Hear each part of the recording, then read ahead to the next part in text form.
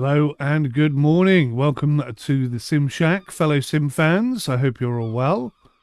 And of course, welcome to me, Sim UK. How you doing this morning? I hope you're well. Has anybody seen that film, The Birds? It's an Alfred Hitchcock film. Kind of feel like I'm under an attack of seagulls right now. So if you didn't see the last episode, we anchored up in Blue Anchor Bay because the wind was not in our favour. And despite trying our best to beat against the wind, we were suffering quite severely with weather conditions. And our attempt to get to St Ives was kind of thwarted as a result. If I switch to the Windy app,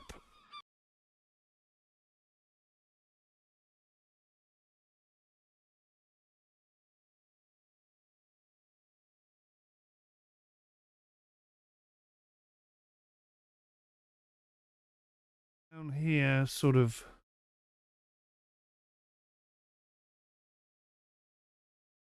completely lost now. We're over here somewhere.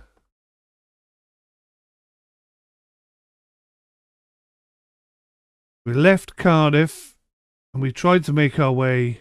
Where is Cardiff? There it is. We left Cardiff and we tried to make our way towards St Ives. But we ended up down here by Minehead.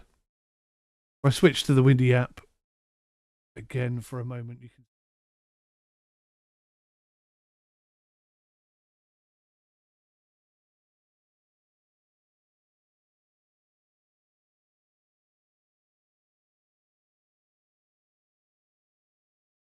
pass sort of Ilfracombe. We should pick up some speed. So the whole way there, we should have fair winds. We're not going to be able to get round the Lizard today because the wind will be against us again. I mean, we could, theoretically, we could come out wide and do it, but I don't think that's going to happen today. So instead, we're just going to kind of beat on and try and get ourselves to St Ives and get some overnight stay there.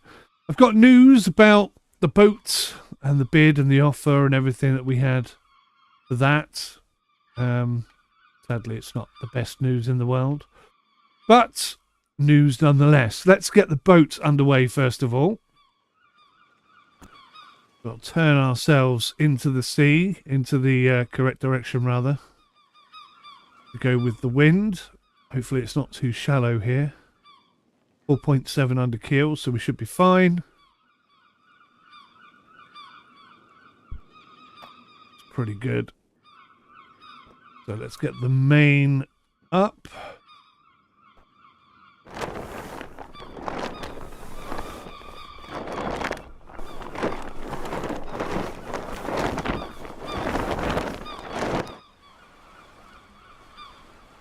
Open her out, get some wind up in here.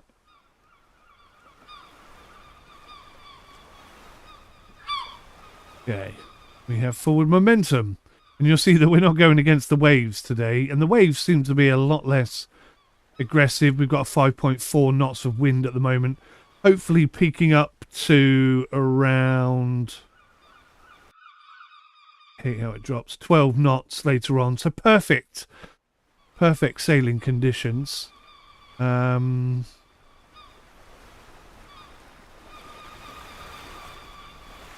get the jib up as well.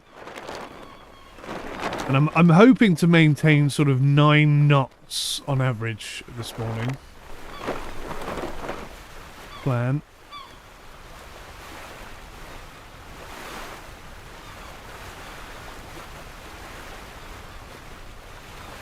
Doing about 3 knots now, which is what we were doing before, but we were really beating against the waves, so it was very hard and slow going.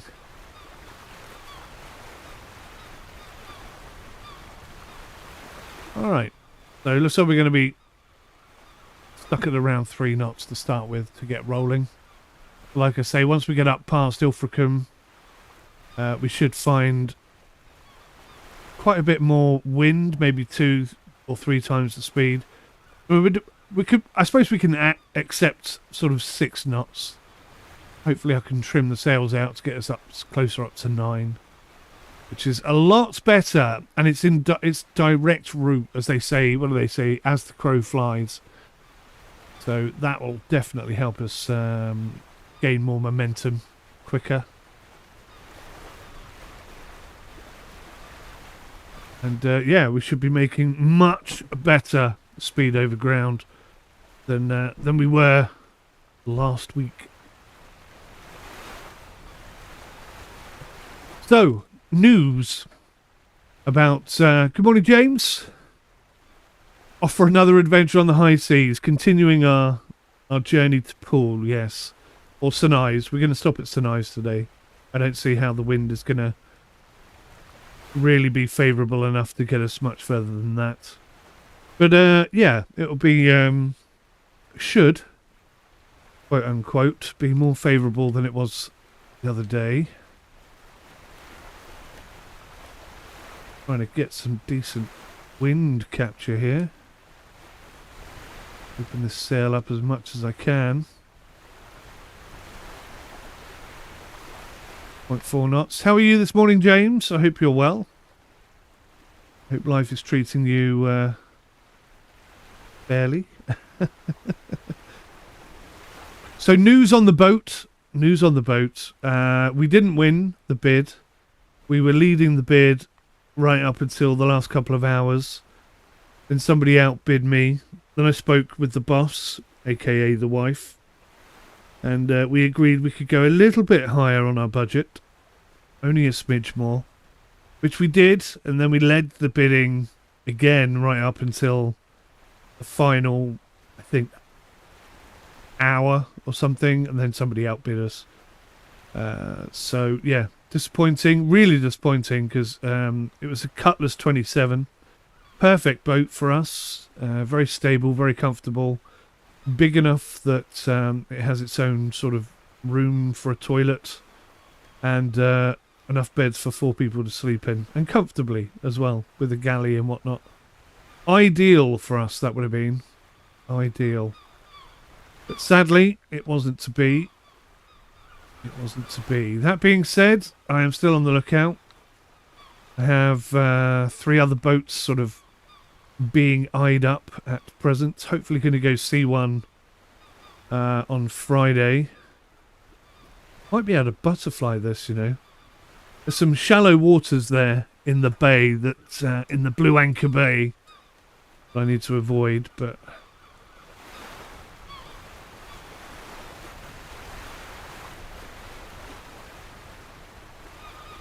yeah, once we get a little bit further out from the shore, I think I can straighten up on our angle and we can get a butterfly going on here. That should get us up to about 5 knots, I hope.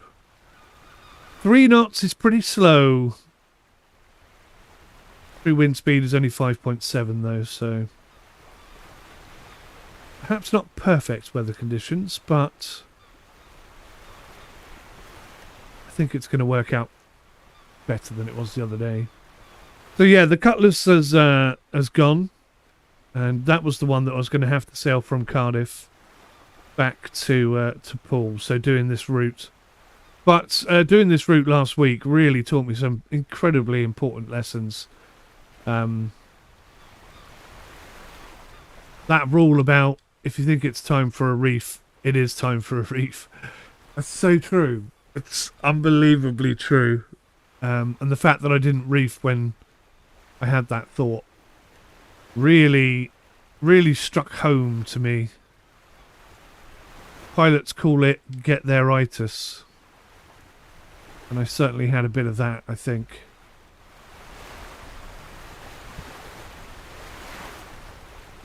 So, yes. A very important lesson learnt, and it's good that I learnt that lesson in the sim here rather than IRL. IRL, that could have serious consequences.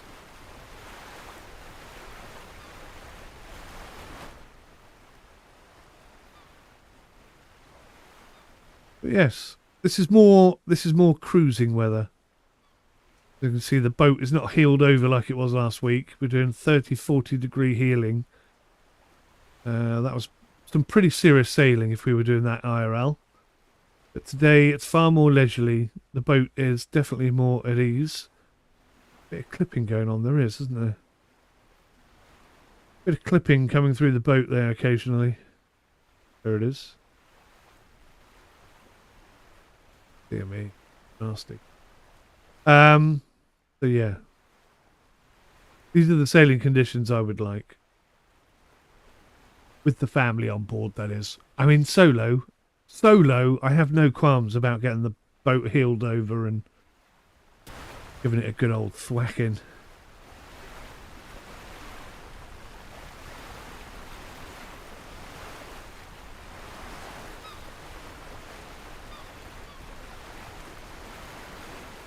But yeah, it's not just me on the boat, I suppose. I have to think about my passengers as well.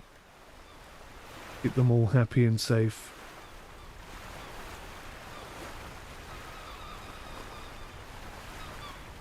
Far pleasant sailing conditions. The waves are more favourable. The wind is more favourable.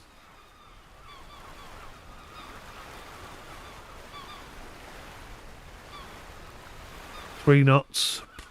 Hoping for a bit more, to be honest. Maybe when we butterfly I can squeeze it up a bit more.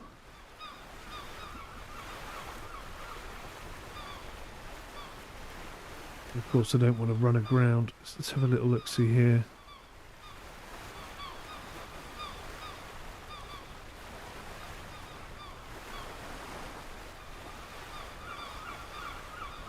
Okay, there's a bit of depth there, sort of 4 meters.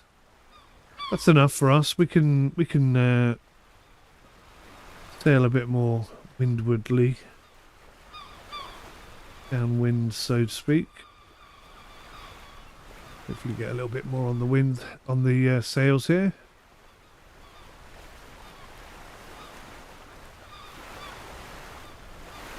There you go. That's the butterfly effect I was after. See if that does anything for our speed.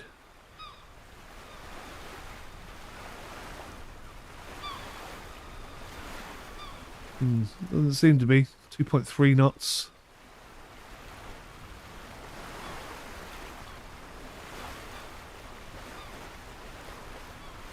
The best I can get it.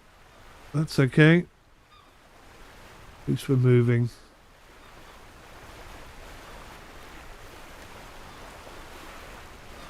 Must be a protected bit of ground here from the shore.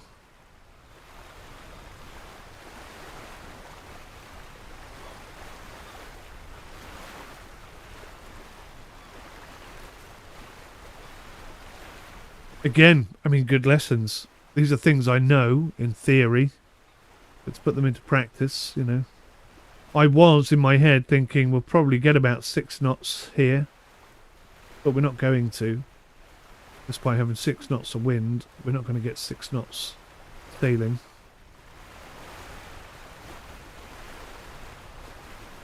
I cut across, maybe that'll give us more speed. Here I am experimenting and learning as I go.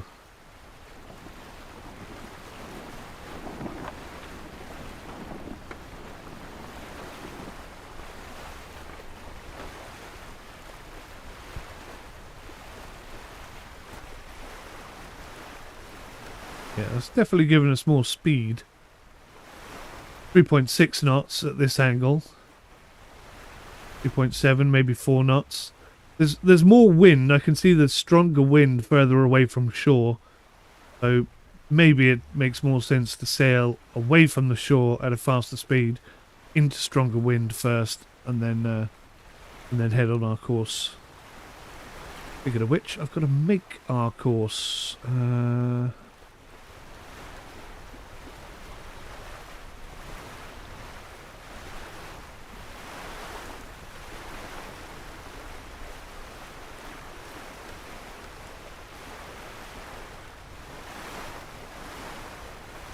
Difficult to do this with a trackpad.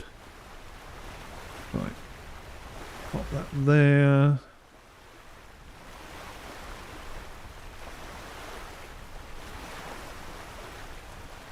Pop that. Zoom out. Smidge.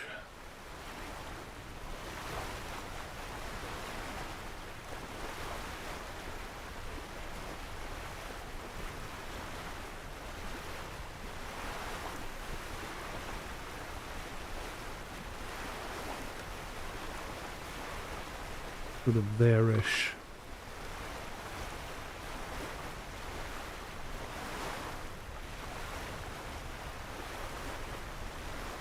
Something along those lines.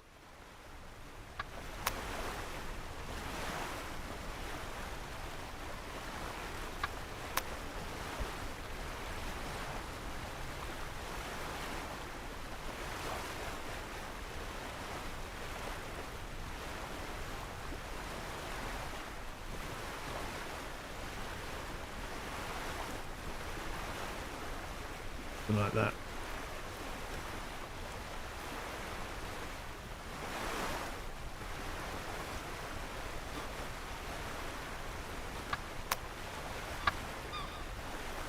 Right. Stay on the trim and keep it moving in the right direction.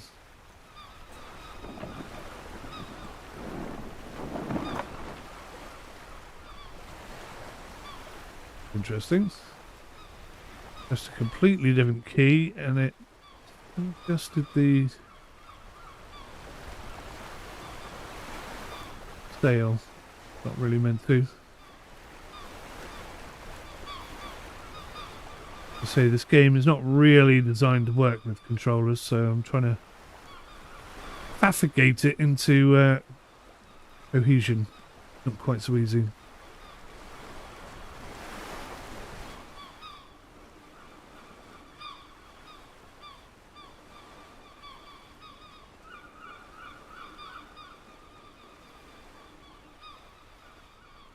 Cruising along quite nicely. Hoping for a little bit more wind.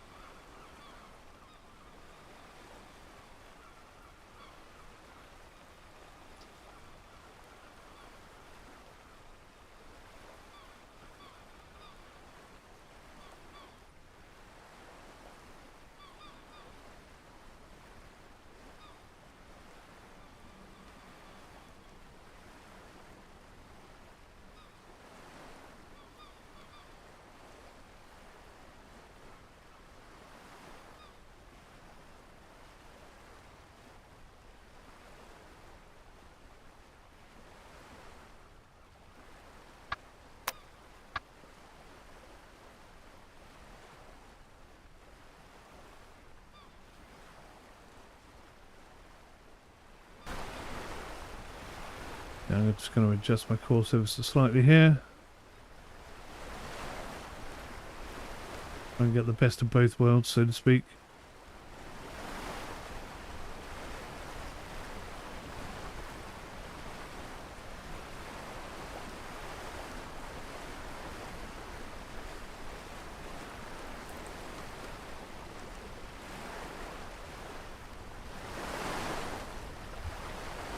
Nice and chilled out sail to kick back and relax. So yeah, I've got some really interesting boats coming up. I'm going to go see one on Friday. That has a lot of history behind it, which I may or may not cover as an independent sort of content review. I'll be honest with you, the boat itself, there's a certain number of things that I desperately want in a boat and some things that I desperately want to avoid. And the truth is that this particular boat has a lot of the things I want to avoid in it. But it has this glorious history behind it, and it's a unique boat. And that definitely makes it more compelling. I'm a massive fan of history, and it's a unique boat as well. It's built specifically for this one chap. and there is not another one like it. Now that in itself, as much as it is a positive, is also a bit of a concern, because if I wanted to find, say, an old scrapped version of this boat, there wouldn't be one. There's not one around. It's the only one of its kind. So there would be no like-for-like replacement parts available anywhere, which means that anything that needs to be repaired or replaced will probably have to be custom made, which is a concern. It is a concern. But we'll see. I'll go see it on Friday and I'll see how it feels. They say, in sailing terms, the sailor doesn't pick the boat picks the sailor. So we'll see what happens. See what happens there. See what the current owner is like. I think you can get a good gauge for a boat based on the owner, how they speak to you. I'm learning a lot just by looking around and speaking to people selling boats. And there's a lot of really genuine people out there. Whilst they're trying to sell the boat, they take the time to ask you, what is it exactly that you're looking for in a boat? And you tell them, and they say, well, with the greatest of respect, I don't think this boat is going to quite fit your needs. So I think, and then they don't only say, I don't think this is the right boat for you. They then go on and suggest other boats that they think might better suit you for what you want to do, and whereabouts you are in your sailing. So I mean, for example, there's a well-known and highly contested configuration calculation that you can put against a boat to see how stable it is in sort of rough water, I guess. How likely it is to capsize. And if that rating is above 2.0, then there are numerous sailing regatta race events that will not allow you to put that boat into contention. Now that in itself is quite a telling factor. Now, bearing in mind, these are boats that are pushed to the limit. These are boats that are racing. So you're every day cruising around your local area. The chances of the boat capsizing are pretty much non-existent. But if you start to push the envelope, and I am that kind of person, I like to see where the boundaries are. How fast can this boat go? How close to shore can I get it? All these kind of things. I like to know them so that I know where my limits are, and then I can stay safe, hopefully, when I have, friends and family on board. So, yeah, that's probably one of the most important factors that I'm trying to consider when buying a boat, is how stable it is in weather conditions that are not perhaps ideal. So most of the boats I'm looking at, because my budget is pretty limited, are not the most stable boats in the world. Some of them are above 2.0, some of them are way above 2.0. Some of them are below. The Cutlass 27 that I was looking at, the one here that was in Cardiff, that actually had the best score out of all the boats I've looked at so far. I think it was about a 1.4 on the capsize scale, which means you can take it out to sea and race it in bad weather conditions and be confident that she won't capsize, which is brilliant. Or, if you really push the limits and she does capsize, you should pop back up again and self-right, effectively, as long as you haven't left open all the ports and whatnot. She'd obviously just fill up with water, and then you've got a really big problem. But no, that shouldn't happen. She should just pop back up, and that'll be you sailing again. Probably, as I mentioned last week, you would be surprised how many sailors go down below after an incident like that and have a little cry because their life flashes before their eyes, sort of thing. which I think and I'm not mocking anyone who's done that. It's just that just makes me laugh that these big, burly, strong, brave men can be turned into a quivering bowl of jelly by the ocean. I just think that's part of its charm, if nothing else. Irvin Curry, good morning. How are you today? From sunny Fuerteventura. Oh, wow. I'm jealous. It's not sunny here today. I'm doing very well, thank you. How are you? You really like my content on YouTube? Well, thank you very much. Where do I get access to your Discord server? Oh. So, if you... You just reminded me of something I meant to do today. I meant to put a link in the description of this video today, and I haven't done that. So, apologies. Otherwise, I would say just look in the description. If you go to SimUK Ultimate Realism and look at the last sailing video I made, there should be a link to the Discord server there. I will make an effort this week to go round and fix that, because there's quite a few people who want to come and join the Discord, which is great. We're sort of growing very small but very friendly community of like-minded sim fans, which is wonderful. So yeah, please do check that out.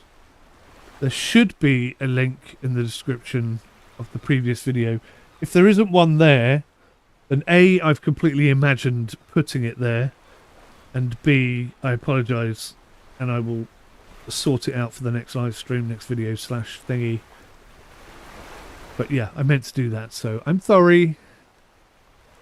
I have lots of things going on. So yes, coming back to the boat. So you've got two indexes. You've got the capsize, the stability index, and if it's below 2.0, then you're pretty much safe to go sailing in bad weather conditions.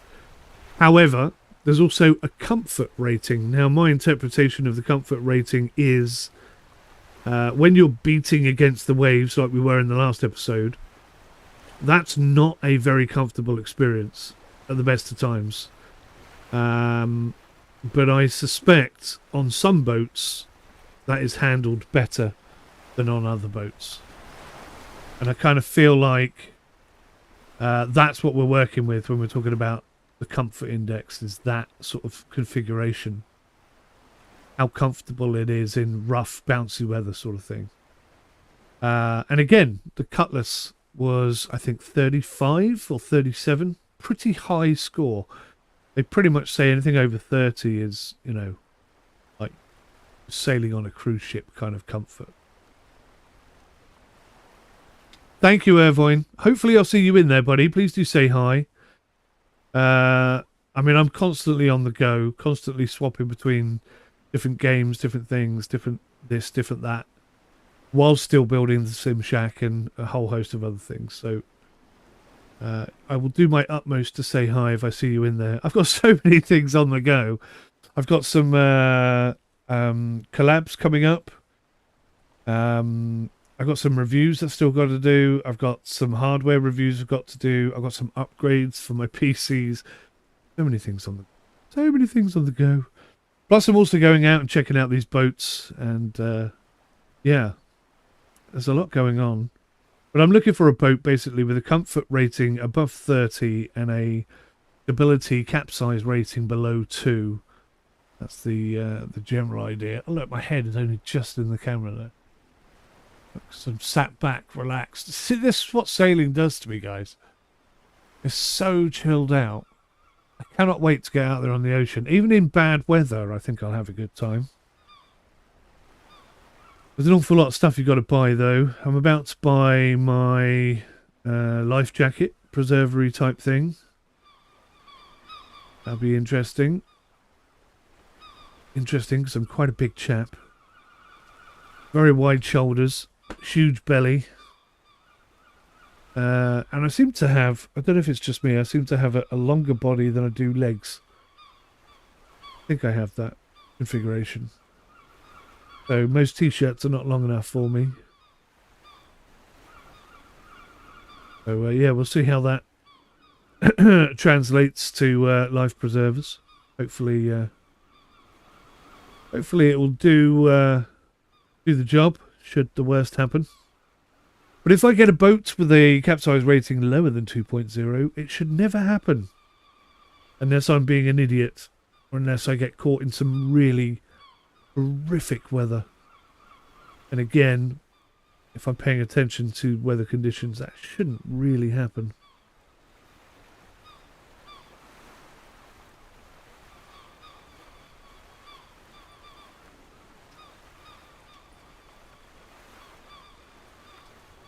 You never know.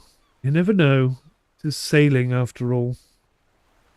They said worst things happen at sea. It does beg the question, doesn't it? When something goes wrong at sea, that's a saying you can't say. You can't say worst things happen at sea because you already are. I wonder what they do say. It's also going to be interesting to get to meet and greet and speak to other sailors. I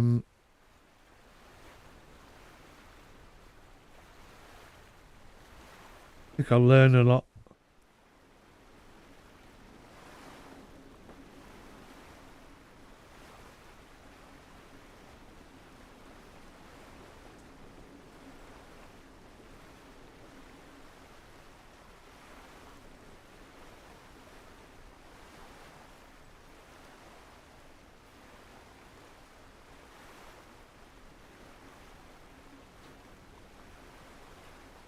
Oh! We'll get there, guys. We'll get there. We'll get a boat out on the water. Get the crap out of myself, learn a few lessons. Hopefully learn a few skills.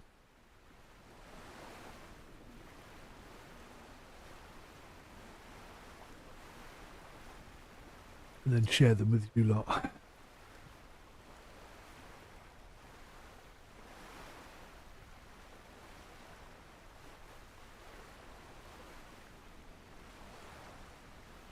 I think whilst I'm sat here thinking about all the bits and bobs I've got to do and buy,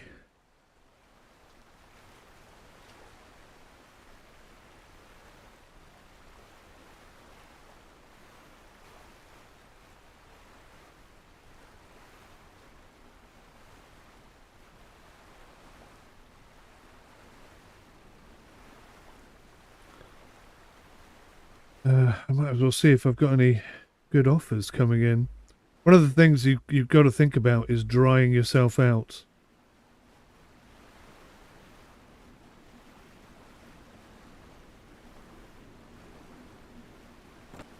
So you're always going to get wet no matter what you do. When you're sailing, you need to have clothes that dry quickly. Or that are waterproof and don't get wet. Otherwise you're going to have all sorts of extra problems.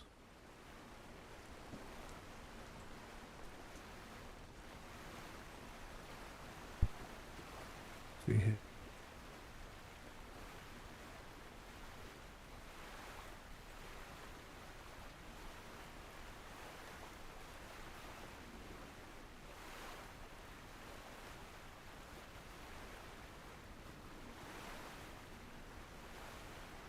Solar power, that's one of the things I've got to be looking into. Obviously, unlike most sailors, I'll be looking to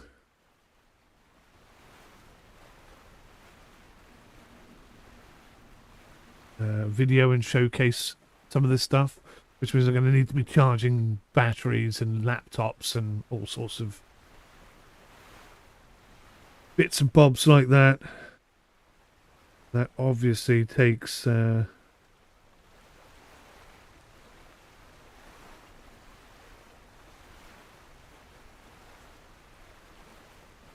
lot of power. And Britain, in case you don't know, is not the sunniest of places.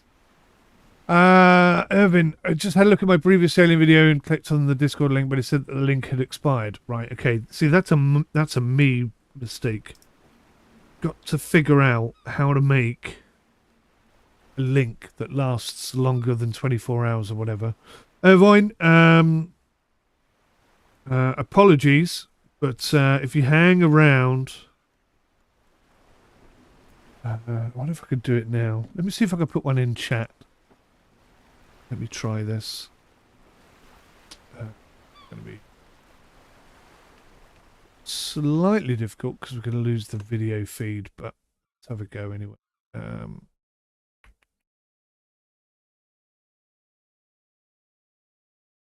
Bosh bosh.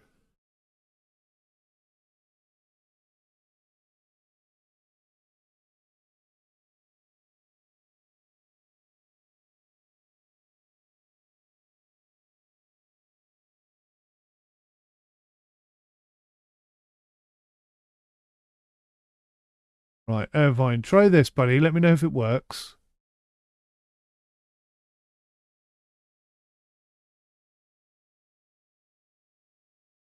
Let me know if that works, and I'll get on to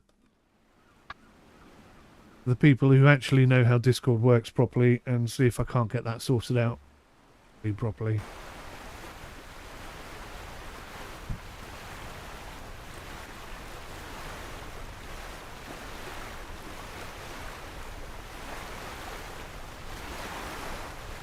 That should get you in there. You can say hi to the guys. They're in there most days. Look at that, I've got up to 4 knots nearly. Just that little tweak of the old sail.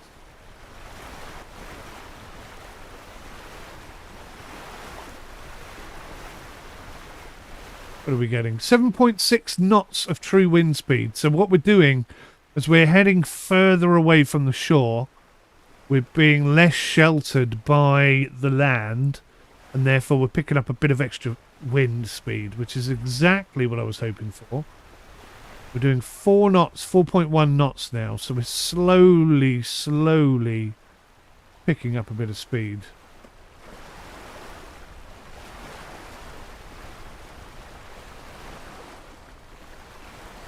Some of the important factors you need to think about when you're getting a boat is who are you sailing for.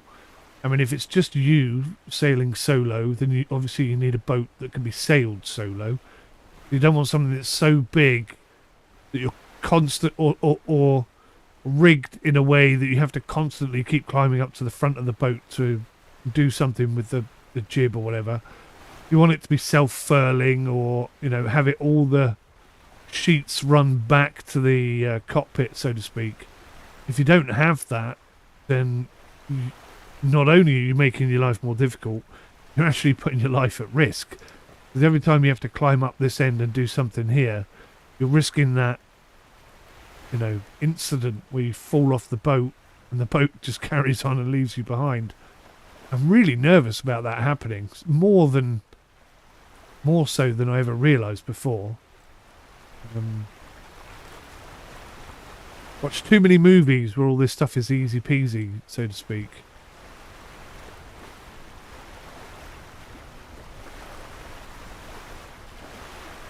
Come on, got down to 3.5 knots.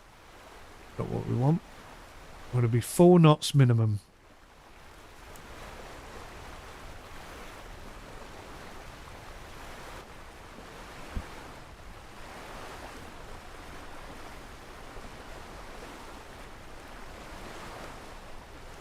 Still in a bit of shelter from the land. Minehead especially. I don't know if you've ever been to Minehead, but there's pardon me, where the bay is, the bay area. There's a huge, I won't call it a mountain, but a huge hill that's right on the side of it. So that is going to be acting as a sort of a windbreaker for us all the way down this this coastline. We're not really going to get much speed until we reach, was it Didcot, did I say? Ilfracombe. But once we get there, we should be getting 16 knots, and then we'll start motoring.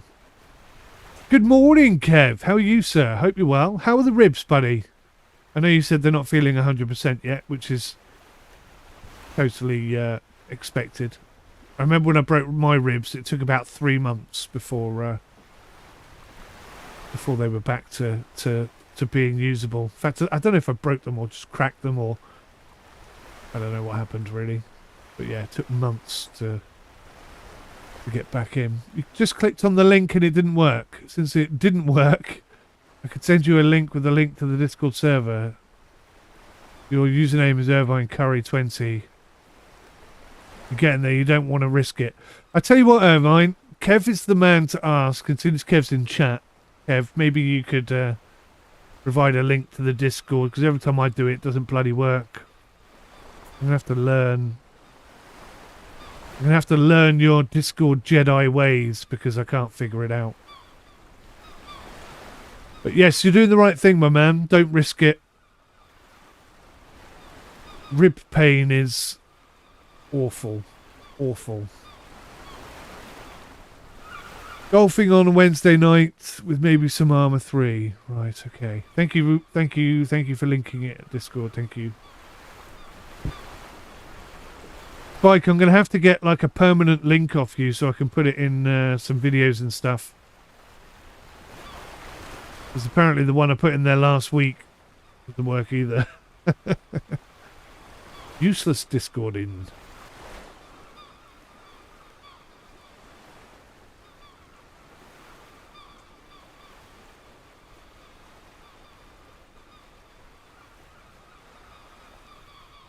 Okay, so we're getting about 8 knots of true wind speed now. This boat appears to be delivering round about 50% of whatever the true wind speed is in this configuration. But tails are dropping all the time. Constantly having to tweak the old sails here. Try and keep our speed up. Something half reasonable.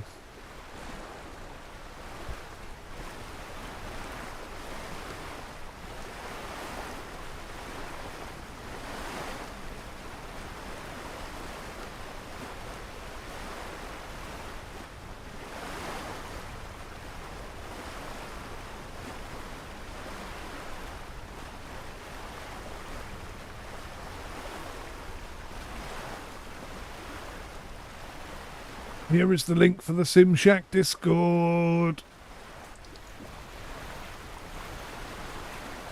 Not showing up. That'll be the next problem. Somehow Spike is blocked or something.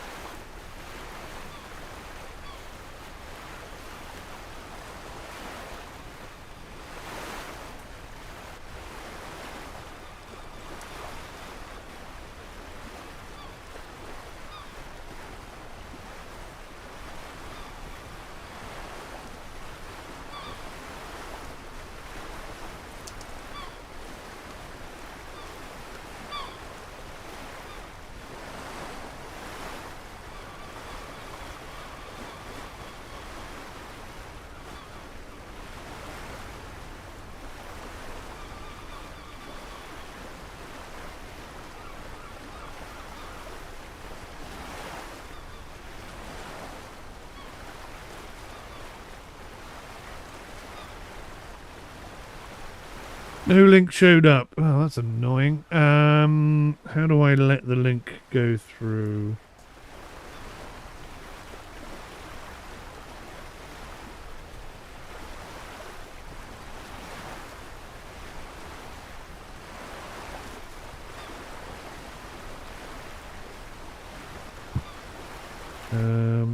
Guessing you're on YouTube. Try it from YouTube.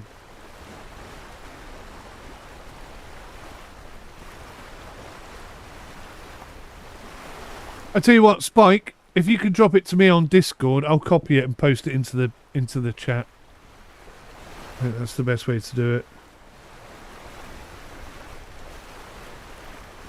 I'll get this sorted, guys. I'll get this sorted. Needs Enya.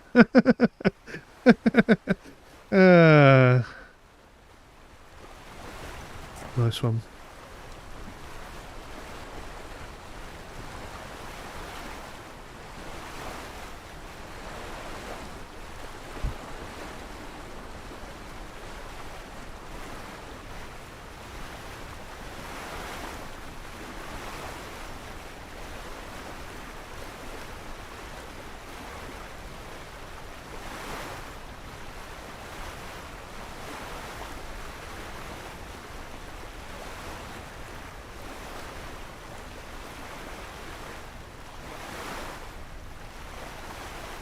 Right. Let me know when you posted that link to me, Kev, and I'll repost it in chat. 4.2 knots. We are pretty much hitting exactly 50% of whatever the true wind speed is. So if we are going to get 15 knots of true wind speed eventually, then we can expect to see sort of 7-8 knots, which would be great. 4.2 knots is a little bit disappointing, I'll be honest. I was hoping to be going a smidge faster than this. I don't want to change my angle just yet because I want to maintain this slightly offside. You sent it on Discord. Thank you, buddy. Right, excuse me whilst I just swap to Discord and copy that link.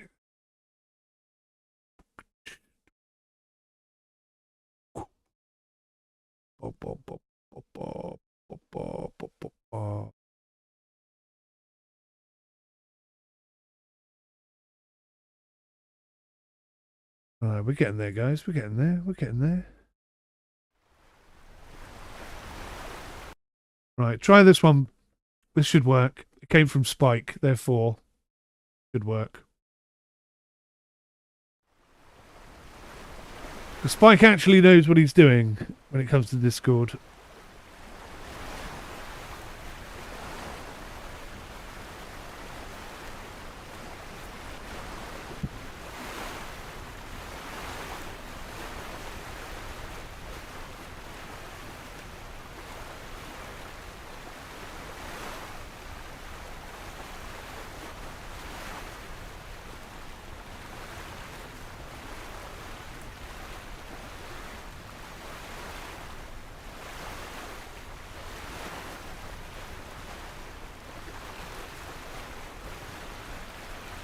You absolutely did set the Discord up, mate.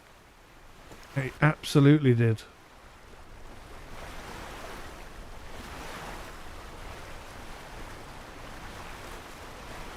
I was slightly back on track here.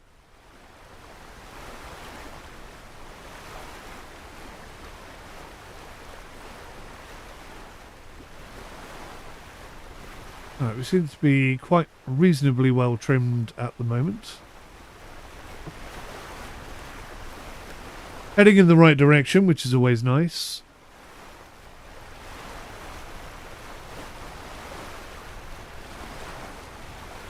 Ah, superb. Irvin, welcome. Is it Irvin or Irvine? How do you pronounce your... How do you prefer your name to be pronounced? Irvin or Irvine?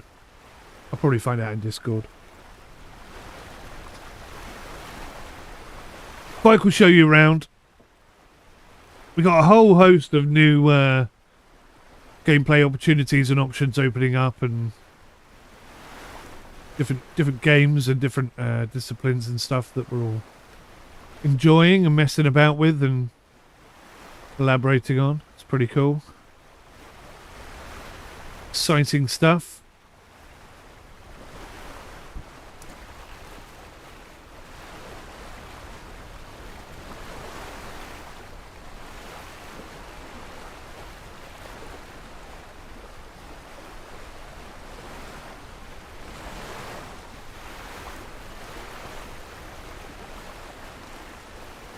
God, I can't wait until I do this for real.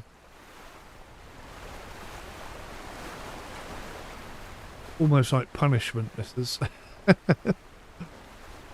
I did find another cutlass, actually. I had a look last night to see if there was another one about, and there is. Although I'm not quite so convinced by this one. It just doesn't feel quite right. Oh, blimey. Marley wants to come in. It's my cat. He never wants to come in. Hello, buddy boy. You coming in? There are people who take their cats sailing, you know. People who live aboard their boats. Hello, buddy boy.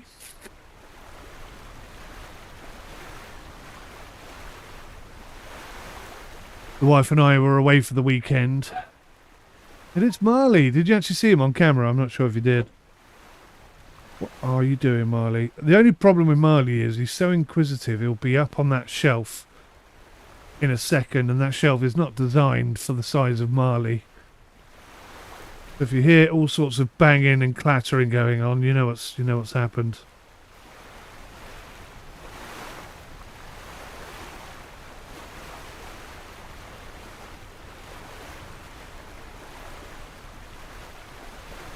Anyway, there's lots of beautiful boats. This is another excellent example of a boat here. Caravella sailing yacht, 27 feet. Ailing Island. Looks to be in reasonable condition. Not mint condition. I see some really beautiful boats. This one's this one's used. A lovely layout, lovely configuration. Perfect for me and the kids. And the wife. Anyway, can't allow myself to get distracted by that. I've got 10 million other things I've got to do first. Sell my ass to St Ives being one of them.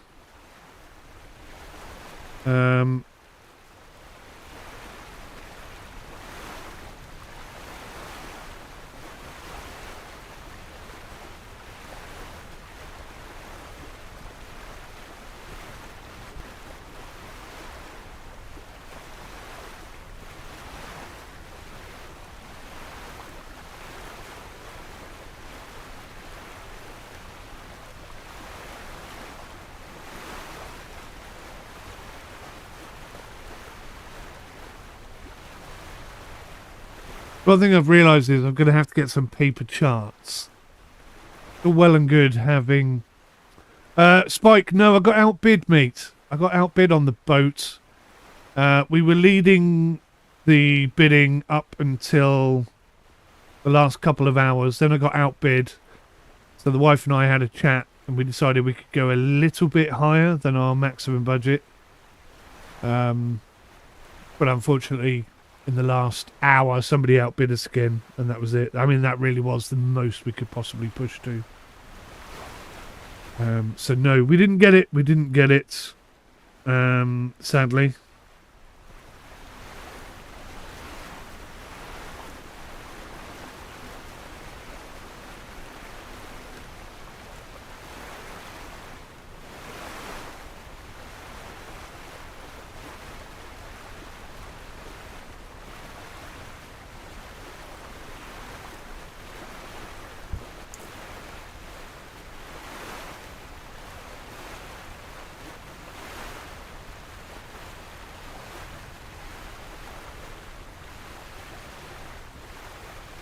Just found an app called CMap Boating. That could be very useful. I can get charts on my phone. But again, I mean, this is partly what I was saying. I can't just have digital versions of charts and things, because if my phone gets wet or the battery dies or anything like that, then I'm totally blind. It's like being a pilot without GPS or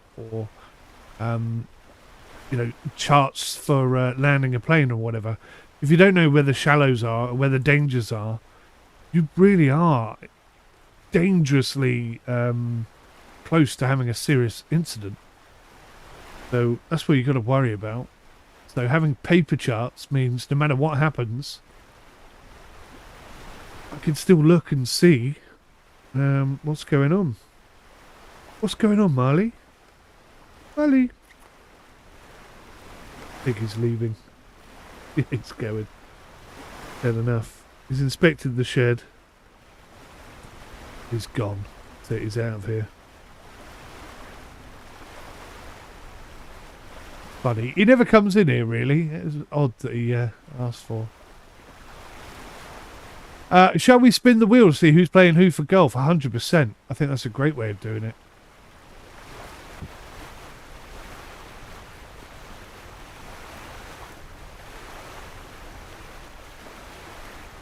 We should do solo tournaments as well. So we can only have 4 playing at the same time, but I'm sure you can have a tournament where each person plays individually, but together, if that makes sense. So we can all play at the same time, just not in a multiplayer environment.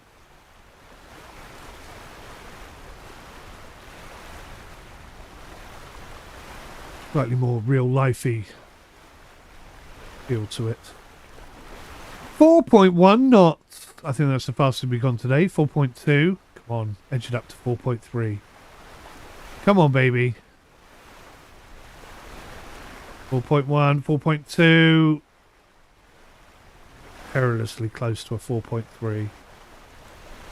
So the true wind speed is 8.4, so we're again maintaining that sort of 50% speed. You can do that without grouping together. Perfect, perfect. As long as we know when the tournament is, we can all get round 1 done on a particular day, round 2 on a particular day, and so on. That'd be fun. I'm looking forward to that. That should be great fun. We'll see who the proper golfer is. The real golfers.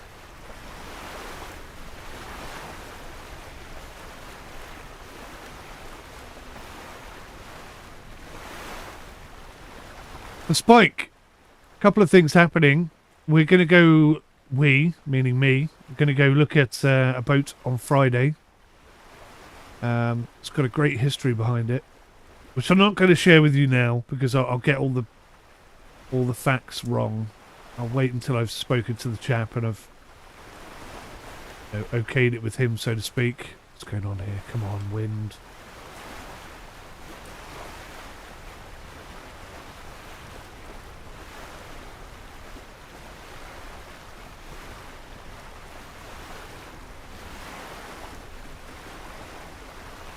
So yeah, we've got a boat to go and have a look at, which will be interesting. And I've really got it in, like, the taste for doing a solo sail around the UK. That's my ultimate ambition. Probably not in year 1. That's a year 2, maybe a year 3 thing. Not sure. Have to see how well we get on, how good the boat is, how good I am, so on and so on.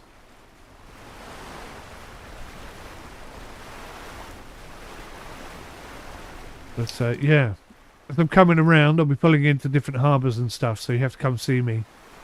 Get you out on the boat for the day. That'll be fun.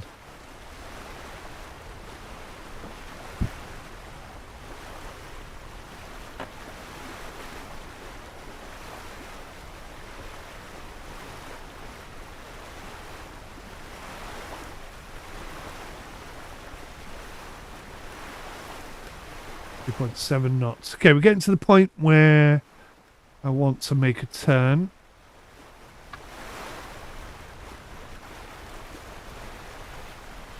Again, we're still going to be sheltered quite a lot from the wind. Yeah, from the fast wind. So maybe we'll try and stay a little bit further off the coast. Give us some chance. I'm guessing these white dots are where we've previously been, is it? Yeah, I think it must be like breadcrumbs, so to speak. Hartlepool. Hartlepool. Okay, Hartlepool is on the list. Consider that added.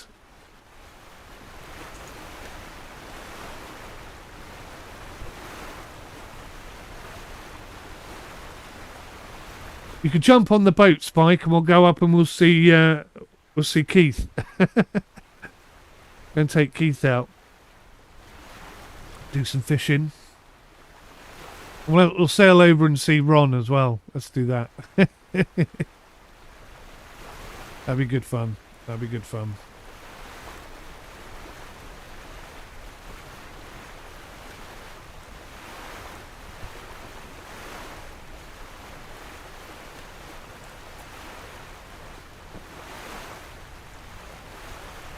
But before we can do any of that cool stuff, I need to get a boat. So,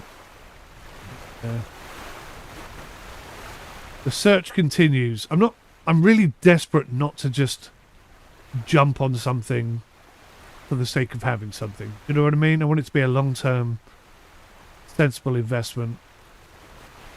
A boat that I trust. A boat that I can believe in. A boat that's going to last me for a long time. That's the hope. I mean, I think that's everybody's hope. You never quite know, do you? That's the point about sailing. Despite all your best efforts, you never quite know what you're going to get until you get it, until it lands right in your lap. It is. 4 knots. We're only getting 8.1 knots of true wind speed at the moment because we're too close to the shore. So the wind is getting buffeted, but it should be, as we get a little bit further out into the channel, we should be doing sort of 15 knots. Sorry, we should be getting about 15 knots of true wind speed. So we should be able to do about 8-9 knots, so double this speed at the moment. We'll keep on at it. Hopefully we'll get out there and the wind will pick up a bit. And that will halve the amount of time it's going to take.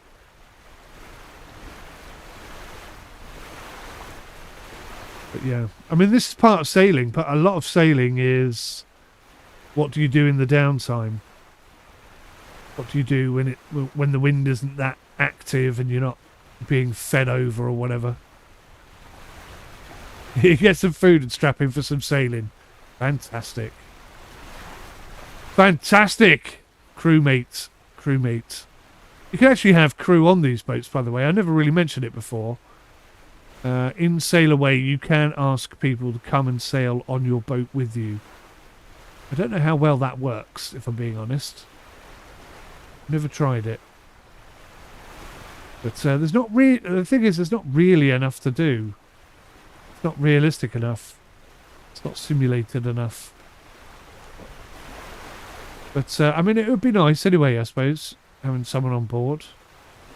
You've got a big ship, one of the more complex ships.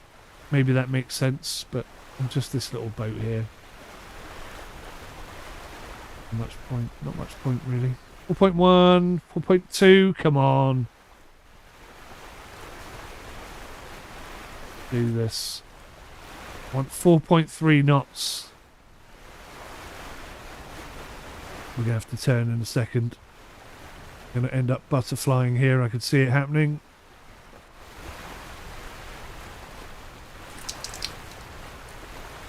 He is. Well, that's interesting. We butterflied one way and then t'other.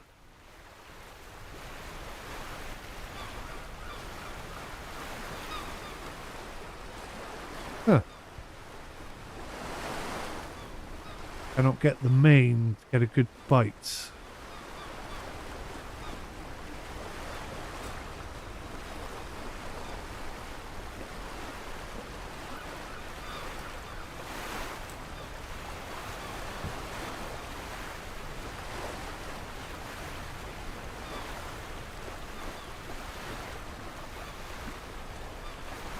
Okay, so looking at the telltales, I think maybe I could tighten the backstay and maybe get a better angle on this. So the backstay is already at 100%, so maybe that's not what we want.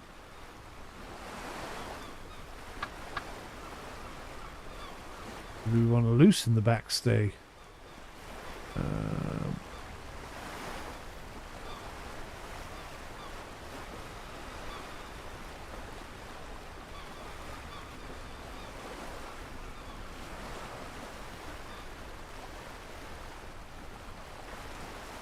It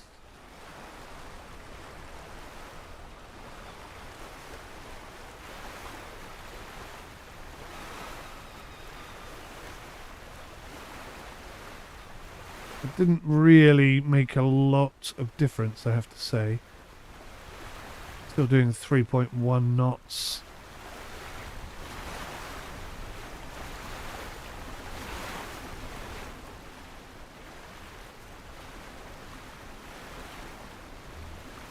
You know what? I think we're going to go further out from shore.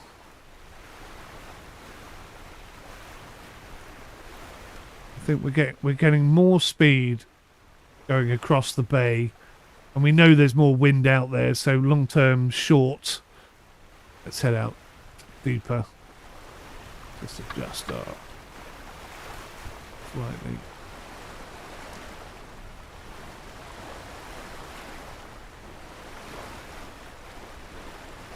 Something like that.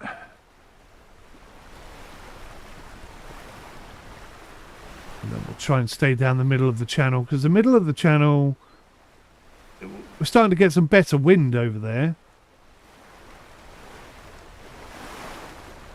And then, like I say, once we get sort of here, whatever this is, Ilfracombe, is it?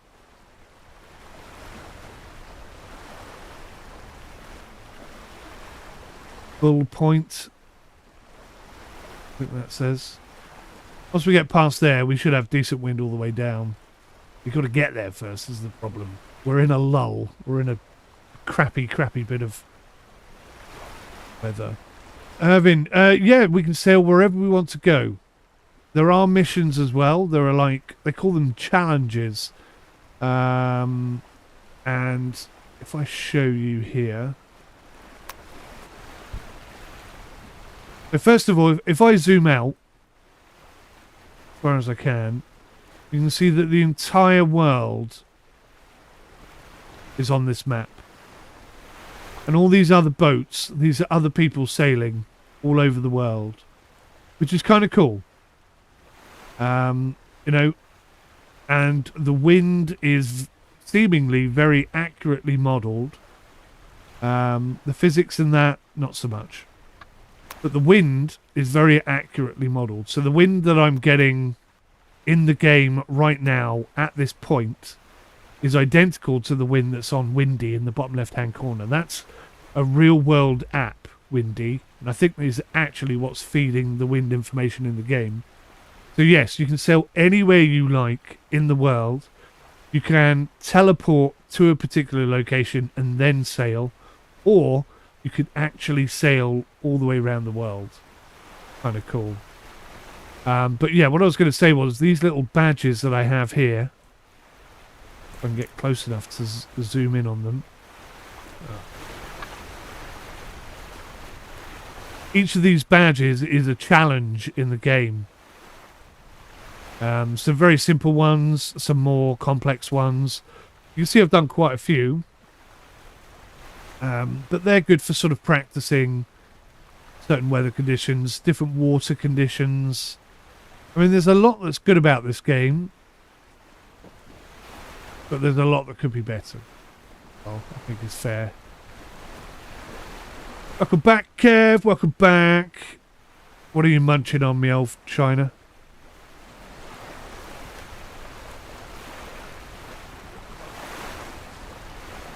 Oh, now this is interesting. We're getting 9.1 knots. But we're not getting 4.5 knots speed over ground. So that means my sail configuration is not optimal. Have a look up here. That looks okay, but I think if we bring the backstay back up to 100%, maybe that will help us. There we go. No. It's actually slowed us down.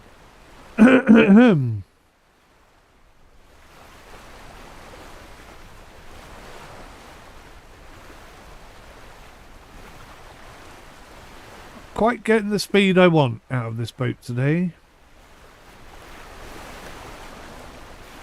3.3 knots is incredibly leisurely. Irvin, it's real world time. So I've participated in, I think, 3 races. 2 of them were very short, and very yeah, I think they're about an hour, 2 hours long. That's a short race, but it's real world time, real world speed. But the longest one I participated in was across the Barents Sea. I think it was the Barents Sea, and that took 2 weeks. 2 weeks of sailing, and I was in first place up until the 3rd day, when I let the AI take over whilst I was away, and it capsized my boat twice. So I was most annoyed about that. I finished 3rd in that race. But yeah, that was a 2-week long race. That was pretty severe. I did some very late nights and some very early mornings. But yeah, I was miles ahead until the AI capsized my boat. And then that was me, screwed. But yeah, I mean, it's good practice. That's why I'm out here, because, you know, I was trying to buy this boat in Cardiff, and I would have had to have sailed her back from Cardiff, because she was too big to trailer. And I've learnt some really valid lessons. I mean, as much as the game has some shortcomings, it's also a really good practice tool for just getting your head in the game, making good decisions. Like, for example, I'm trying to head slightly further out into the middle of the Bristol Channel so that I can get some more speed over ground. I think in the long run that's going to be quicker than taking the more direct route. I don't know. I mean, it should do. If nothing else, it should give us a better wind angle. I'm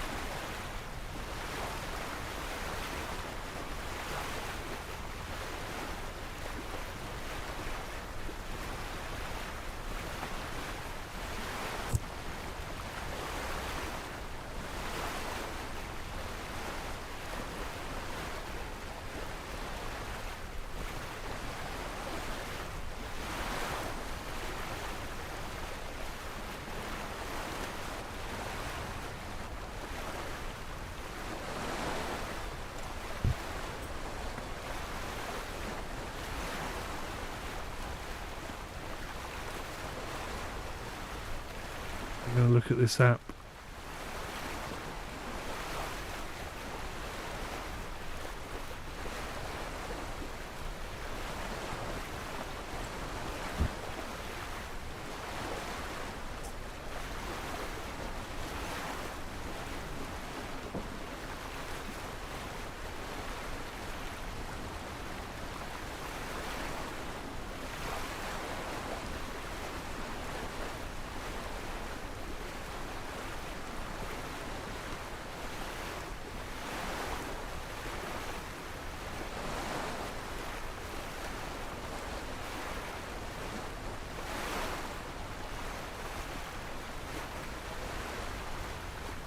Okay. So all these things have prices. You've got like Savvy Navi, which is what I tried to use last week.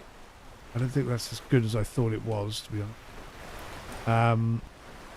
There's a charts app I just looked at there, but it's £40 a year. I mean, if it was like £40, you know, buy this chart and own it forever, I think I'd be well on board with that. That seems like a really good deal. But to have to pay again every year for the same charts just seems a bit frickin' naughty. Anyway. You got a sandwich, a fake Twix, and a moose. Nice. Moose burger.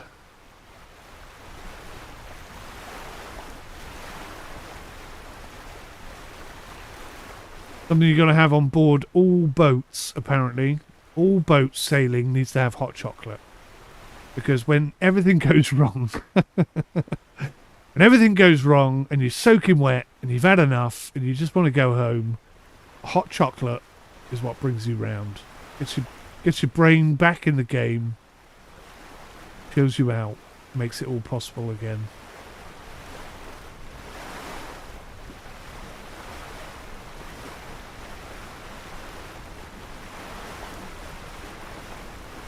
True wind speed has dropped again a bit, which is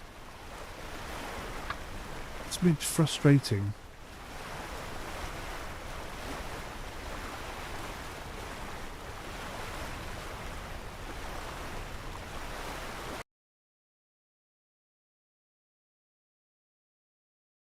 Just adjusting the windy app. I can see it a bit better, and hopefully you can as well.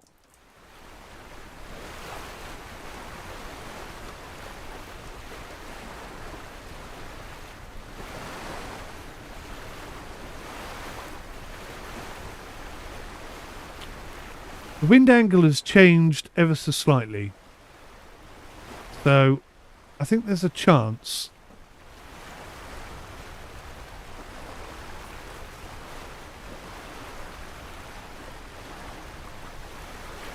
catch 22, isn't it? I'm going to turn in. I'm going to go on a new heading. New wind angle. See how we get on with that. There we go. Okay, now we're doing 4.6 knots. That was the right decision.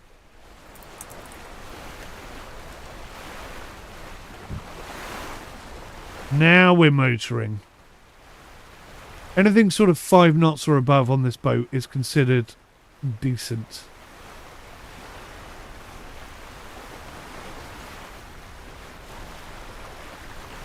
We're getting a small amount of heel now. 4.7 knots. Okay, this is better. This is better. Now I feel like we're moving. Good. Good, good, good. So yes, a small amount of heel. You can see the boat is just ever so slightly heeling over. What we want.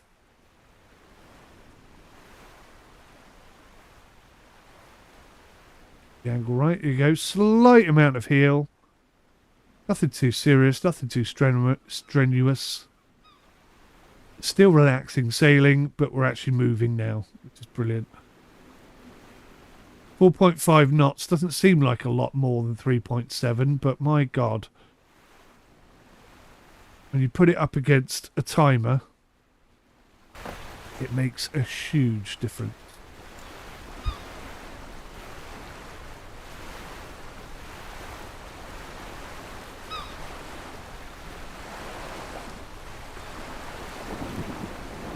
Oops.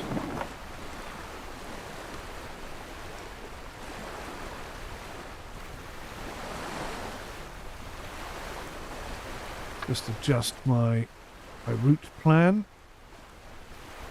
Accommodate our new angle.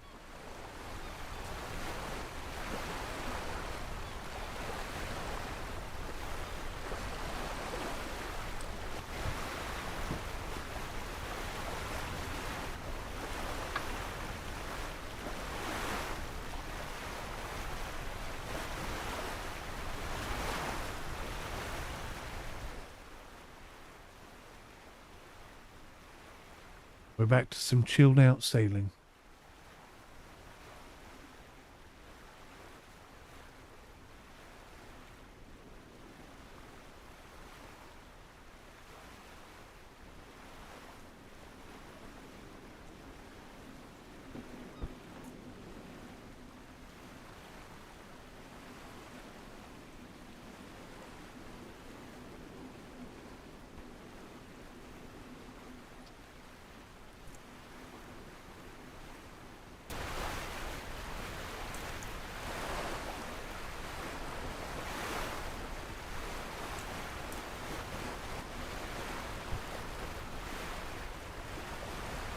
Four 4.3 knots, first time today. Whoop whoop. Actually, I think it was just 4.5 minutes ago, didn't we? Right, okay. So let me do... There's a 4.5 right now. Let's have a look.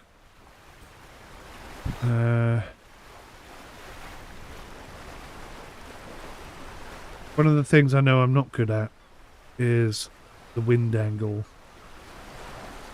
situation. So at the moment we're...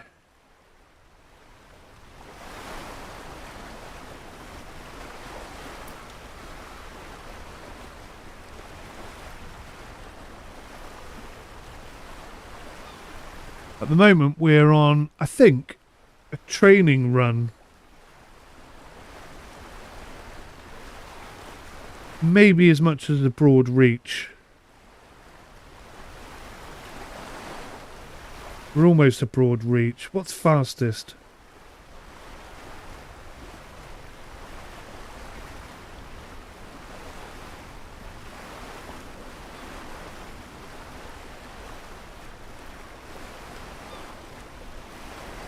A broad reach is a very relaxed sailing stance. You shouldn't really be heeling with a broad reach. But I think maybe we're doing a training run.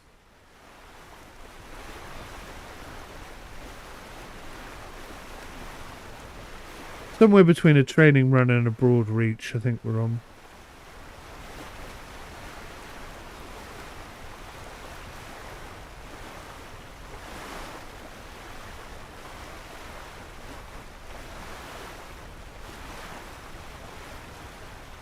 What's the fastest angle?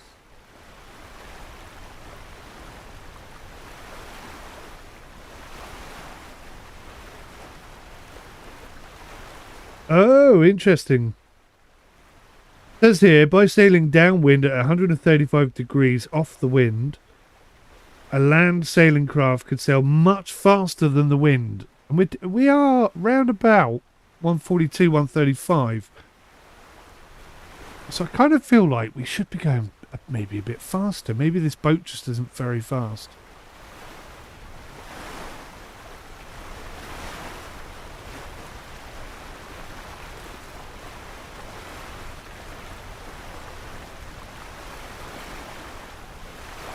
Seeing if tightening her up is going to help. Easing her out maybe.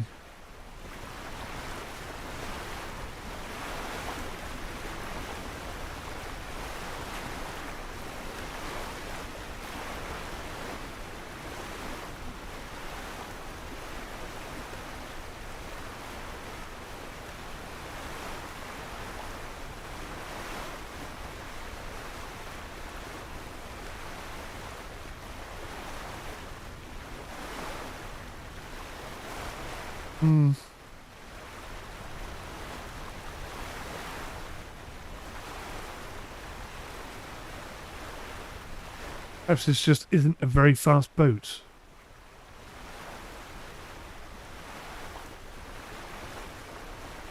We're almost bang on the 135 training run angle. Still only maintaining sort of 50% the true wind speed. No, I can't complain. That's nearly a whole knot faster than we were doing 10 minutes ago. You feel like I'm playing naval action. Yeah. Well, Kev, if you get yourself a boat as well, mate, we can always meet up and do a bit of naval action. Get some paint bombs or something on the go.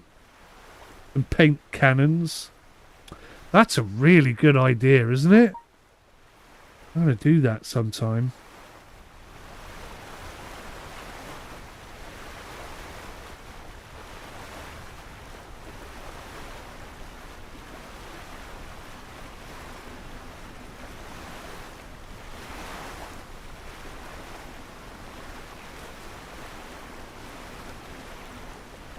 Let me just read what these charts are all about. I don't want to buy some charts that are no good to me.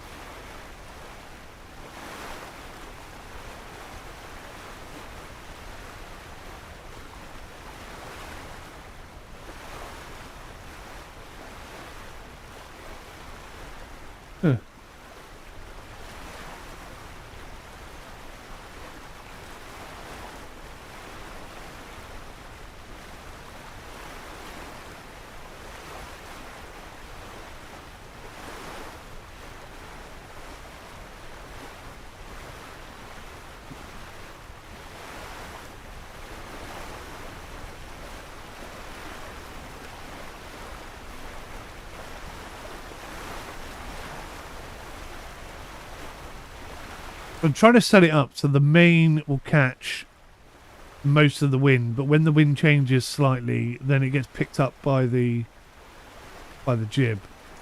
And that way, shouldn't have to trim so much, but we still maintain 4.5 knots. That's the most fire. Yeah, that'd be so cool. I'd be well up for that. Some sort of cannon system that fires paintballs or paint balloons at the other boat. And anyone who gets splattered by too much paint is considered dead. Oh, that'd be a lot of fun. I'd be well up for that. Right, so looking at C80 British Isles sea charts. I don't know if that's a good thing to have. It looks like it covers all the areas I want to sail.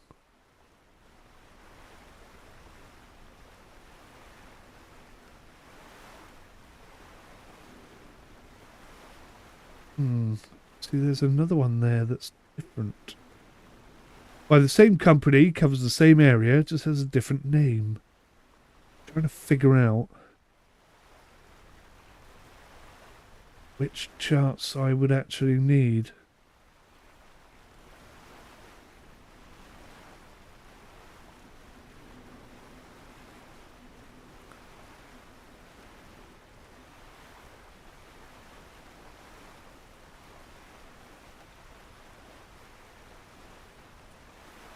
What are the 4 types of nautical charts? Here we go. This is probably what we're going to have to learn. So there are 4 types.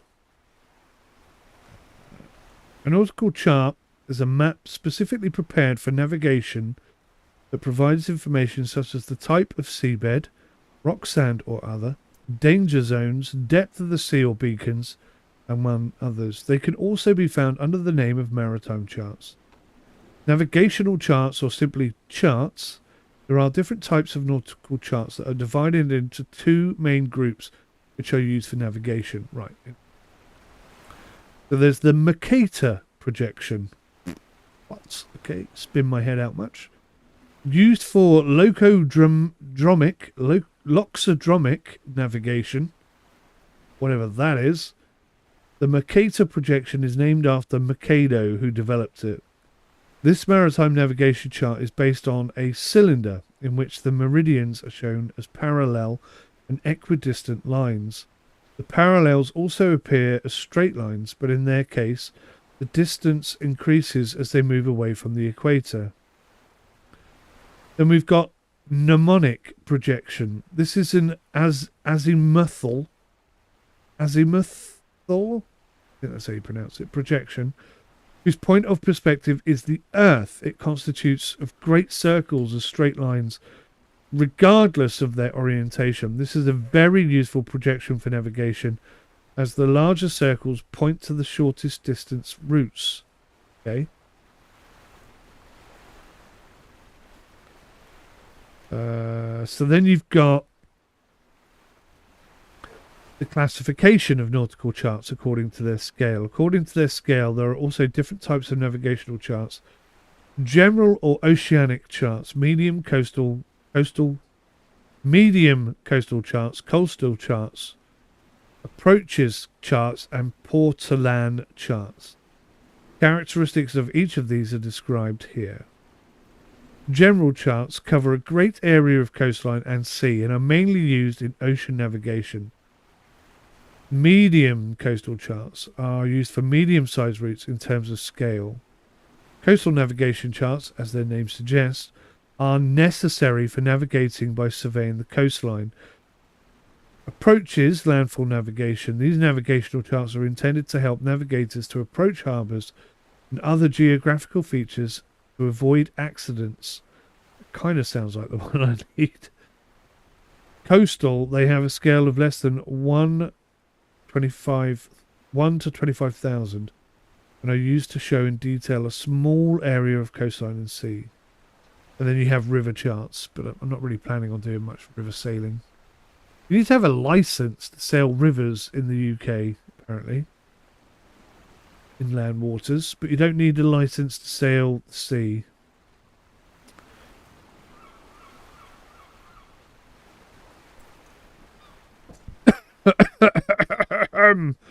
Excuse me. So if I zoom in on this, what can I see here? It says January 2021. That seems... Before using this chart, visit imray.com for updates and changes. So this is a 1:1.5 million scale. So I don't think that's the one I need. I think that's too generalistic. I need something a bit more...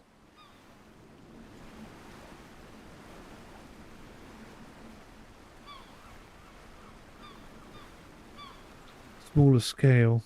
What the hell?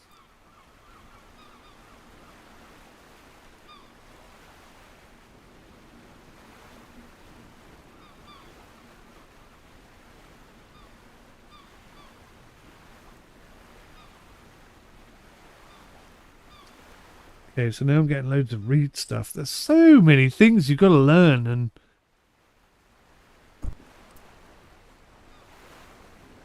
a beginner's guide to read nautical charts. That does not have good reviews.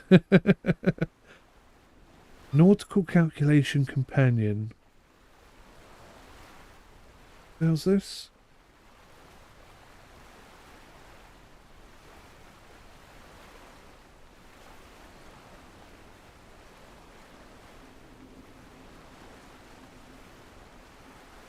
Calculation.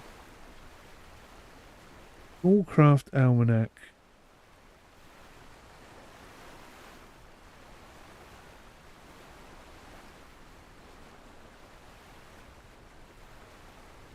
All the info you need for the UK, it says here. I buy this every year. Not a lot you can say, really. I use this for the tides, mainly. So, plus some of the information within a quality publication. Okay. This sounds a bit more. Okay, and it's 2024. Actually cheaper than the one I was just looking at. So good. Let's just have a little read here. The Reed's PBO Smallcraft Almanac may be more compact and concise than the Reed's Nautical Almanac, but it contains a wealth of indispensable navigational data, especially tailored for small craft sailors, presented in an easy-to-find, quick reference manner for onboard use, streamlined to focus on tidal data, tidal tables, tidal streams, tidal curves, that's important, and lights, buoys and waypoints. The Smallcraft Almanac covers the whole of the UK and Ireland and the west coast of Europe from Denmark to... Oh, this sounds perfect. Published in association with Practical Boat Owner magazine, this practical handy almanac boasts many unique features for small craft sailors and represents excellent value for money for those who don't need the more comprehensive marina data, passage information and chartlets of the full Reed's Almanac. Well, which I need. Meticulously researched, it includes a huge amount of information of value. The small craft navigators, tide tables, tidal streams, tidal gates, secondary port differences, 2,500 waypoints, radio data. That's quite useful. Light recognition, don't know what that means. Weather information, not sure how that's going to work. Principal lights, don't know what that means. IALA buoyage, international codes and flags, sun, moonrise, set times and emergency information. Also available, 3 supplements of up-to-date navigational changes from January to June. Okay.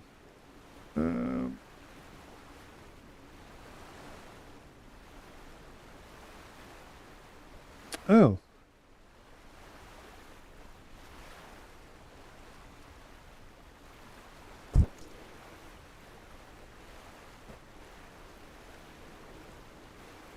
Oh, there's a pre-order for the 2025 version. When does that come out? In November. Huh.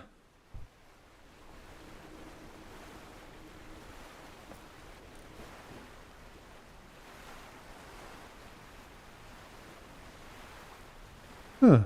Okay.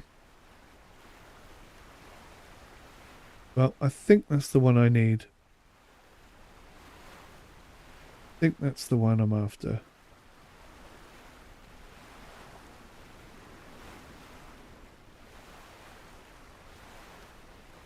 At least then I can have a look and start getting sort of acclimatized to it. What are we doing? 4.6 knots. Look at this. It's going to take me days. I know, mate. I know. 3 days is the target. When we came out of Cardiff the other day, I was hoping to make a lot more progress, but stupidly, even though I knew this not to be the case, I kind of felt like, even though the wind was against us and the wind conditions weren't great, i.e. too powerful, facing the wrong direction, I still felt like maybe I could just usher the boat along at a reasonable pace and still be able to get somewhere. But no, of course, that's not the case, because because that's the whole point of sailing, is that the wind and the weather and the location you're in absolutely dictates to you where you can go, when you can go, and how long it's going to take you to get there.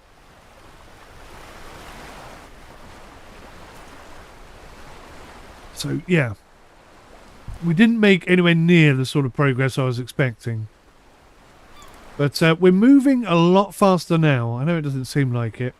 We're already nearly 2 hours in, and we've barely left Minehead. But yeah, this is this is what I would have been doing this coming weekend had I won the bid on that boat. So I would have been doing this for real. So doing it in a simulation environment is excellent for me, because it really highlights how difficult it's going to be, how demanding it's going to be, and how dangerous it's going to be. So yeah, it's been educational. Really opened my eyes to see that splash come up there. It's really opened my eyes to what I can expect from being out on the sea. I have loads of like technical knowledge and understanding, but very, very little practical knowledge. And there's only one way you can get practical knowledge, and that's to get out there and do it. Now, anyone with an ounce of intelligence would go out there with someone else who knows what they're doing already and learn from them. But I don't know anybody who knows anything about sailing yet. So I'm very much on my own at this moment in time. But it's on the cards. It's on the cards. We're getting 10 knots of wind now. We're doing nearly 5 knots. We would actually feel like we were sailing now. This in real life, it would feel like we were actually moving. So for every hour, we'll do 5 nautical miles.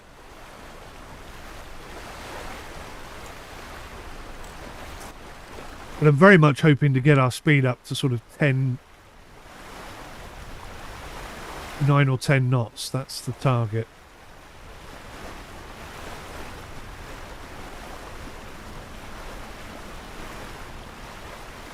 But of course, because I'm a novice sailor, I also want to stay within sight of the coast.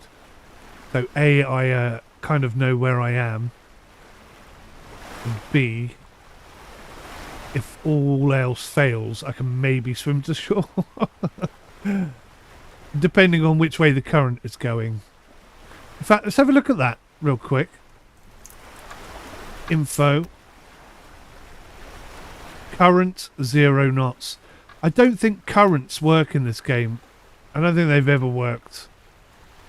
There's definitely a current here because this is a tidal channel. So the water is either going in or going out. Oh, Kev! Your ex-mother-in-law owned a boat. She sailed it from Grimsby to the south of France. Was that a sailboat or a motorboat, mate?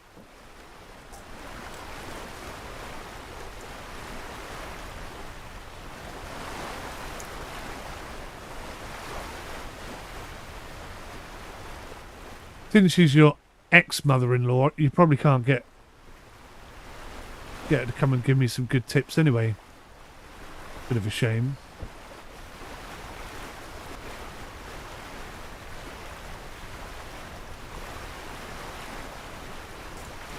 What I'm using right now, oh, fantastic. She's exactly the type of person I should be talking to.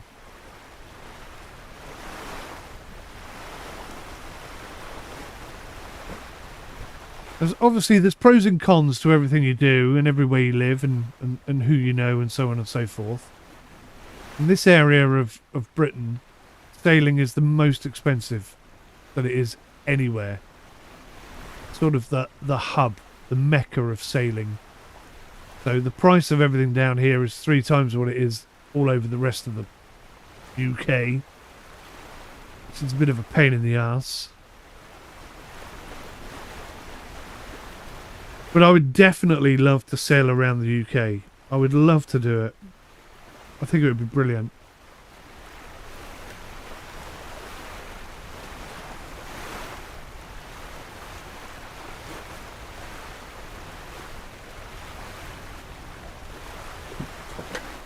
But of course, you need to have a bit of experience, a bit of practice, a bit of know-how.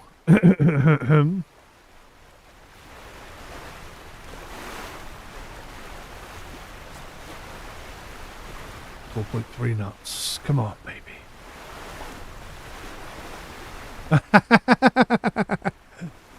Her husband at the time went with her and he was as sick as a dog all the way from Grimsby to France. That she sailed it all on her own. This is another thing that I'm concerned about. I have experienced seasickness and I mean it's funny when it hits somebody else. But it bloody ain't funny when it hits you. I mean, it really isn't funny. There is nothing you can do to stop it other than get off the boat. But obviously that's not exactly a viable option. So, yeah. I'm thinking I'm going to have to take some seasickness pills. I'm going to have to take my seasickness wrist straps, which sometimes work. And I'm just hoping it doesn't affect me. You know, I'm hoping I get used to it really quickly and I can move on. But we had 4.7 knots then. Woohoo! 4.7. Go on, baby. 4.7 knots. What a beauty. I think we can squeeze 4.8 out of this. Come on. Yeah, 4.8 knots, baby. That's good. We're getting slightly faster the further we go. I'll tell you what I could do. I could adjust.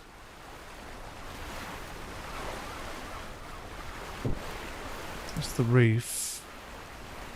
The Traveller. So if I ease the Traveller out, that'll change the wind angle. The sail angle, rather.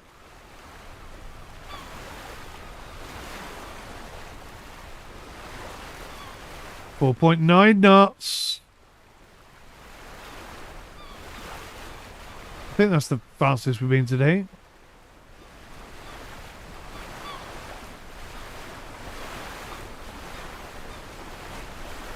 Yeah, I think that's the way to go. I think that's our... Traveller is eased and the sail is up. I've seen a lot of sailors. I mean, these are like, you know, fair weather sailors. They lock this Traveller off thing here. Whole mechanism. They lock it off in a central position because fundamentally, as far as they're concerned, they're never going to need those kind of extremes.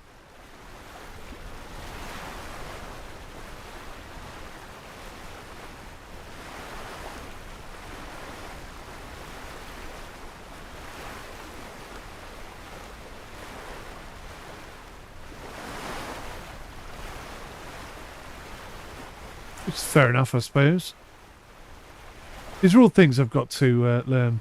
Irvin, yes, it does have multiplayer on it. So you can sail... If you bought this game, if you have this game, you could come and join me right now. Right now. Right next to me. You could just jump in and sail away. Sail away, that's the name of the game. Yeah, you could jump in and do that immediately. And then there'll be two of us sailing, which is cool. Or you could do that, and then I could invite you to come and jump on my boat. And then we'd both be sailing this boat. Although there's not much to do at the moment. There's not really much for two people to do. But yeah, you can do multiplayer co-op or multiplayer solo sailing. So yes, multiplayer is definitely in this game, yeah. It most certainly is. And Sailaway 3 is due to come out soon. Although the dev has not invited me to join in with the alpha, beta testing or anything like that. He has specifically asked me not to review it until it's ready for release. And I don't know what he's going to include in it. If you did have a boat here and you tried to sail into me, you'd just sail straight through me. And the multiplayer sort of synchronization seems a bit skew-whiff to me, personally. So I'm hoping they're two things that are going to be fixed. But I don't know. I don't know. If you speak to the Sailaway community, they're absolutely adamant that this is not a kid's game, it's a real-life simulator. But when you point out to them, but, you know, nothing ever breaks and you can't sink your boat, so it's not realistic. They're like, no, that's kid stuff. It's like, no, that's a simulator. They don't quite seem to understand the difference. But yeah, anyway, I don't know. We'll see what happens. We'll see what happens.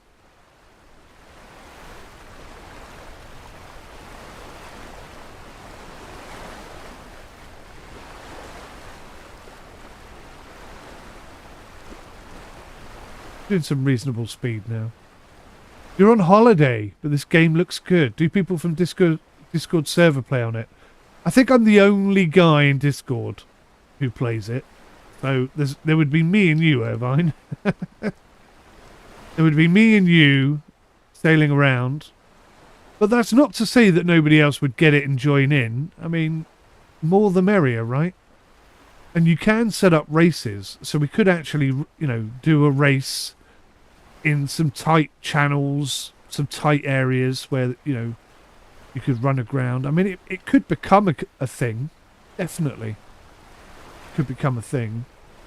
But right now, I mean, I haven't picked up and played this game for a long time. Ash owns this, does he? I didn't realise that. Yeah, I should see if he's interested in doing a bit of a sail. I mean, what would be cool is to do a route with other people. But, you know, because the game isn't that realistic, there's not a lot of doing. There's a lot of slight trim adjustment and sail away. But, I mean, you can't really knock it, because that is what sailing is. When I get my boat, there's going to be an awful lot of sitting down on my arse not doing a lot. But, of course, that's when you get into trouble.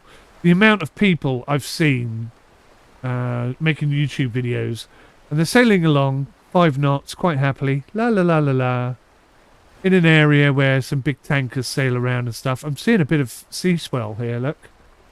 We're getting a bit of waves picking up. Means the wind is picking up, which is good news for us. So they're sat there and they're sailing away, having a lovely time, and they turn around and there's like this flipping enormous, great big tanker right behind them, which hasn't sounded its horn, hasn't, you know, taken a change of route so that they don't smash into your boat and sink you. You know, really aggressive movement from a sailboat, from a tanker or whatever. And then the poor little sailboat has to turn his engine on, face into the wind, and just try and get out of the way and not die. So, I mean, you sit here and you switch off for too long and you're dead. That's part of the challenge. But, you know, none of that is in the game either. There are no big tankers, which is a real shame.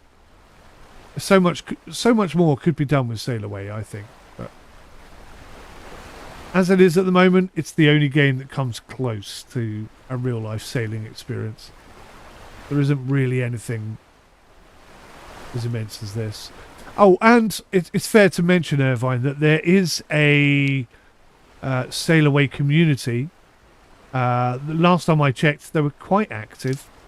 You're looking at maybe 40 or 50 people. They do arrange race events and regattas and stuff like that. So there are people you can sail with. You know, it's not a dead game by any means. Just maybe not as popular as some other AAA titles because, you know, it's a different experience. DZNTRD. I don't quite know how to pronounce that, but hello, welcome. You can't wait for Sailaway 3. Me either. I'm quite excited to see what he's done. I do believe he's working on the physics. I don't know whether or not he's including collisions with boats. I hope he does, because, you know, when you're sailing, that's one of the key things. I mean, that's one of the most important things, is forcing a boat to your port side to leave the perfect angle because, you know, because of sailing rules or whatever. But what have you heard, DZ? Anything good that you can share with me? Like I say, I did try and join the beta, but he didn't want me to, so. He's still salty about Sailaway 2 Pro debacle, which was a complete mess, the way that was dealt with, I have to say.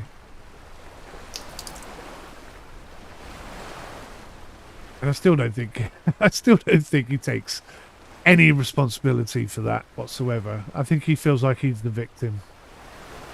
It's kind of funny. But yeah. Sailaway 3, I'm hoping. Better physics. More immersion. And boat collisions. That would be my top things. If they include all that, it would change the game a lot. You know, it'd be great if someone could build a great big tanker and you could then start doing proper sailing around the world. I mean, it's got so much potential, but you know, difficult. You were watching the Sailaway guy videos about developing the game, but it's been a while now. You haven't heard anything recently. Ah, yeah. I've seen a couple of those. I saw one where he was doing something along the lines of water-based physics into the boat. That's not really a thing at the moment, so I don't know what that means exactly. Does that mean boats can sink now? I don't know. It'd be nice if they could. You know, if you took a boat out in the middle of a hurricane like I did, it should sink. It should get blown over, smashed into the sea and sink. But yeah, it depends how much of a sim you want, really. I mean, things on boats break all the time.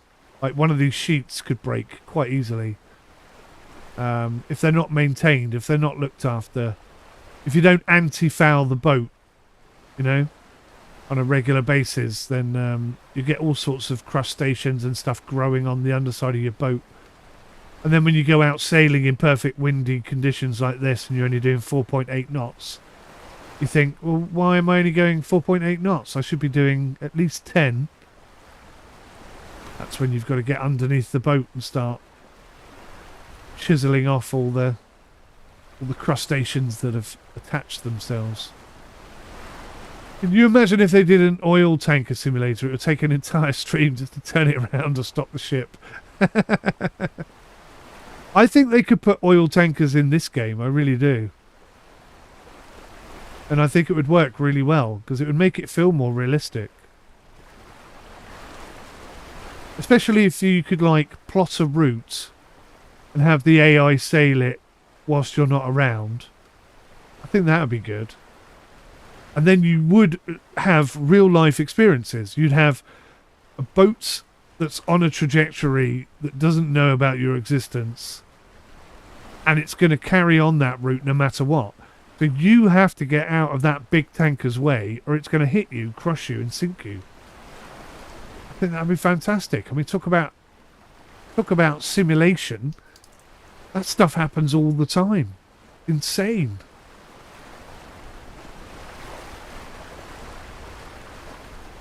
I'd love to see it. I don't know if we will. My fingers are crossed.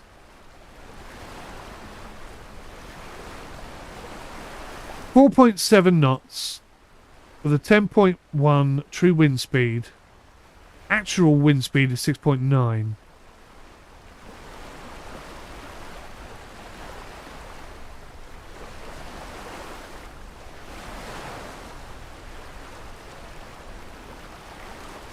I just don't feel like this is a particularly fast boat.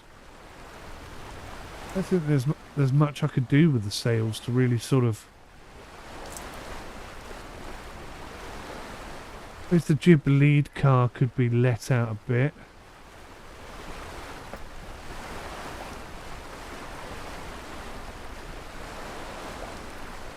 Changes the angle slightly. I don't think it's going to give us a lot.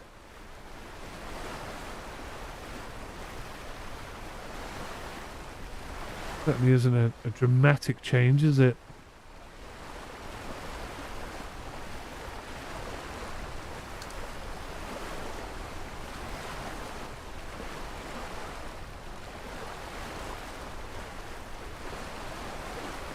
I wonder if I can put the halyard up any further. The backstay's at maximum. The main halyard is at maximum. Can't do anything else with them.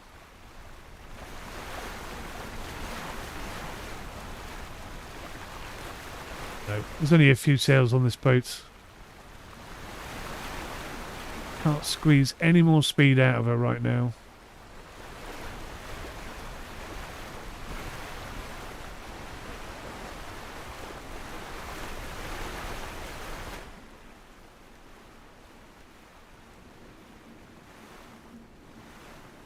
We are moving. We are moving. Slowly, slowly, catchy monkey. 4.7 knots. Once we get past Ilfracombe, you'll see a significant speed boost. We should be doubling our speed at that point.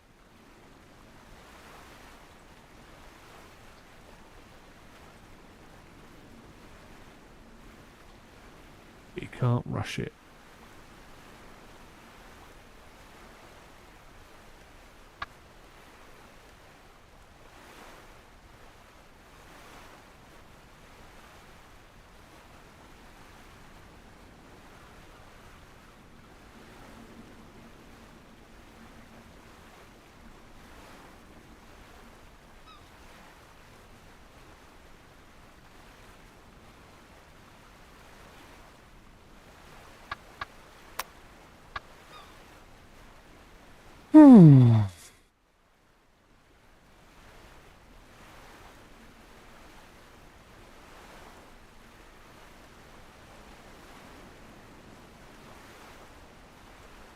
Relaxing. I'm getting a bit peckish myself. I'm going to have to go down to the galley and get something to eat.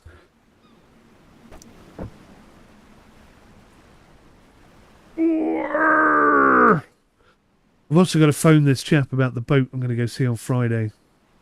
So I might tie those two things together. If I could leave the boat with you chaps. We're all set up. We're all trimmed out. There's not much you have to do. Just keep an eye on the boat. And if it's going to collide with something, let me know. I have no idea how you would let me know. But scream, shout. Lean to one side of your chair. Maybe you'll help influence turn the boat slightly.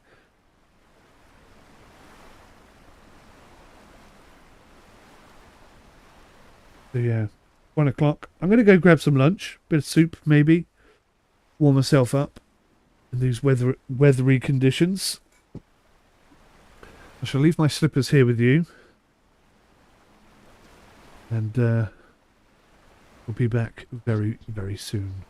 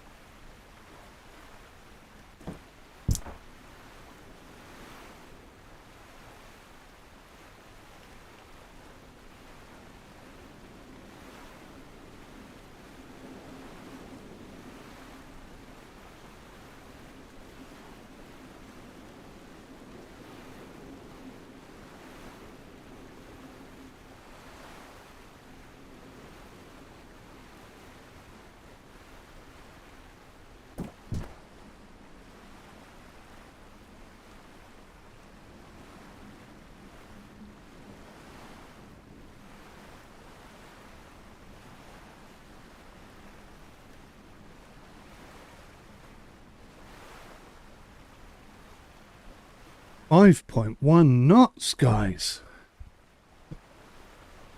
Better sailors than I am. Well done. I see the true wind speed has gone up to 11. That's nice. Got myself some snacks. Check trim. Look to be trimmed quite well. I think there's much we need to do here. Keep on this track. Or this tack, as I should say. Chipping away. Inch by inch, mile by mile, little by little.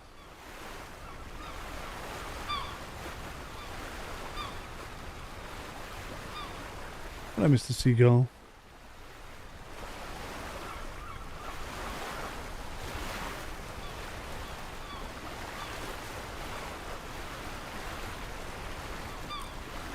Very small amount of heel. I was half expecting someone to jump in. There's nobody here. Still sailing solo, which is all well and good. We haven't made as much progress today as I thought we would have done, I'll be honest. Been sailing for 2 hours already. And we've barely made it past Minehead.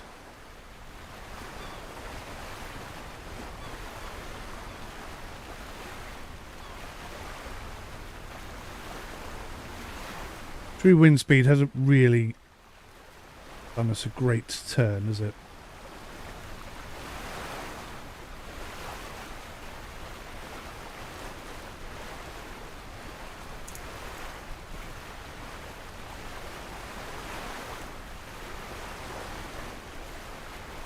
Well, that's cool. I didn't know. I just figured out I can hang my controller off the back of my yoke. So we'll start with a little bit of a banana. Bananas are good for you. They relax the muscles, stop you getting cramp. I would say taste bloody good.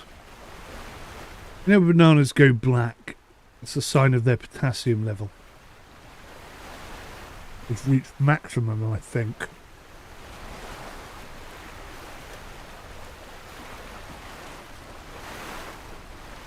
And arguably that's when they taste best.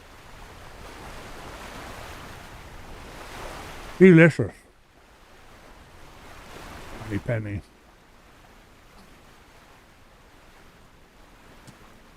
Oh, okay.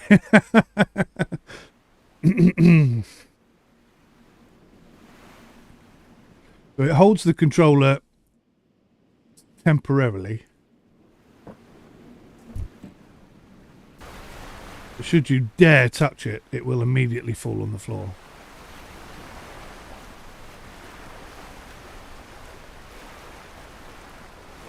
Not the perfect solution at all.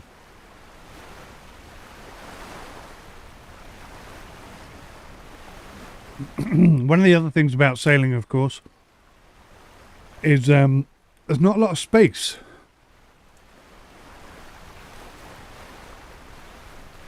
And you can't leave things laying around.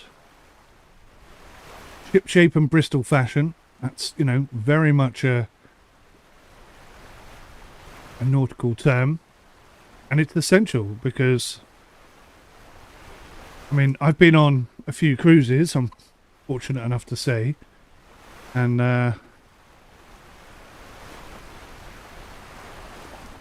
those boats are enormous. And it's like walking around a little village or a little city. It's incredible. But on a sailboat, you have none of those luxuries. Everything is teeny tiny.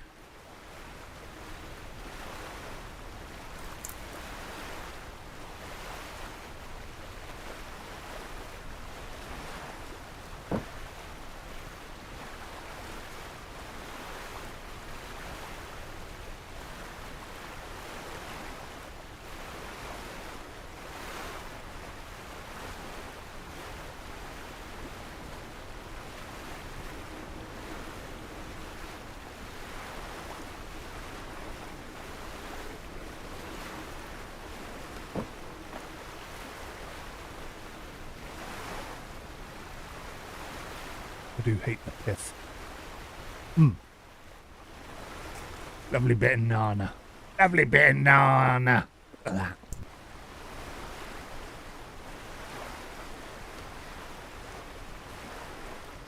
So I was in London with the wife this weekend. A couple of cool things happened. First thing, well, not the first thing, but one thing that happened was we went to see the Back to the Future musical. And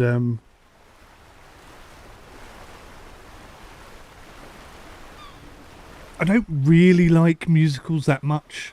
There are some exceptions. The Rocky Horror Picture Show, that's a musical I could definitely go to. In fact, I'd like to go see that one day. That'd be fun. Whether or not I dress up, I don't know. Probably not. But you never know. You never know. If I have a couple of beers, I'll probably do anything. But, yeah, the special effects. Absolutely phenomenal. You've got to think about the DeLorean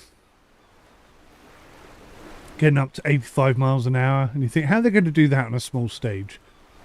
But they did it, and they made it look as if it was really going very, very, very fast. It was so clever what they did.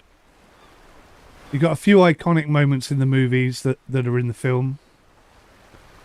One of which is when he drives the car through at 85 miles an hour and the cable connects and the electricity from the lightning bolt goes down and through and into the car. And then obviously he disappears and goes back into the future. And all that's left behind is a bit of flame on the floor going down the road and the cable just hanging. They captured that moment superbly well. It was so clever how they did it. Really, really amazing. And then another key moment is when right at the end of the film, when everything seems to be perfect and everyone's happy, except for Biff. The doc turns up and he's like, you better back up, Doc. We won't have enough space to get up to 85. And he goes, where we're going, we don't need roads. We won't have enough road to get up to 85. Sorry, I ruined it. But yeah. And then obviously the car takes off. The wheels fold up underneath. It hovers. And then it flies out over the stage and rotates. Does like a 360-degree barrel roll. Fantastic. Really good. They totally smashed that as well. But yeah, I have to say the performance was incredible, but the seating was awful. £75 a seat, and I'm not the tallest person on God's earth by any means, but 6 foot tall, and I had no leg space whatsoever. I had cramp for pretty much all of that entire show. I nearly got up and walked out just to give my legs a bit of a break. It was that painful. But I managed to just sort of struggle my way through it, so to speak. And it was so good and so entertaining. It wasn't too difficult to sort of distract myself from the pain I was in. And the occasional flex. And the chap sat next to my left. He was sitting at an angle with his legs out in the sort of the channel that was there, the gap, which meant that I could put my leg a little bit further left than you normally would. So yeah, it worked out. We got there in the end. That was fantastic. Another thing, went on the London Uber river taxis. Those things are rapid. Woo! They get up to, I don't know what speed. I'm thinking about 30 mile an hour. So in knots, I don't know what that is. 40, 50, 45, something like that. I'll probably Google it. So look. Find out how fast they go.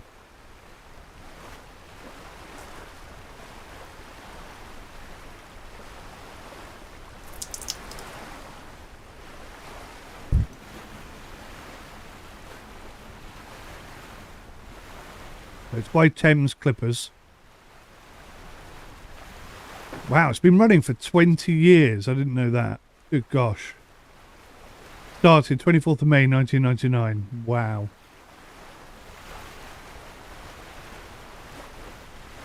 They've transported 50 million passengers. Good lord. They must be making so much money. So tell me, how fast does it go?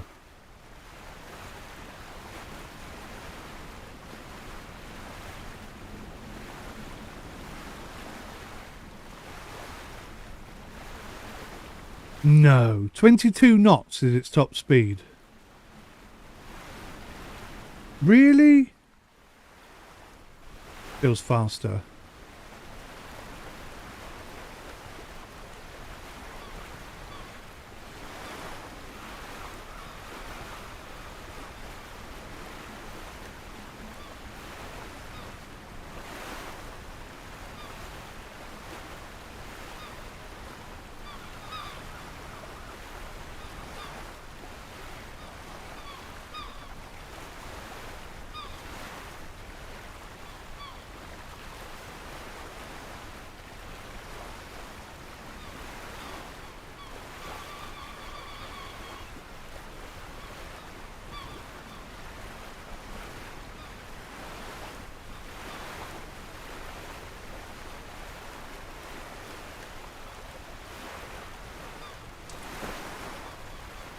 Ah, 32 knots. 32 knots. Okay.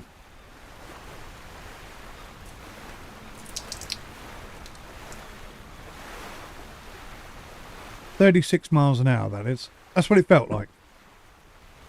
Rapid. And they get up to that speed so quickly. It's insane. First time I've ever been on them. But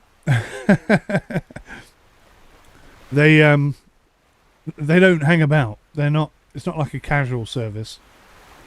Like if you call an Uber or something, they'll park up, and they won't drive off until you're in the flipping. Until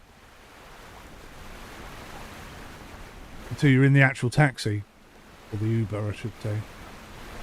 Whereas on the Uber boat, they are gone. They don't want to hang around at all. And me and the wife, first time we've ever been on the boat, and we needed 2 tickets. So she scanned. She was paying, so she scanned her phone twice. But what that does is it tells the system that you've got on the boat and off the boat at the same place. So one person can't pay for 2 people. It's a stupid system, I think. It's designed wrong. But anyway, when we got the other end and they were like, scan out, we were like, but it's not scanning out properly. And they were, and yeah, basically we got a free ride on the Clipper by accident. Now, if you do that, there are signs everywhere that says you're going to get a £50 fine minimum. But to be fair, A, we've never done it before. B, when we were trying to get on the boat, they kind of pulled up and they were like, get on the boat quick, get on the boat now. Come on, we've got to go. And they really rushed us like super, super fast. And we were like, how do we do this? They were like, just tap it. And we were like, okay. So we kind of tapped it twice. It totally wasn't our fault. But we did get a free ride. They were all right about it.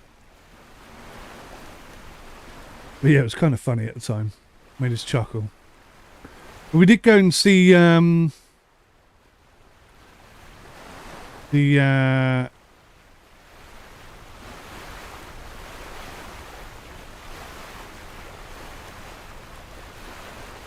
did go and see the Cutty Sark as well. If you don't know what the Cutty Sark is, it was at one time the fastest boat in the world.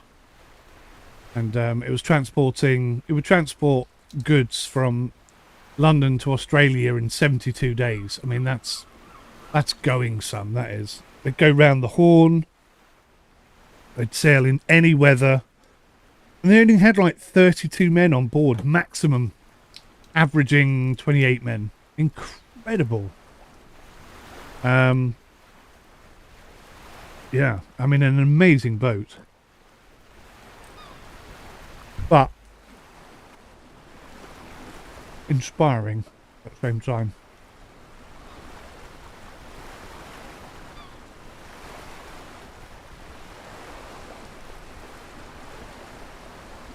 5 knots, people.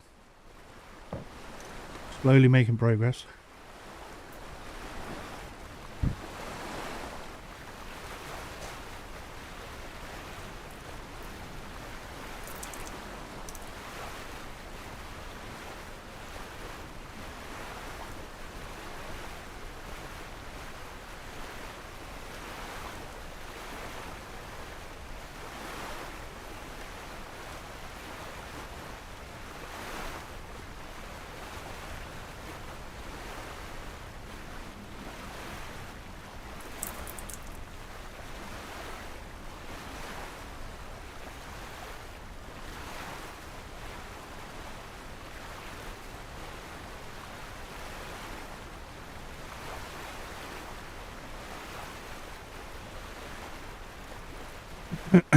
So let's work this out, shall we? We're averaging 5 knots. Go to Savvy Navy.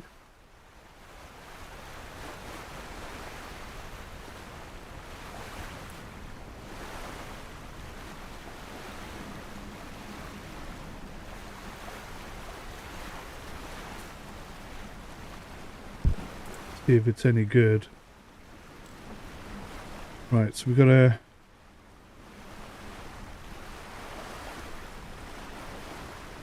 We've got to clear that route.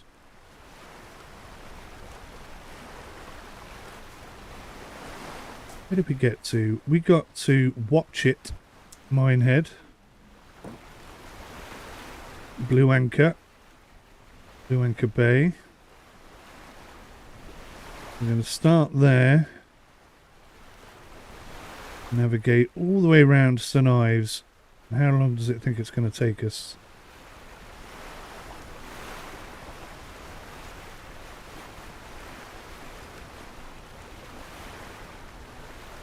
The 109 nautical miles.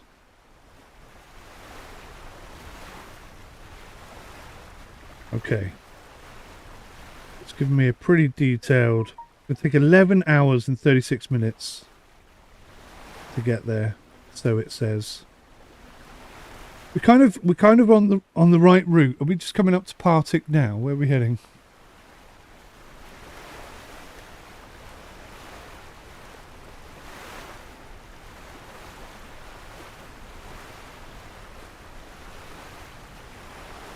The wind has dropped a bit. 10.3 knots. No, it's not really. Maybe we're just getting a bit of a lull.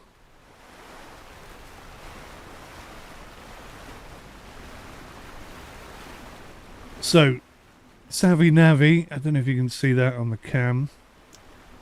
It will do when the cam swaps, but yeah, if I preview this route, so we've done this section.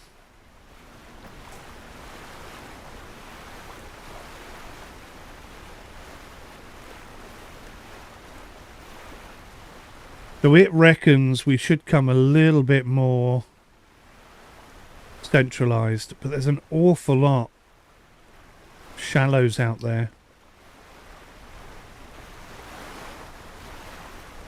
You've got to be nervous of and careful of. Don't want to get caught with the tide coming in and run ourselves aground.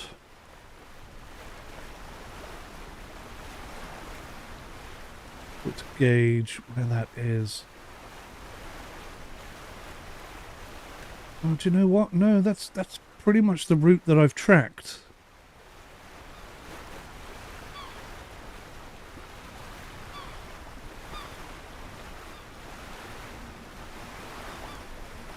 Just rotate it so I can see what I'm looking at.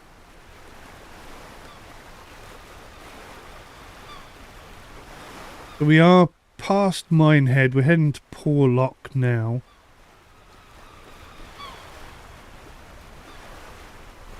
And then heading out into the Bristol Channel.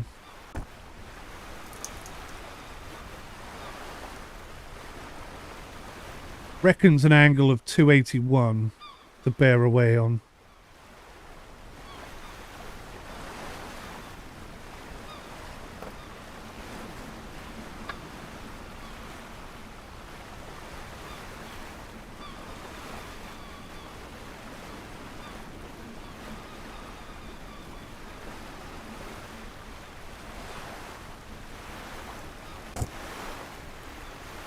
Try a different angle. See if we can get a bit more speed out of this boat.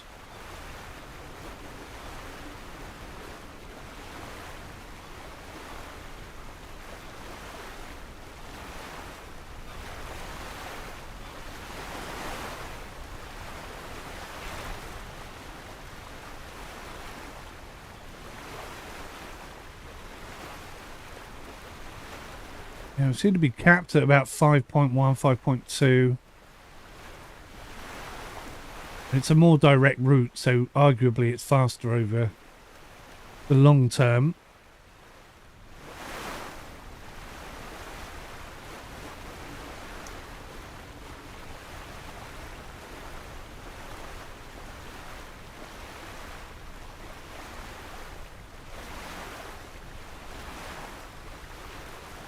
And the tide is 1.2 knots at the moment.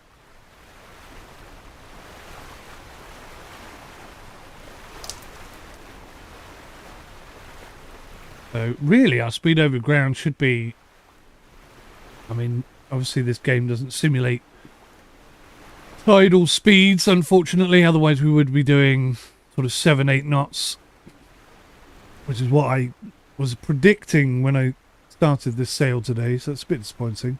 We're losing about 1.2 knots because of that. But, you know, we're chugging away. We're maintaining 5.1. And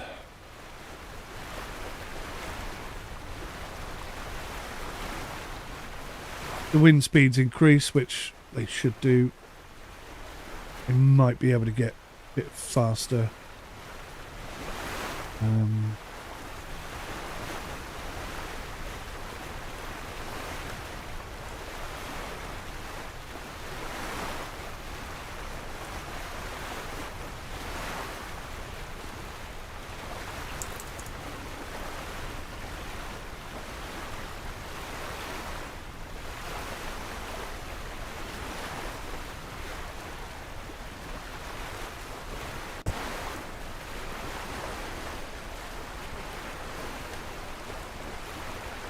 Yeah, once we get past Ilfracombe, we'll have a sort of a 90-degree angle, broad reach, or above.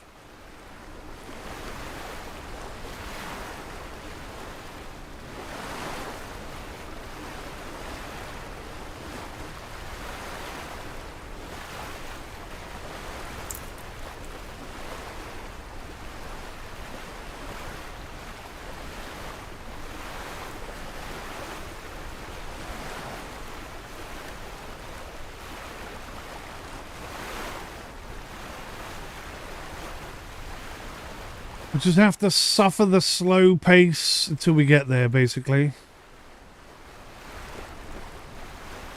The slightly tighter tack. So we should hopefully get there a little bit quicker. Not much more I could do, really. Just sail on, sail on. I got a chocolate muffin today. I never have these. I'm not a big fan of muffins, but occasionally can be quite rewarding. There's a London muffin. Quite sticky.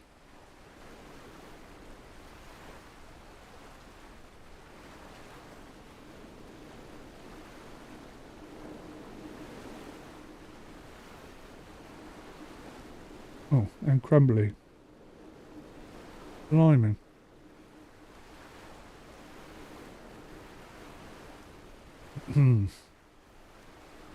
This is not a good muffin at all.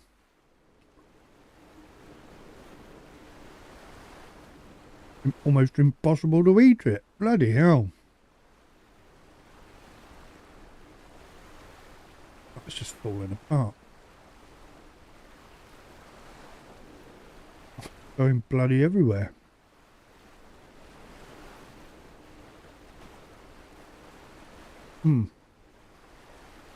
It's nice.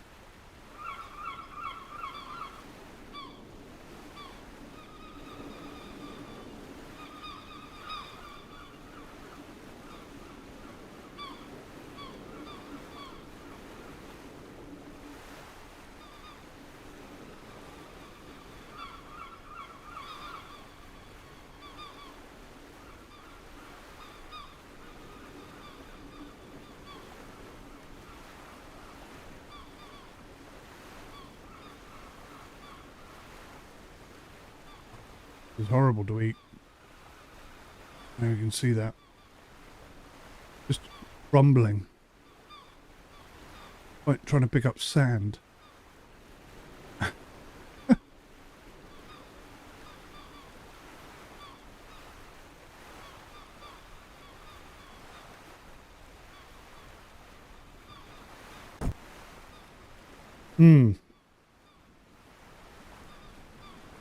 Well, that wasn't entirely lovely.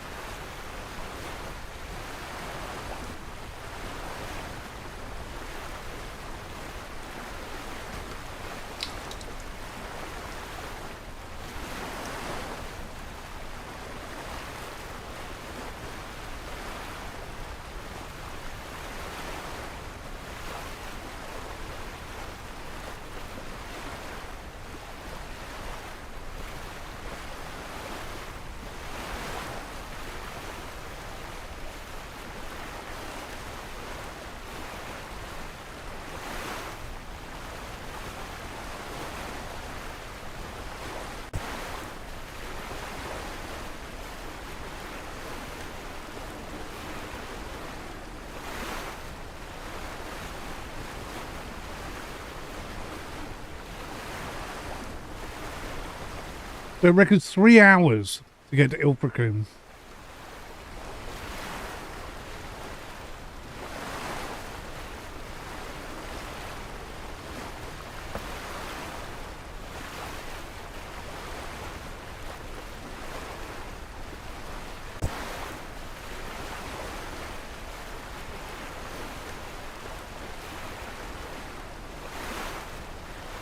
So we are losing a bit of tidal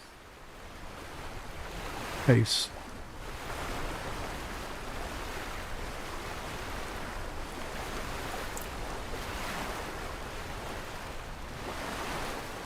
Which is likely going to make things a little bit slower.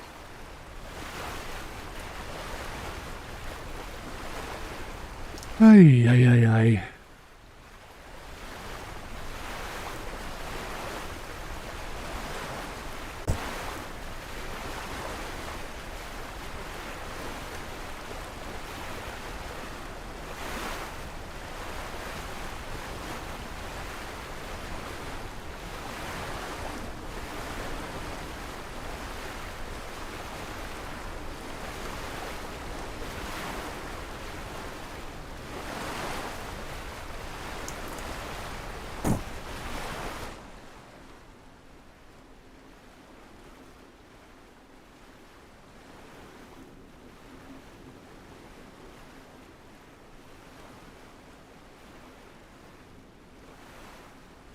Every time I come to external cam, the telltales look like they're drooping.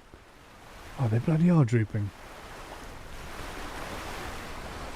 5.5 knots. That's probably the fastest we've gone today, I think. Through wind speeds, pick it up a little bit, 12.2.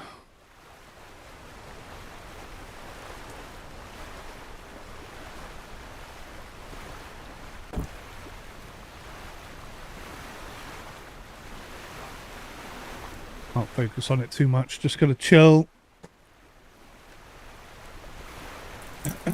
Chill and partially distract myself with interesting tidbits and knowledge.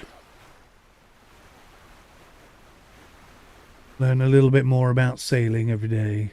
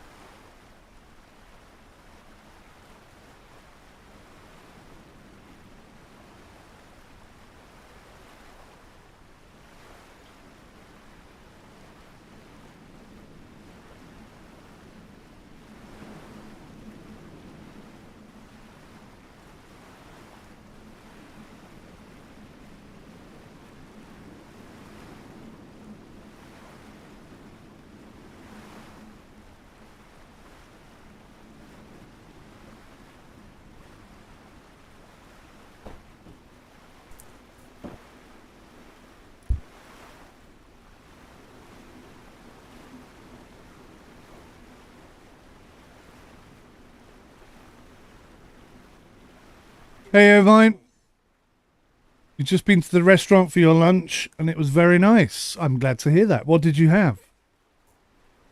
I'm going to take a wild guess and say you had a jacket potato with something nice on and a bit of salad on the side.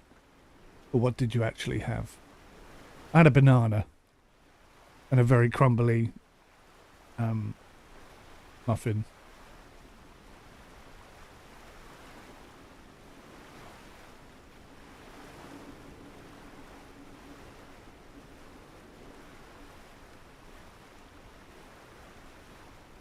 Oh, look at this. We were doing a nice 5.5 knots there a minute ago. Look away for 2 seconds and it all drips off.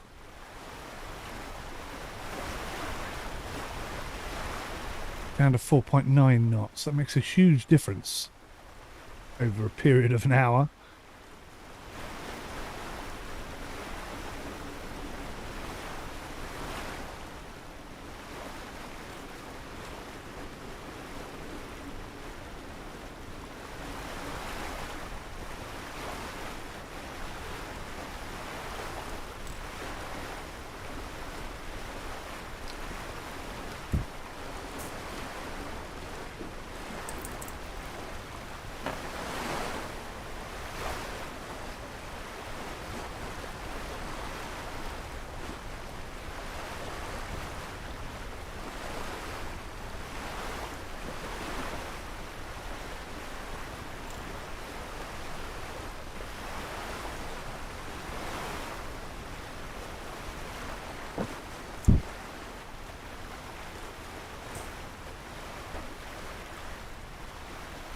So it was a buffet.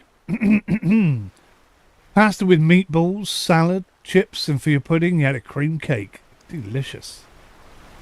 Lucky you. That does sound rather nice.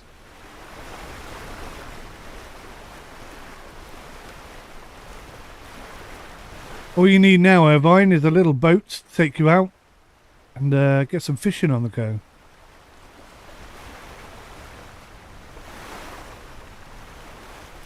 Perfect way to spend a holiday, I think. I'd say that.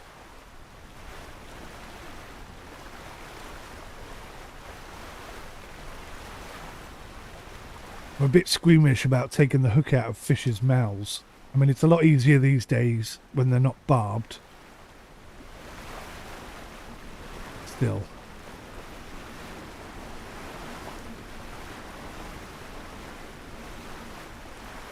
A pike or something, I don't want to stick my hand in there at all. Horrible fish.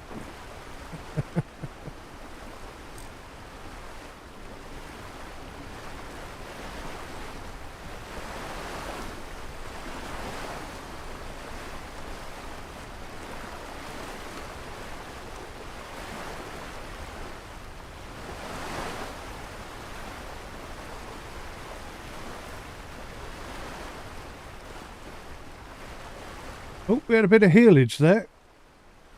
I felt it. I saw it. That's an increase of speed when that happens.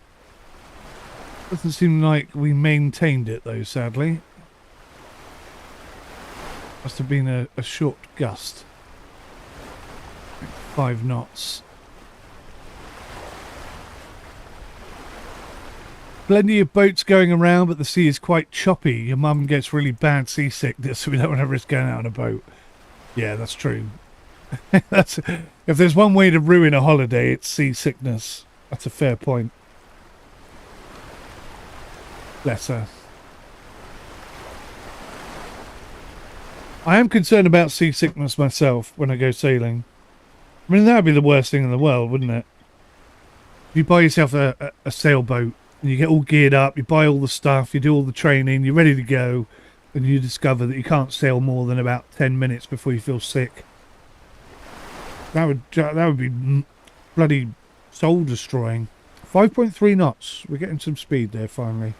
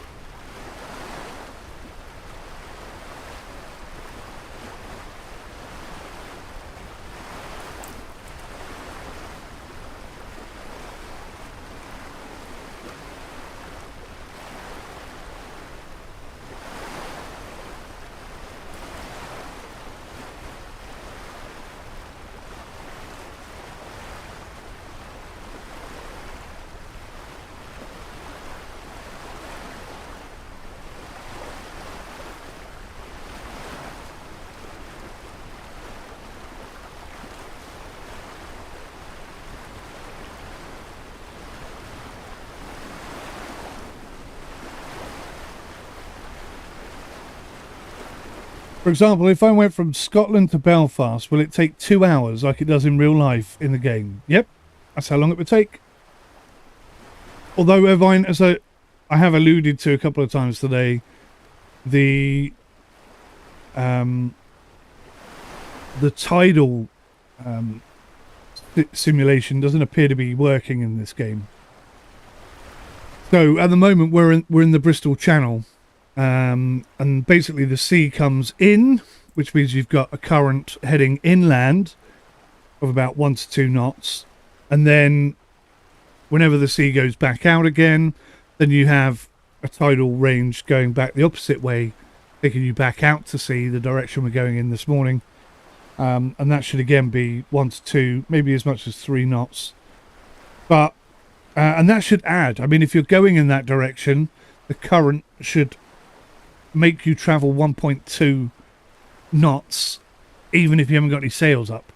But that isn't simulated, sadly. In Sailaway 3, maybe it will be.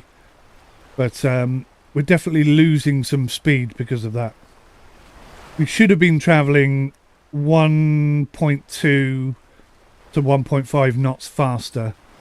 So we should be probably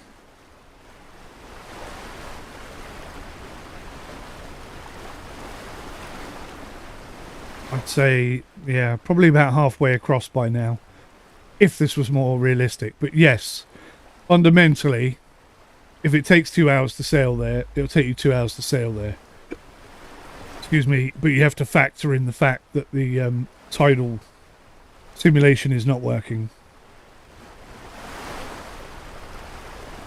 I believe it's not working. It always says 0, so I'm assuming it's not working, and we're not going very fast. 11.2 knots with nearly a broad reach. We should be going a lot faster than 5 knots, I think. I don't know. Like I say, I want to get out onto the...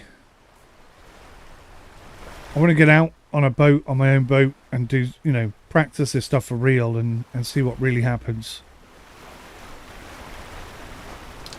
That's my end goal. But yeah, fundamentally, as long as it takes to sail, is as long as it should take you to sail, if not a bit longer, IRL. 1-to-1 scale, they call that, and it should be that all the way through.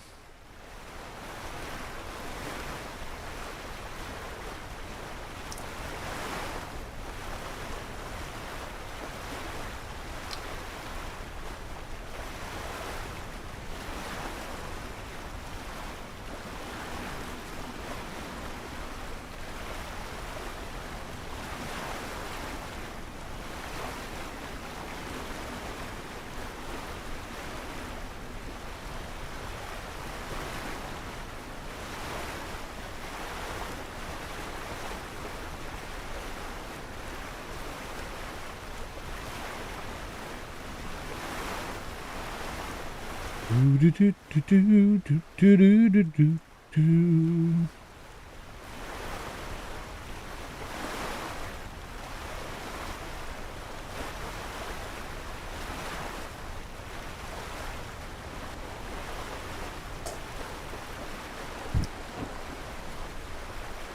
the rudder down a minute. Let's have a look at this charts book.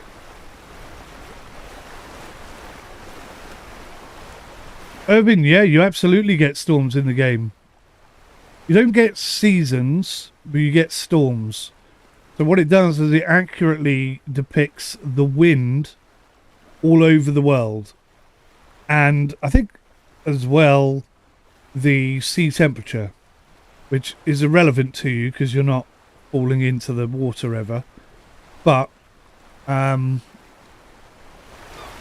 it changes the colour of the water effectively. Warm water is that lovely blue that you see. But yeah, if you're sailing about and there's a hurricane, like there was Hurricane Beryl the other day, I went and sailed into Hurricane Beryl. It's not a great video, to be fair, because it was very, very dark on the recording.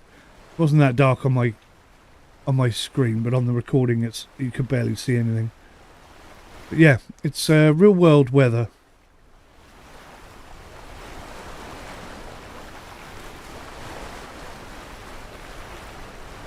And the waves get pretty huge as well, pretty enormous.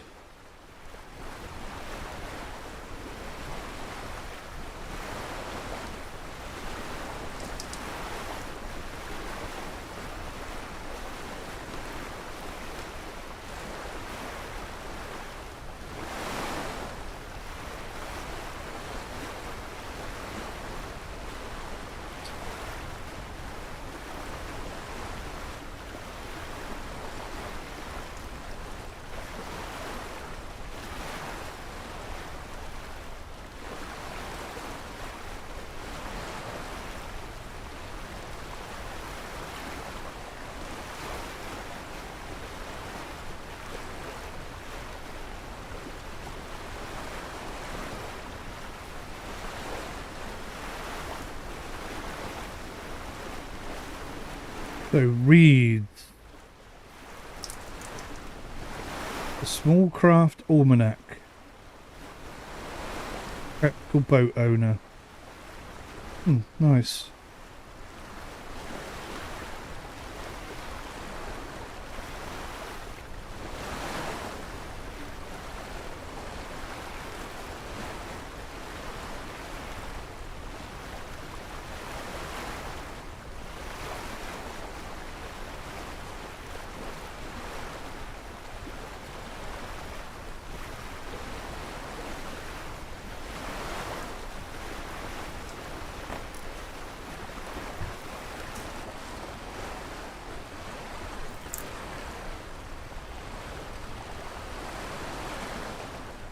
Ah, okay. Somebody said this is not a replacement for the full reeds. Ah. I may have to do something about that.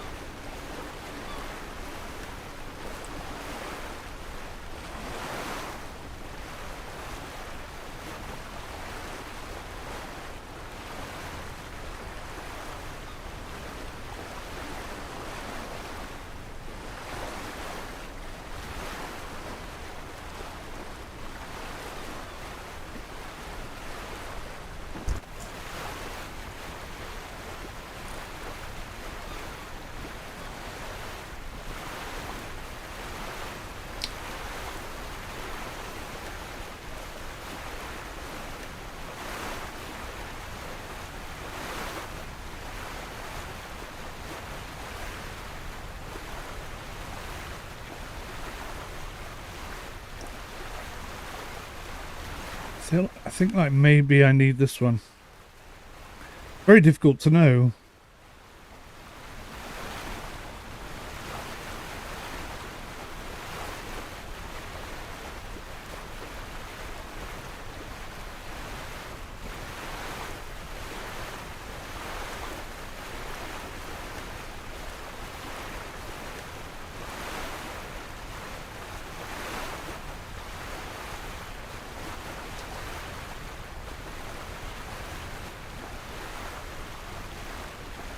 Oh, I see. It's not a book, it's a binder. Okay.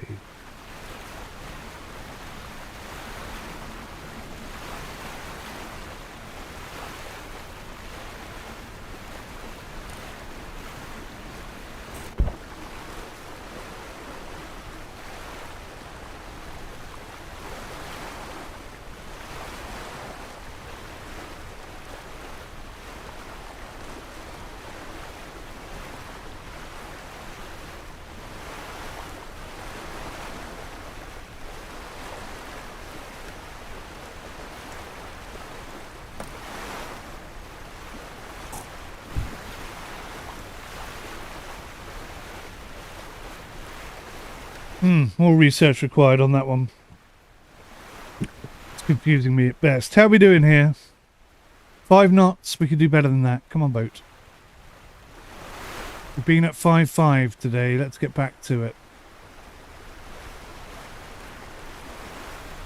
Starting to rain as well. Damn. The waves were quite choppy today in Fuerteventura. You don't know if that has got anything to do with storm in the Caribbean. I imagine it has got something to do with that. If nothing else, you know, it's that sort of knock-on effect, I suppose. If it's windy in one area, it tends to pull wind in from other areas and so on.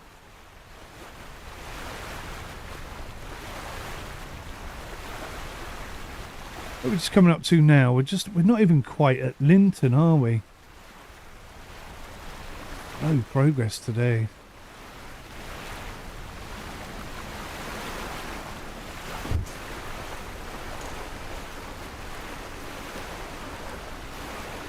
Point 3.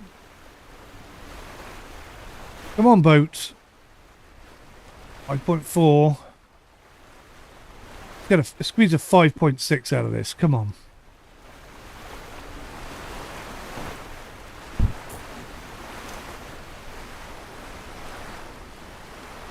.3.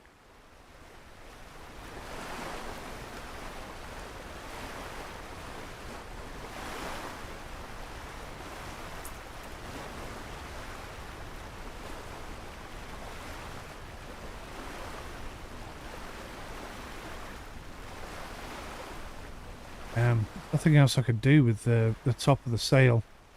Got no adjustment.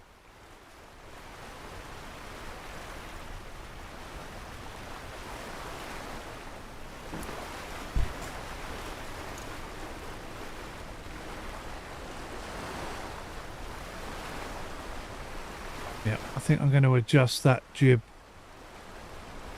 Traveller, or whatever it's called. Lead car.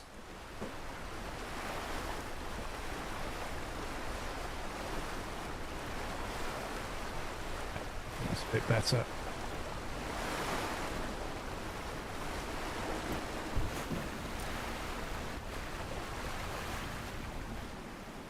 Slow grind today, slow grind. Very different sailing conditions than the other day. Still not perfect sailing conditions for us. We're working on it.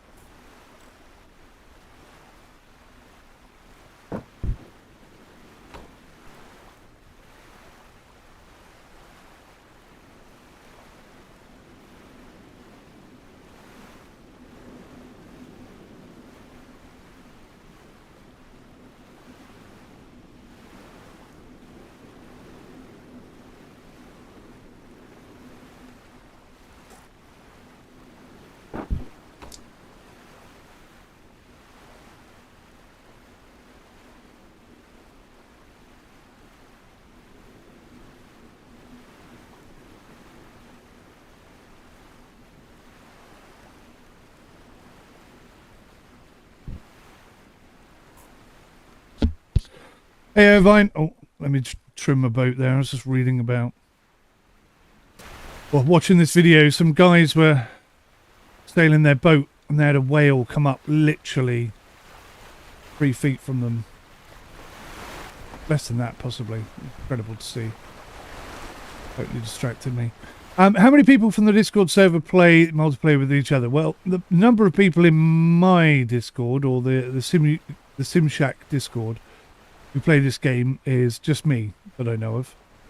But online, in the Sailaway community, there's a good 50, 60 people, possibly more.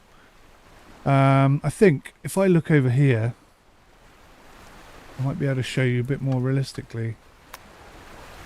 Not that one.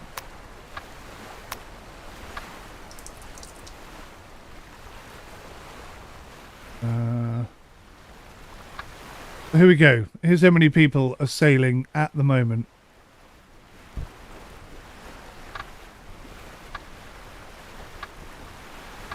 There's a chap there at Porto Venere. Very near where you are, in fact, right now. I think everybody who has a name and not a location is not currently actively sailing anywhere.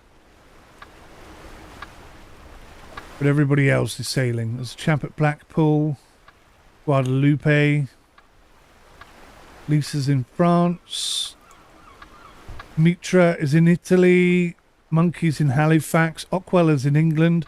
Or maybe this is where they're from and not where their boat is, I don't know. I could be wrong. But anyway, these are all the people. There's me. Hey! United Kingdom. So actually that's where they're from. That's how many people there are. How active they are is normally they all meet up for races, and that's about it. It's not the most active thing in the world. You're not guaranteed to find someone sailing where you're sailing, but you know, if you have a small community, then you can arrange stuff together. You know. Do a little bit of a race from, I don't know, from Portsmouth to the Isle of Wight or something like that.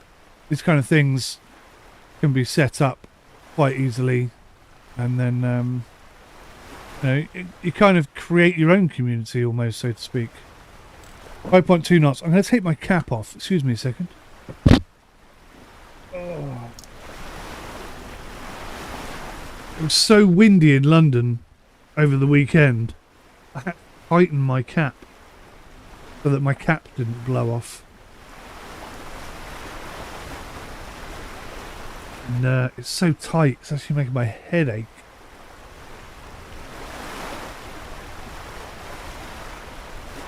I would say to you, Irvin, if you were thinking of getting the game, then be prepared to do a lot of solo sailing. And if you were going to get it, I would recommend you get the Pro version, because if you get Sailaway 2 Pro, then you are supposed to get free access to Sailaway 3, which comes out in August. But I haven't seen Sailaway 3, so I don't know how much it improves upon what is already there.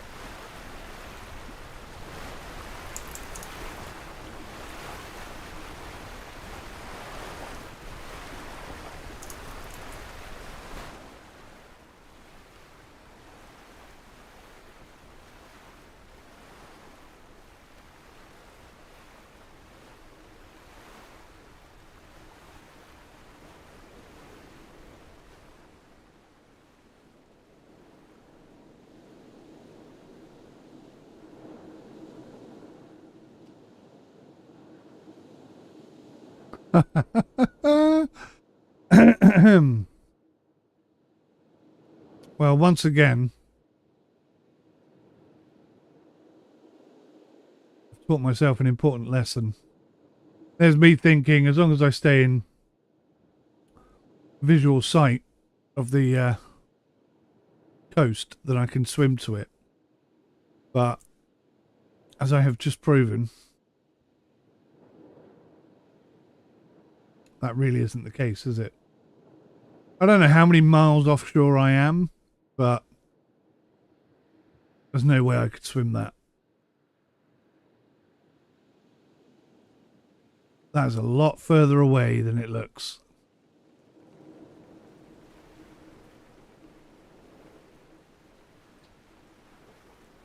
In fact, it's so far away, I think you'd be hard pressed to be able to see that our yacht from the coastline. Look at that. There's a tiny little speck. Tiny little speck.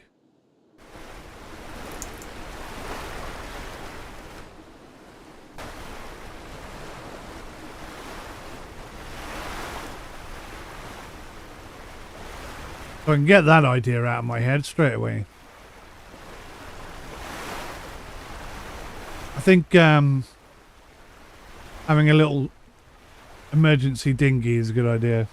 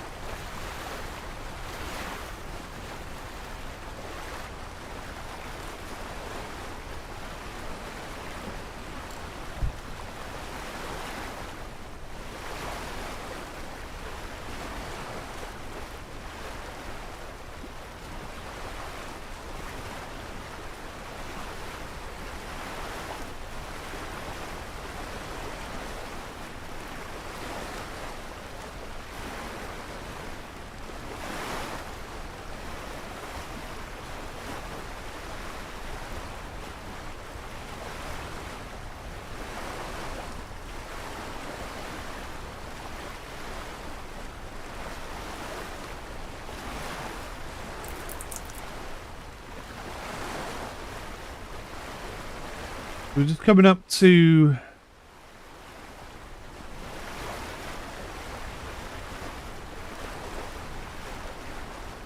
Linton? I think it's Linton. Very slowly though.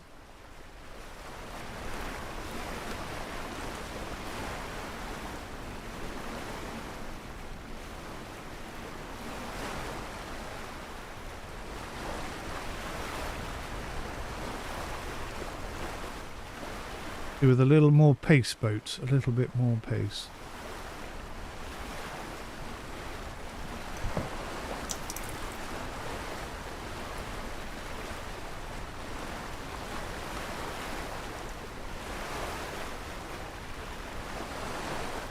Not much I can do really to push the boat any faster.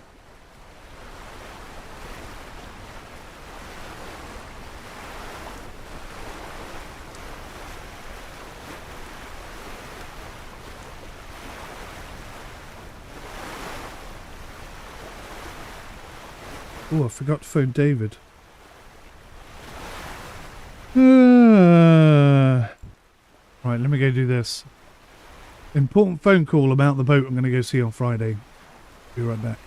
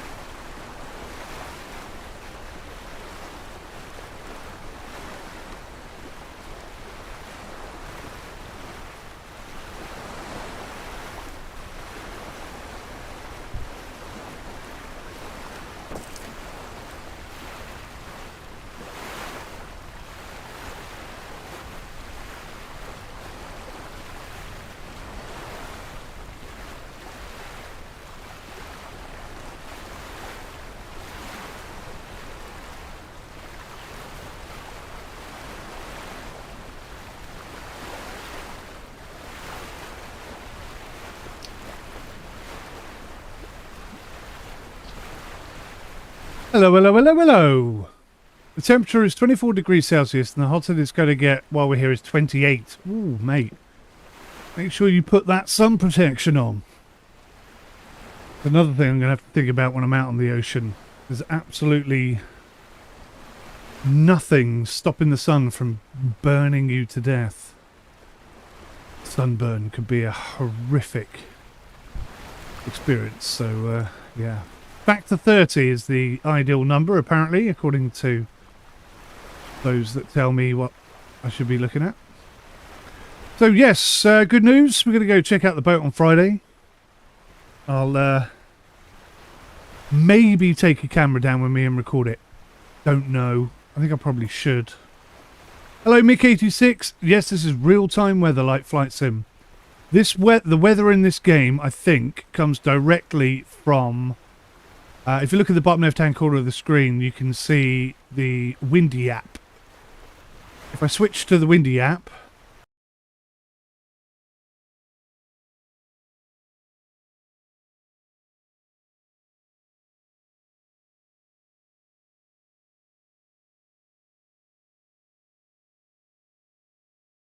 It's lacking too many things to be a sim. Yes, it's real-time weather. 100% real-time weather. What sort of boat? Yes, a sailing boat, DZ. Yeah, it's a sailing boat. It's a 24-foot Elan. It's a very unique boat. It has a huge history behind it, which, if I'm being honest, is the key thing that has piqued my interest, is the history of the boat. There are certain things about the boat that I don't particularly like. I'm not sure if it's going to be big enough. Until I go see it, I won't know for sure. It's only 24 foot. Whereas the boats I've been looking at are 27 foot. You might think, that's not a huge difference, but it can make a huge difference on a boat, because space on a boat is premium. You might have a look at getting this Mick86. If you get the Sailaway 2 Pro version, it's a little bit more money, but if you get that, then in August, you should, according to some information I read, get access to Sailaway 3. That's the newest and most up-to-date version, hopefully with some significant improvements to physics and tidal information and such. So yeah, have a look around, Mick. Do some reading. Read up on Sailaway 3. The developer's got a YouTube channel. He's uploaded a few bits and bobs about Sailaway 3. Have a look at that and see what you think. It's the only real option if you want to sail around the world, and you can sail around the world in this. It just lacks realism, really. It lacks some of those sim elements. But yeah, DZ, it's a sailboat, 4-berth, 24 foot, 26 foot. I forget now. It's past my mind, but it has history. It's also a lifting keel, and I don't know if I like the idea of a lifting keel. I know what the benefits are. I just feel like something. I don't know. But it seems like a nice chap, the owner. He's in his 80s. He's had some health conditions, so he's not sailing anymore. And he's got to get rid of the boat. He's never sailed it, which is a bit of a concern. But he's also an ex-commodore of like a local sailing club. So I think he knows his onions. And he says he really loves this boat. He says he really likes it. So, you know, you take people on their word. So far, I'd say 99% of the people I've spoken to in the sailing world are decent, honest, kind, God-fearing people. So I think I could trust him. I feel like I can trust him. And I do trust him. So it'll be nice to go and have a look at the boat, get hands on with it and have a look and see how I feel. I mean, I'm not the smallest chap in the world. Obviously, I'm a little bit overweight. Well, I'm very overweight. That's something I need to deal with. I'm also 6 foot tall, and I have a very wide shoulder width. So, I mean, these are all significant factors. You know, if I'm going to be at sea for 3 months, I need to be comfortable. If I want to sail around the UK, which is what I want to do, I mean, there are other things I want to do as well, but that's one of them. I need to be comfortable on the boat. And if I'm not, then, you know, bit of a problem. Elan, very, very, very well-known boat builders. They specialize in bigger boats. They don't really build anything less than 32, 35 foot. But this is a one-off. This is why it's so intriguing. It's a one-off, special built boat for this guy. And yeah, I mean, there are pros and cons to that. It means there's not another one in the world, which kind of makes it unique, which kind of makes it cool. But equally, there's it's going to make it difficult finding parts and replacement bits and bobs, I guess. I don't know. I'm learning every day I wake up and I look at boats and I speak to people and I read stuff. I learn new things every single day. Never ending. Every day's a school day when it comes to sailing for me. You and your dad are looking for a 32 foot in Brazil. We previously had a 36, but you had to sell it. Oh, wow. So that's an interesting point, DZ. Don't trust anyone, says Mick. Get a survey of the hull and keel. Yes. That obviously is a bit of a concern. That will be reflected in the price, of course. At the moment, it's in the water. It's been in the water for 2 years, so it's going to need a bloody good clean. So I don't know. I mean, I'm going there with an open mind, but not expecting to buy. That makes sense. But they do say you don't pick the boat picks you. So, I mean, I don't know. I don't know what to expect. I need to go and start looking at some boats. I need to get on board, start feeling them, you know, getting used to the size, the shape, the weight, and everything like that.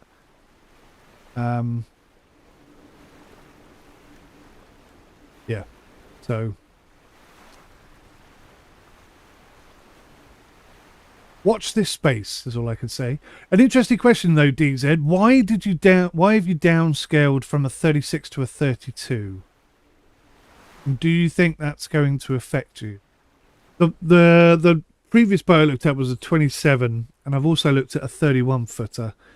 But obviously, the bigger the boat gets, the more expensive it gets. So I'm trying to be practical on all fronts. I'm not a rich bitch buying a boat. Cost be damned. Every penny has to be accounted for, and I have to be really careful about what I do. It's absolutely going to be sailing on a budget. So, you know, things like getting a survey of the hull and the keel, I probably won't be able to afford to do that. But it's, you know, I'm investing money in a boat that I can theoretically afford to lose should the worst happen. But, you know, I just have to hope and pray that that doesn't happen and try and pick a good boat that's not going to sink in the next 2 years. But we'll see. It'll be interesting anyway. I'll take a video camera down with me on my mobile phone or something. Get some videos of the boats and see how it feels. See how I feel. It made me laugh because this guy's like in his 80s and I'm in my 40s, and I think he thinks I'm going to be all sprightly and stuff, which I should be. But because of my health conditions, he's probably going to end up being stronger than me, which is going to be a bit embarrassing. But I'll just try and grin and bear it and pretend that it doesn't hurt every time I do something.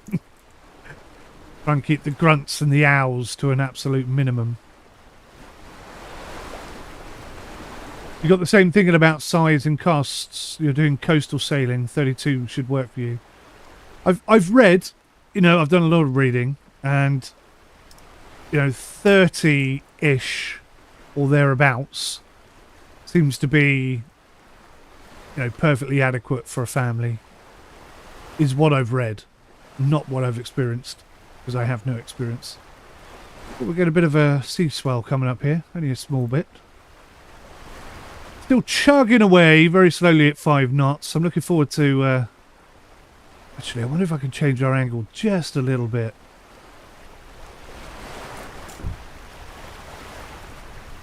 See if we can squeeze a bit more speed out of her.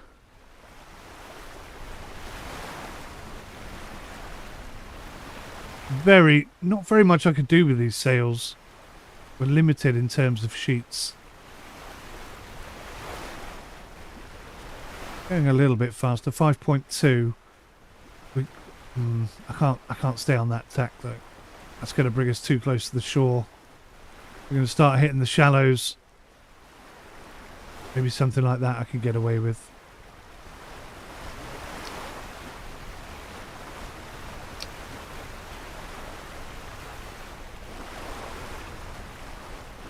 .5 I'll be happy with. But yeah, 32 foot. I wouldn't mind a 32 footer, to be fair.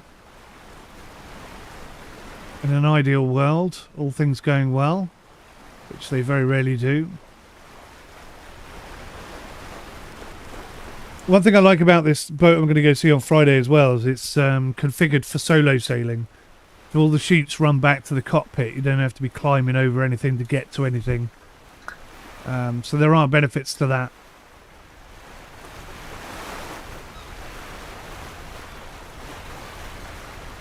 But he didn't mention in the advert that it hasn't been sailed for 2 years. So there are a few alarm bells going off, to say the very least.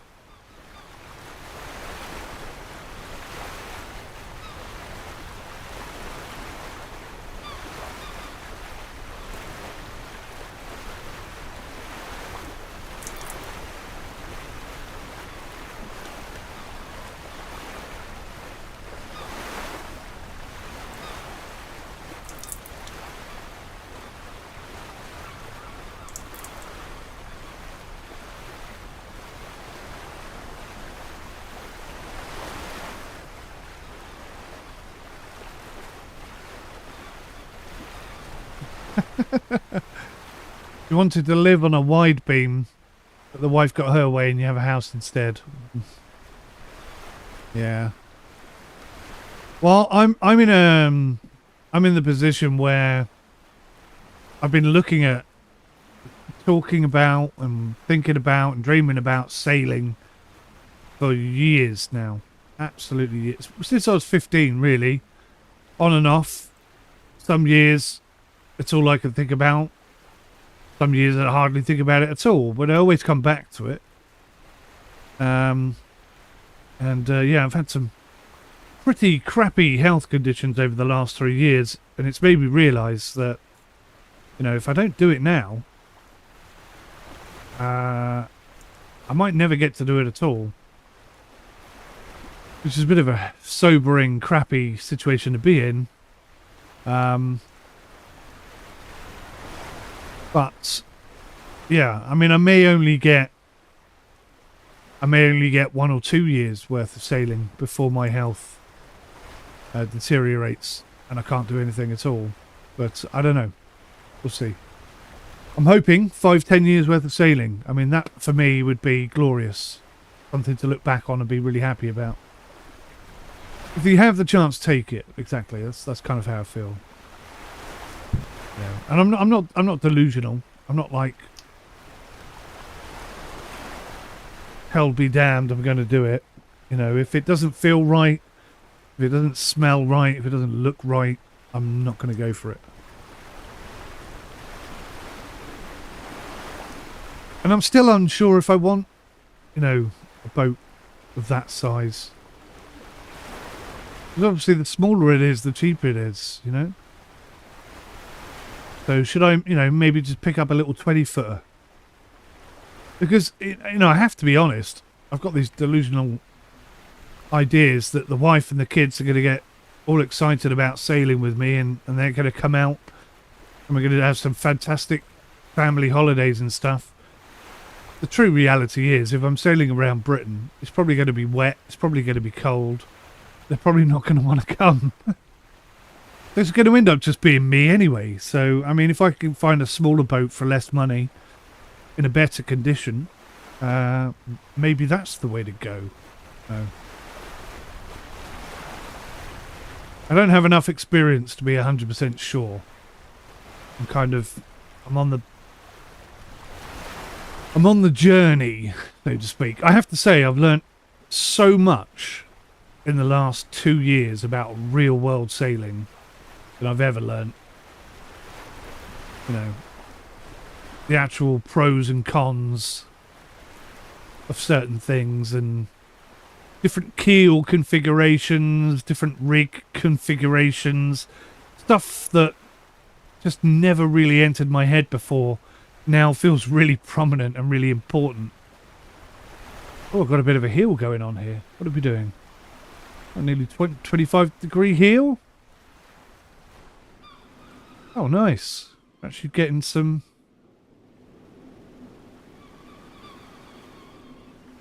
Yeah, we're doing about 5.3, 5.4 knots. Pretty much the fastest we've been all day.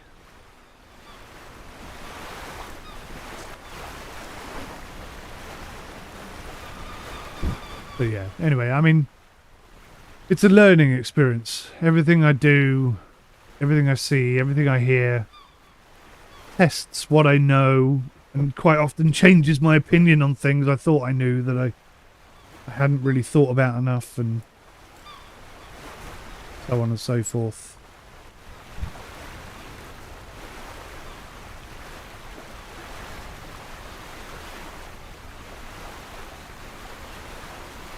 Kind of need to take a week out and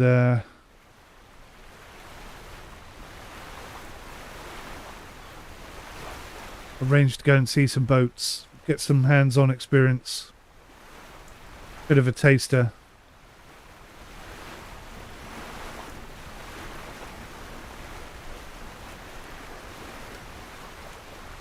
I've got some friends as well, about the same age as me. They keep hinting very nonchalantly at the idea of wanting a boat themselves. And I just wonder, you know, I've never really considered doing it, but splitting the cost of a boat between 3 people is obviously going to make things a lot cheaper. Potentially open up what we can afford. I'm sure it has lots of negatives and downsides as well, so it's a tricky one, isn't it?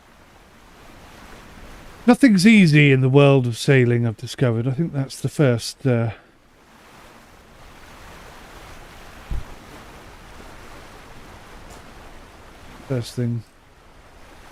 to be aware of. First thing to accept.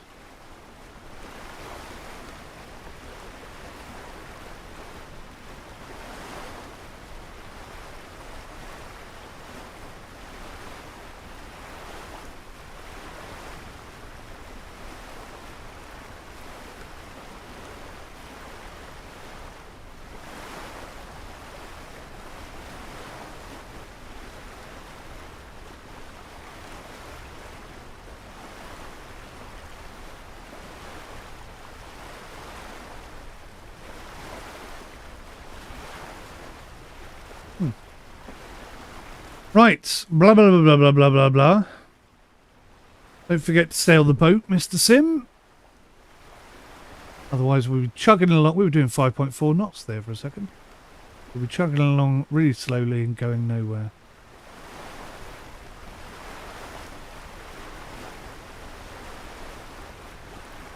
Can you rent a sailboat for a holiday just to see if the family like it?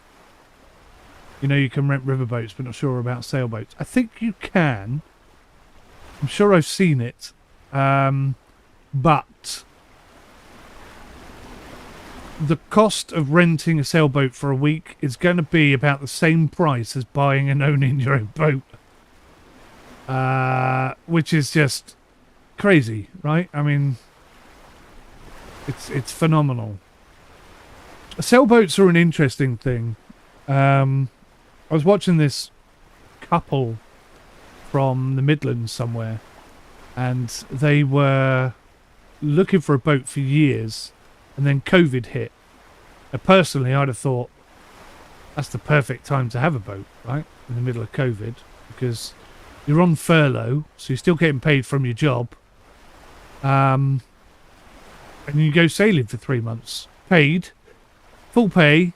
Whilst you're sailing. I mean, I can't think of a better time to ever have gone sailing, really.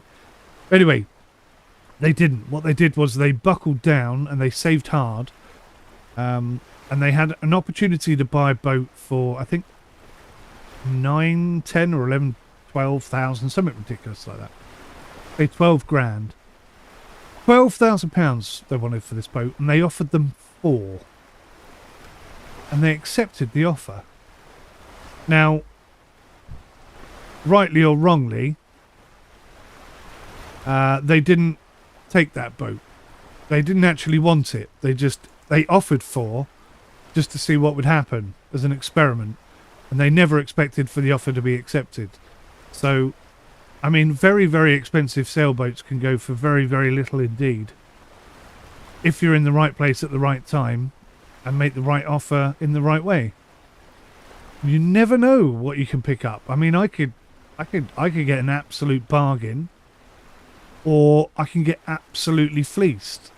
It's almost cutthroat. It's weird. It's very strange. You got to remember, it's expensive to keep a sailboat. In Britain, at least, after October, people tend not to go out on their boats at all. They tend to just put them in a marina somewhere and pay, lots of money just to leave it sitting there doing absolutely nothing. The people are kind of, pardon me, against that.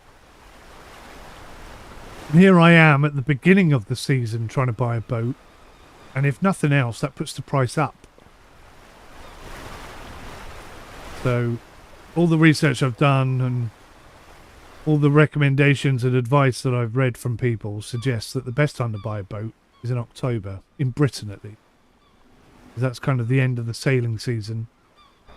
And, people aren't very keen on keeping their boat for another year. They're more willing to get rid of it. So, I mean, there's always an option, I suppose, just to get a little... I mean, initially I started off, I wanted to get a dinghy that I could keep in the garden. So no mooring costs whatsoever. And just run it around on a trailer on the back of the car. Well, I got a trailer hook put on the back of the car a couple of weeks back. Specifically for that reason. But then, when I started talking to the wife, saying...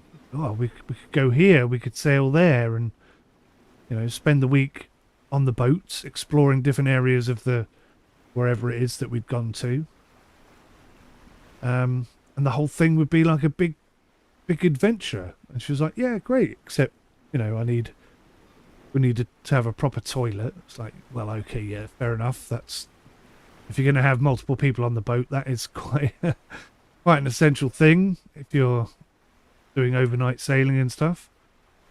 So that immediately grows the boat from a dinghy to at least a 17-footer, at least 18, 20 foot. And then you start thinking about comfort, how practical is it to be in such a small space for a long period of time? It just never ends. You're going to end up with a 50-foot sailboat. A 50-foot sailboat with a 6-berth, a shower, jacuzzi, helicopter landing pad on the back, obviously, just in case. It just gets out of control so fast. So anyway, rather than babbling on too much, I'm trying not to do that. I'm trying to keep my feet on the ground. I'm trying to be practical. But I need to go look at some of these boats. There's a couple I'm really interested in.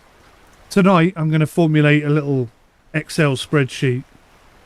Write down all of the boats that are available, the prices, the stability quota, the comfort rating, all that sort of stuff, and just carry on. Hey Kev, where am I now, mate? I've just passed the Foreland. So we're about halfway to Ilfracombe. Still struggling at 5.3 knots. We're not quite into the good wind yet.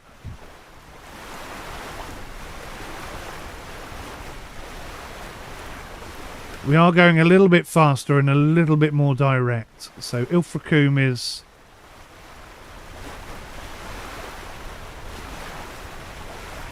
there-ish. And we started there. So we're halfway to our destination. We're supposed to take 3 hours, according to Savvy Navi. But we've already done 4 hours. And we're only halfway. So this boat is not a good boat for sailing. It's slow. And there's not much adjustment I could do on the sails. And I don't have any bigger sails either. I don't have a different sail configuration that can help me go faster. I just have a jib. I don't have a storm jib, so I can't have it up in the stormy weather like last week. And I don't have a bigger sail that can help me go faster either. So very slow progress, but progress.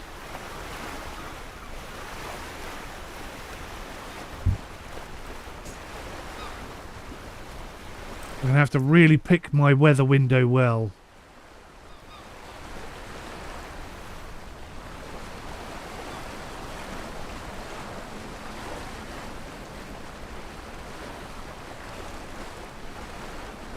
Must be a lot of barnacles on this boat, that's all I can say.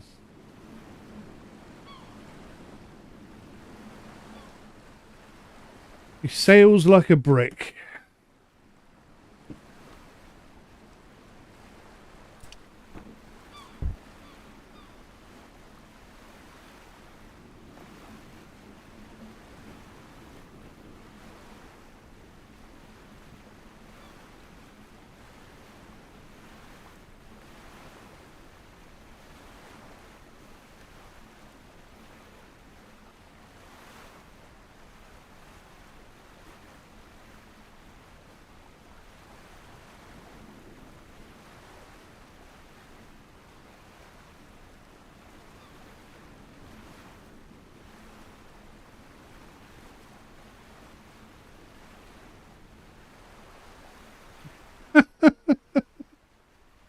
What?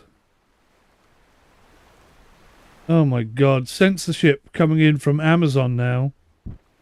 They've just sent me an email saying one or more of your posts were found to be outside of our guidelines. In order to help customers make informed choices, we encourage them to review the product and information related to it. However, posts which violate our guidelines or conditions of use will be removed. If this continues, we'll remove your community privileges from your account in accordance with our conditions of use. Good Lord, what did I write? What did I write? I must have written something awful, mustn't I?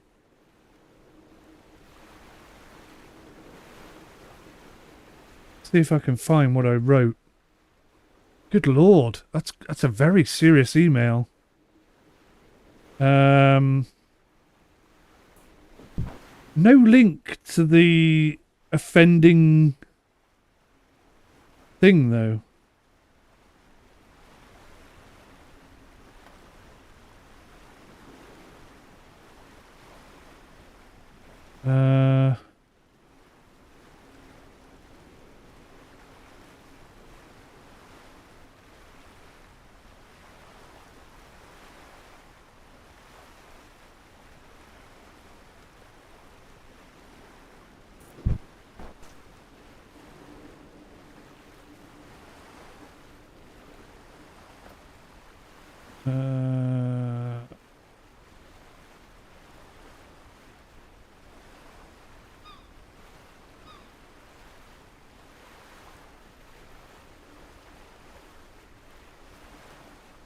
Who is this from?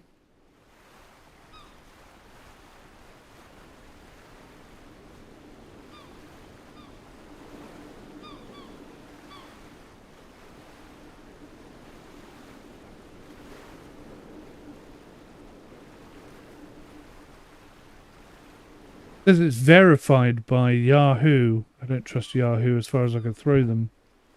I want to see the sender's information. Why won't you show it to me? This is Amazon.co.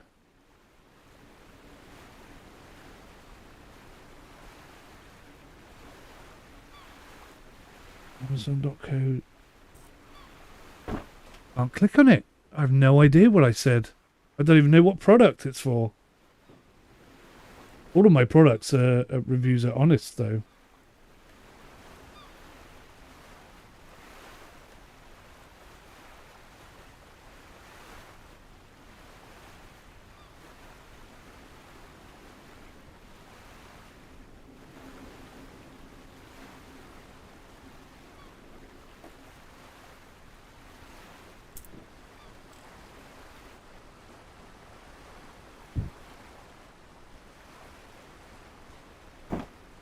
Look.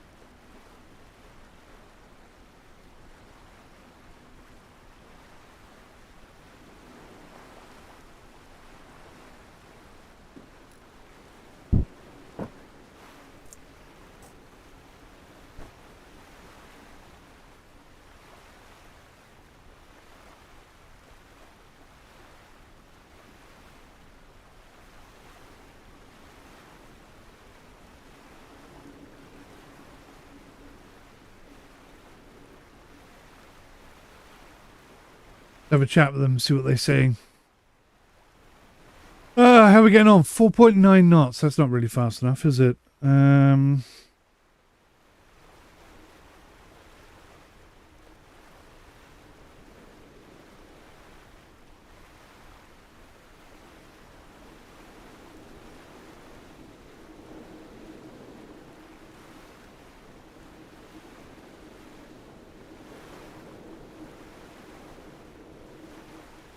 Trim this boat out a tad more. 4.8 knots. The wind has dropped a bit. I'm wondering if we're getting too close to the shore. That might actually be sort of counterproductive. Let's head out to our original marker and see what we could do.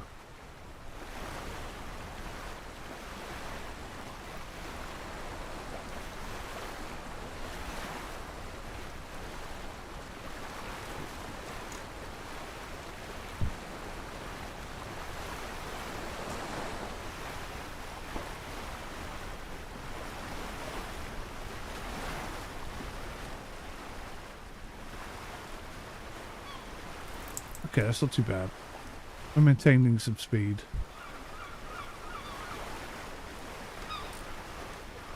We'll sail on and see how that goes.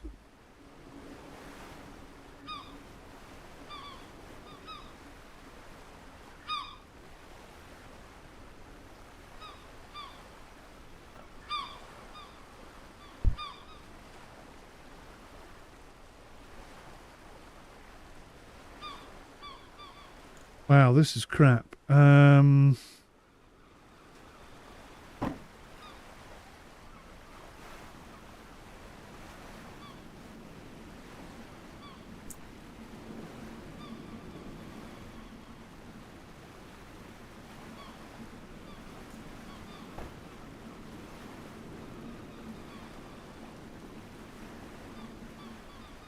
Right, we'll see how we do here.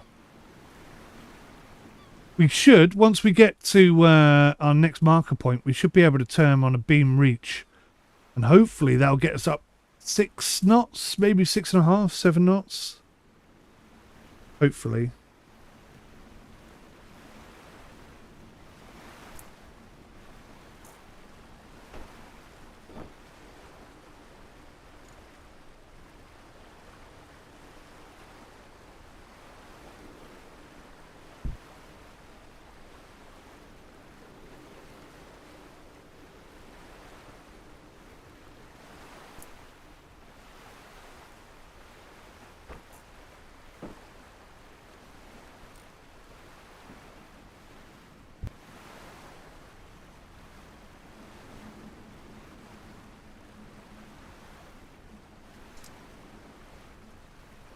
Up to 4.6, bit of trim required.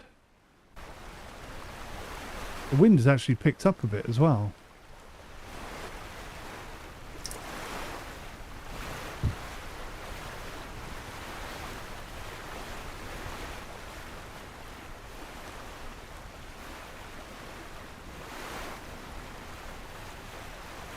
I have to suffer this slowness for a little while longer because if I drop the backstay,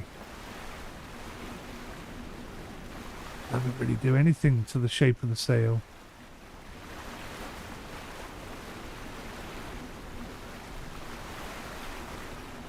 Can't get much else on it. You had a look in the community Discord server and you couldn't find a channel for this game. Is there a channel for it in Discord? There is a Discord channel. Which one are you talking about, Irvine? Are you talking about the Sim Shack, or are you talking about Sailaway itself? Sailaway has its own Discord server.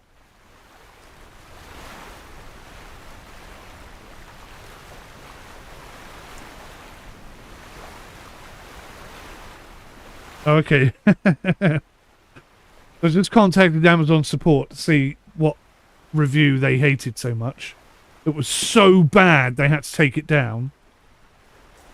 Protect you people out there from me. The Sim Shack. Oh no, there's not one in Sim Shack for this. Prior to last week, I didn't know anybody had this game other than me. But we could probably create one. And jump in it. A bit of a sailing channel, something like that. It'd be nice to have a few more sailors in the Sim Shack. I do like my sailing. I do miss it. And if Spike is still in chat, he'll be steering us all towards oh god, I've forgotten the name of it now.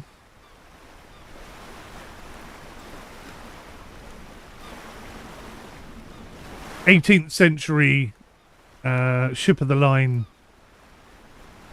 game. The hell is that called?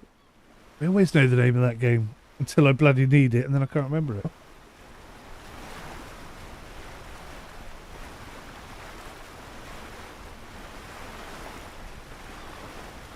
Getting a bit warm in here. The old extractor fan on the go. Come on, speed. 4.9 knots is rubbish. For that backstay where it was.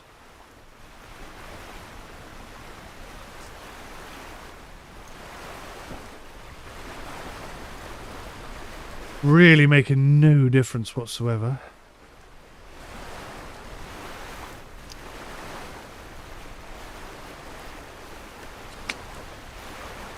.7 6 terrible speeds.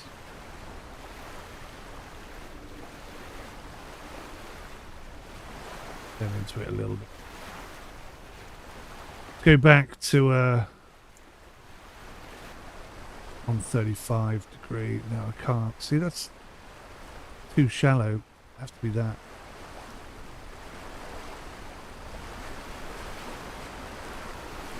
Right, so we're getting a bit of heel there. That means we're getting a bit of speed.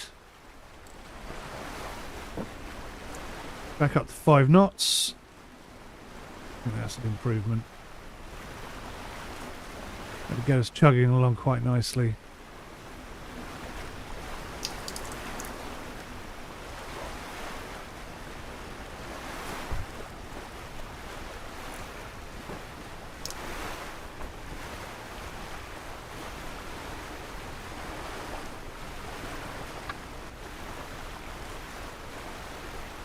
When we get there, it's a hell of a long way down.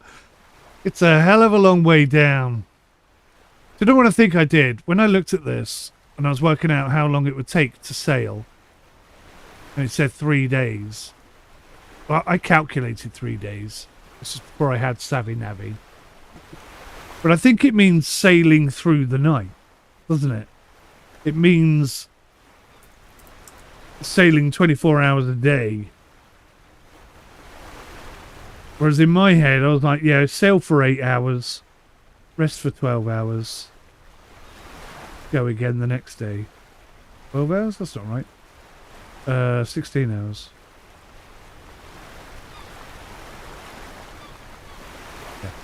Yeah. Sail for 8 hours, rest for 16 hours. That's lovely sailing, but no. I think what it meant was 3 days unrelenting sailing, which is a hell of a lot. It's a good job I didn't buy that boat, I tell you what. I'll be in Cardiff now, expecting to be home by Friday. And by Friday, after an extremely hard slog of sailing, I'd probably still not even have reached St Ives. Pretty intense, isn't it?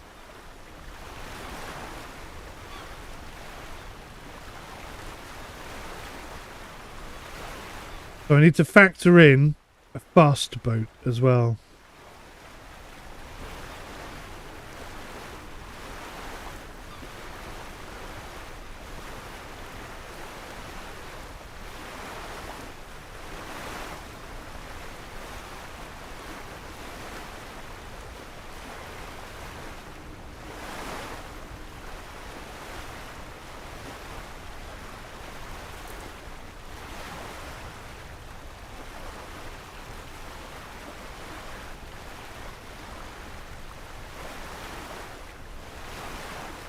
Boat trailers, guys. Let me tell you about boat trailers.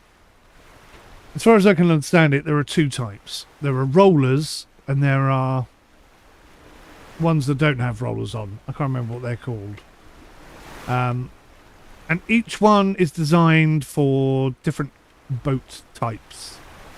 So if you just have a single keel, then you need one type, and if you have one of those split keels, I think they're more like sporty boats, then you need a different type, because you've got to rest the boat on the keel basically.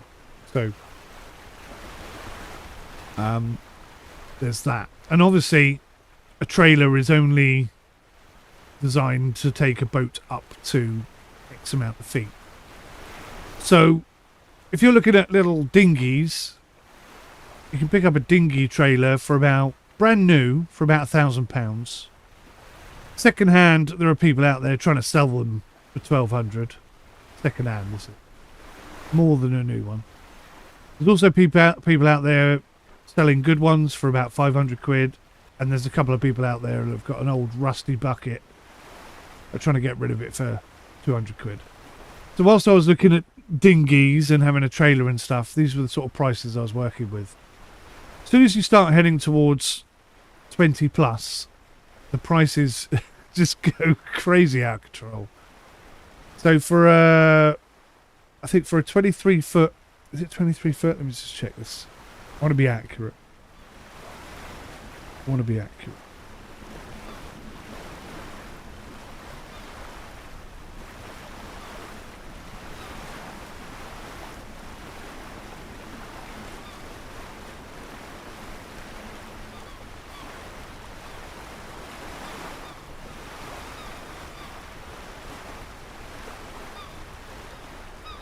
It's called an extreme boat trailer.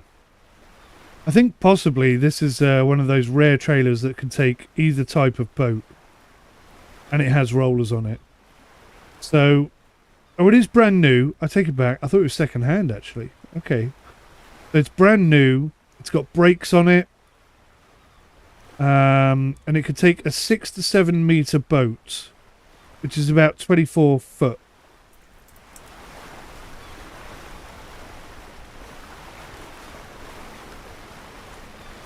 So that's naughty. They've called it new. Oh, that's cheeky as hell. So they bought the trailer to transport a boat, and now they're trying to sell it for $5,000. But they've got it written down as new, when it clearly isn't new, because they they say themselves they bought it to move a boat. So it's not new, and they're really, really, really a bit cheeky there. But I don't know how much they are new. Anyway, for very, very nearly new, and it does look very nearly new, for a 26-foot boat, I think is the maximum you could put on it.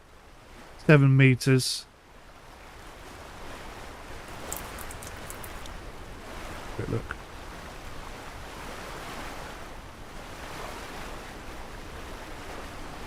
$22. Oh, not even as big as I thought. Okay. So 22-foot boat. $5,000 just for the trailer. Woo. Mamma mia. Crazy prices. Just for the trailer, that is. $5,000. Wowza.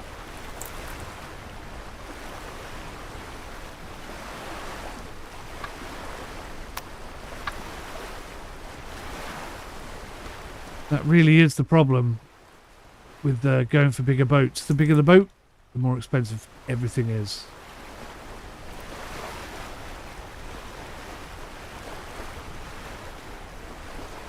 And being in the south, you can double that or triple it as well.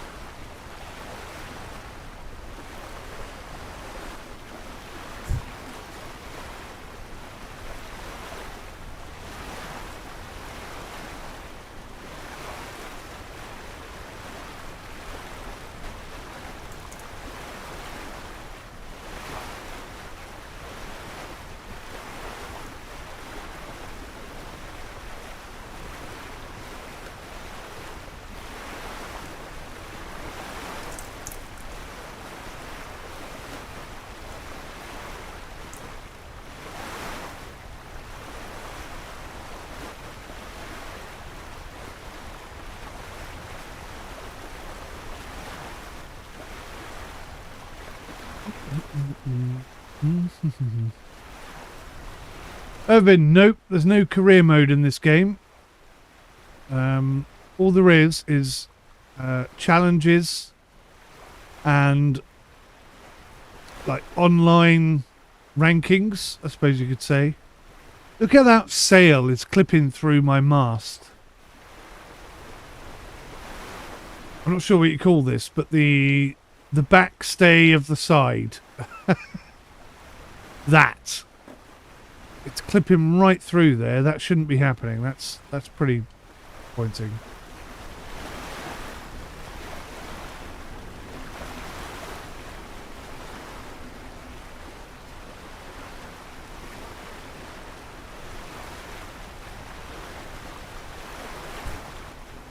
Five knots. Come on, baby.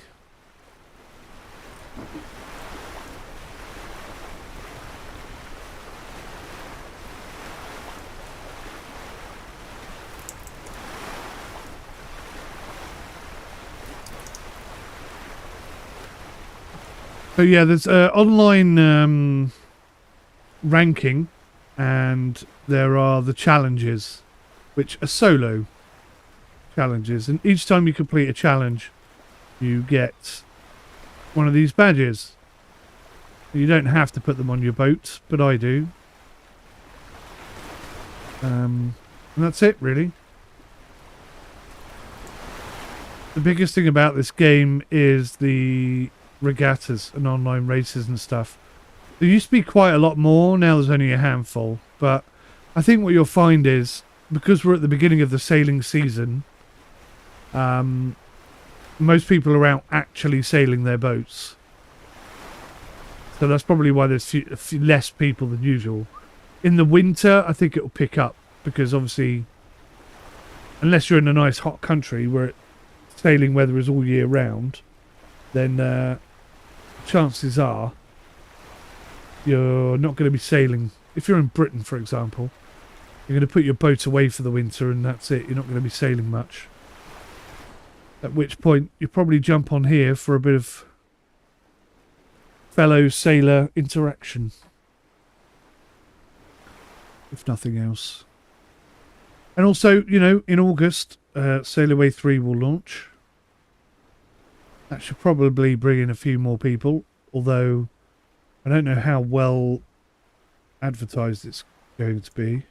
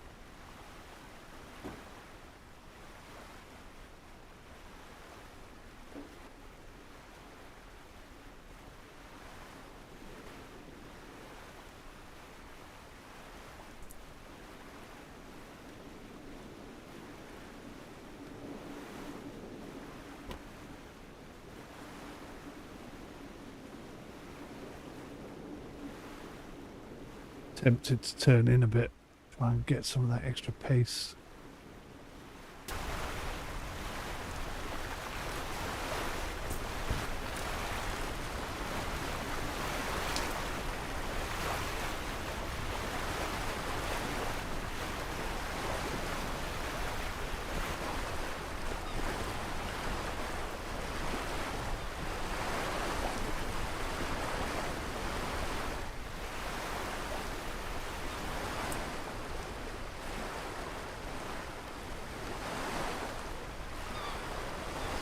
Ay, ay, ay, this is a slow boat.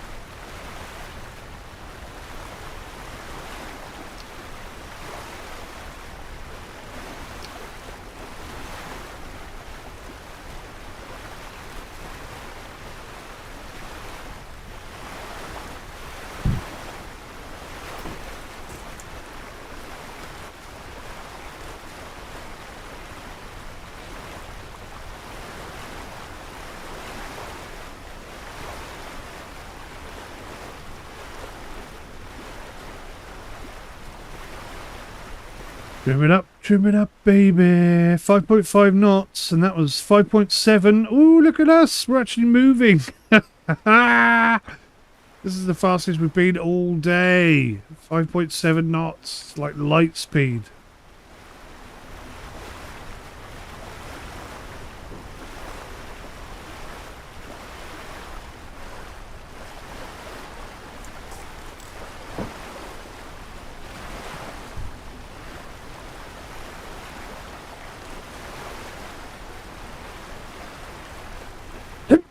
Oh, excuse me.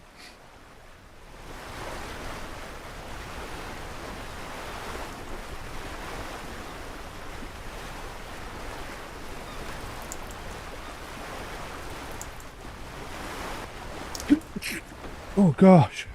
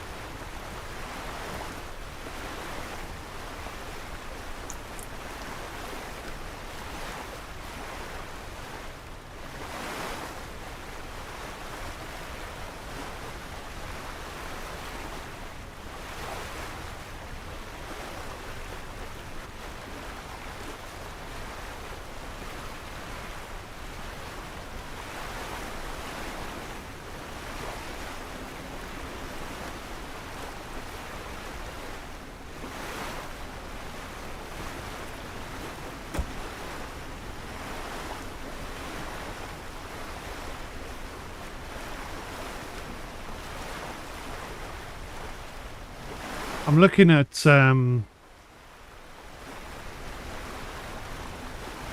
windy.com, and it seems like the good wind has moved further out into the Bristol Channel. So whereas it's 12 knots at the moment, having said that, the maximum sort of wind is about 12 knots in this area.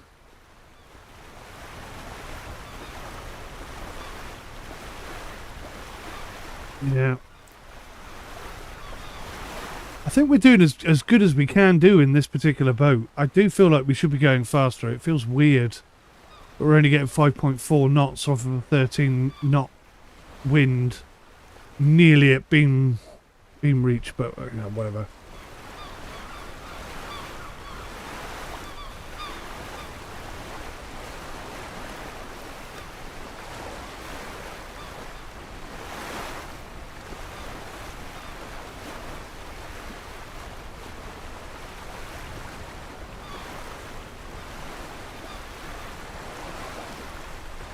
It's what it is.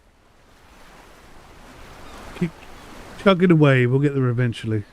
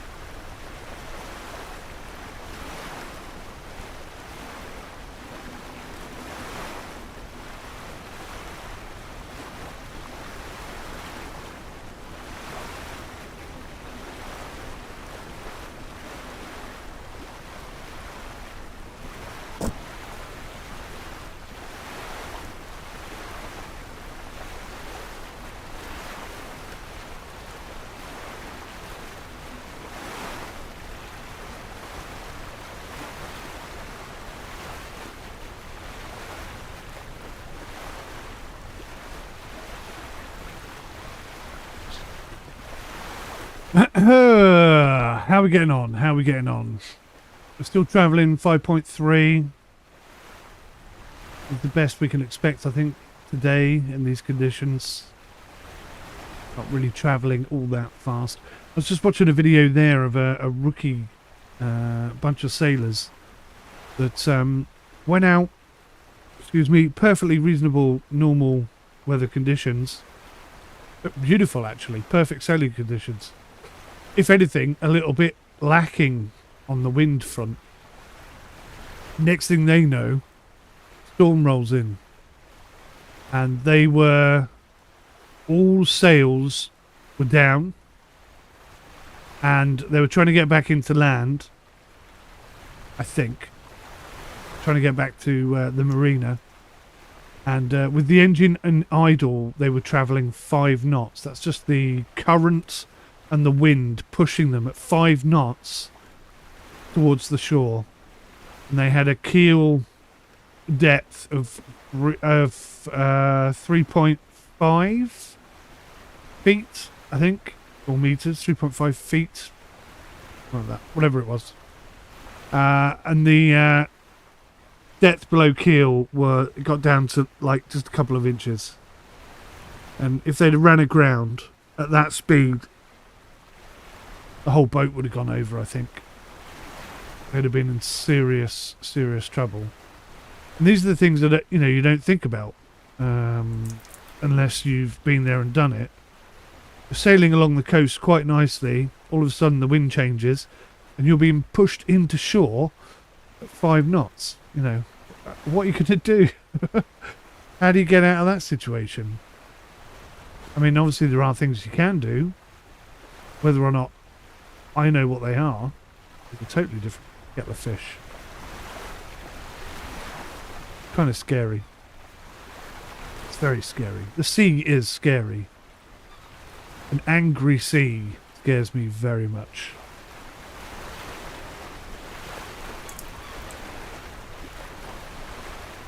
I think it's healthy to have a fear of the ocean. Keeps you alert. But hopefully keeps you safe. Yes, 11.6 knots of wind is not producing anywhere near the sort of speed I was expecting today. I thought we'd be going twice this speed. We'd already be at Ilfracombe now, in my head. Based on my calculations from the wind speeds this morning when I looked. Once again, proven wrong. Another learning curve. You're only going to get the speed out of the boat that the boat is capable of. And there's not really much I could do with the sails to sort of adjust them to be more, shape them better so that we get a faster rip speed through there, but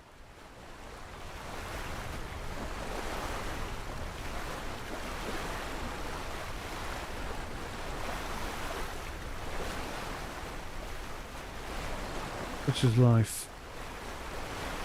All I can hope is that when we get to Ilfracombe and we get a broad reach, we can really let loose, really get some speed up.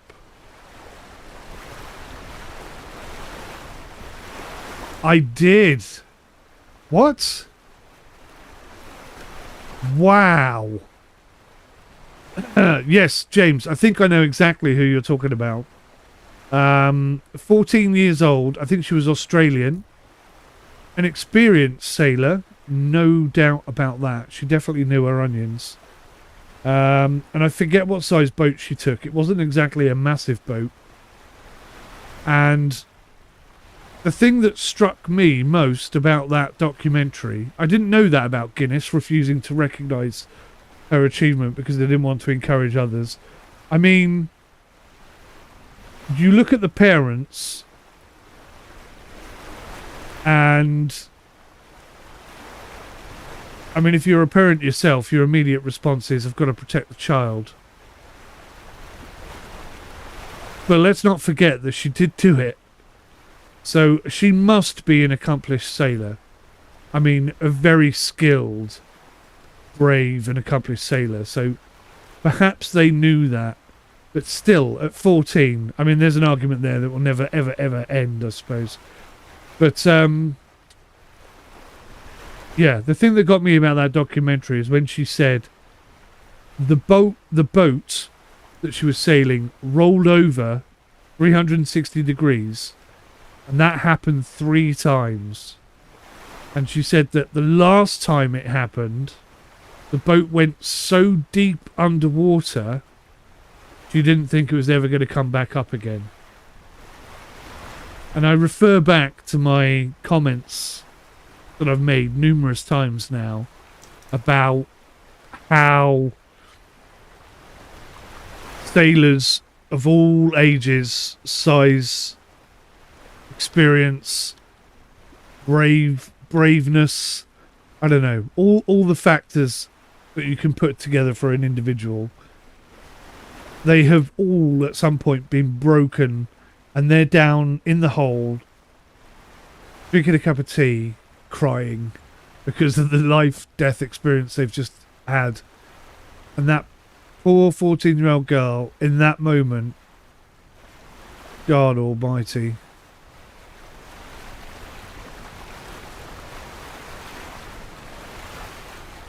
Just, I don't even know where to begin with that. How would I even process that as an individual? Put it this way, I mean, if I went sailing and I had my family with me, my daughter and my wife with me, or even just friends, you know, even just friends, and we got into a situation where it was so dangerous, it was so bad, we locked ourselves into the galley or wherever, and the whole boat rolled over and submerged, and it got so deep, and you're looking at this out the windows, right?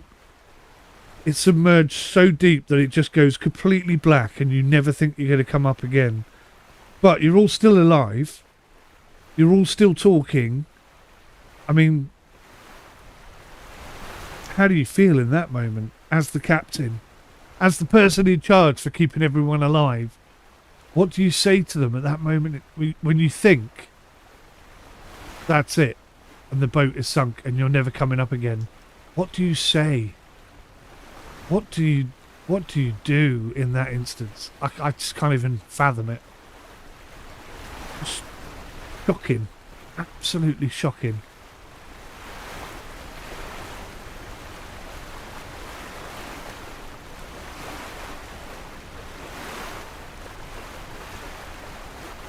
She had no support boat.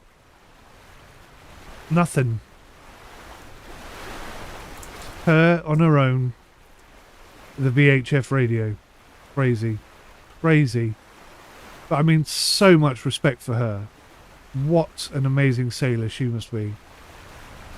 And so brave. I guess the telling thing would be, if you asked her, would she ever do it again?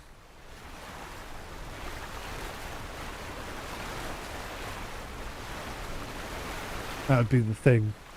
Would she do it again? Could she do it again?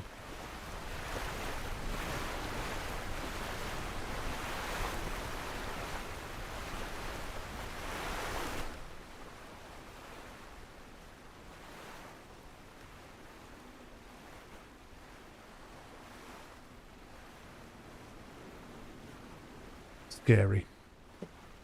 I'm going to Google that. I'm going to see what size boat she was in. All the way around the world. I think it was like 21 foot, 22 foot, something like that.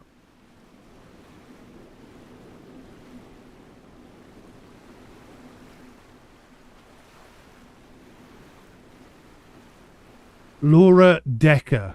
That's her name.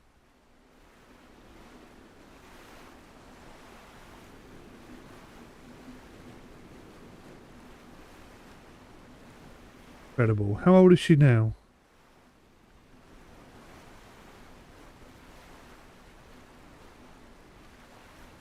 Oh, I was totally wrong. Bloody hell.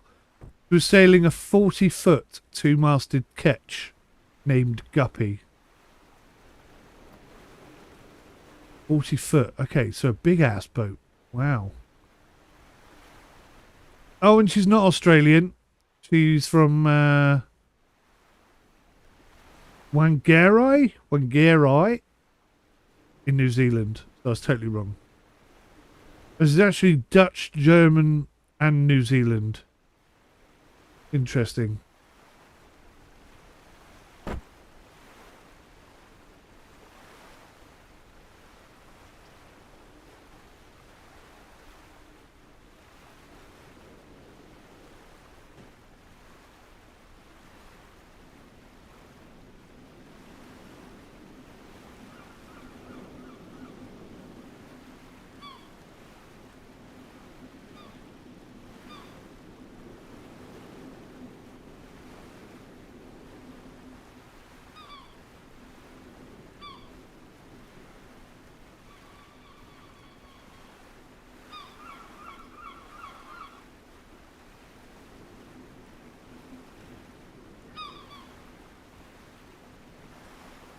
Wow.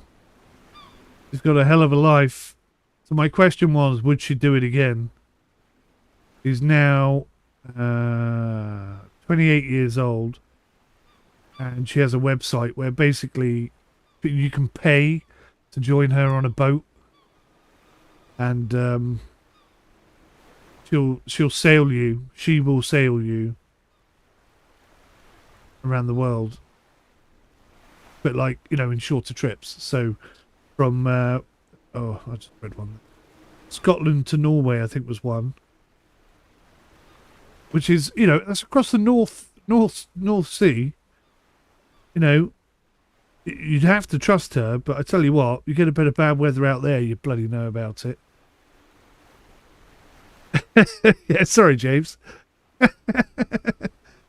Yeah, I mean, that's the reality though, isn't it? You just damn scary.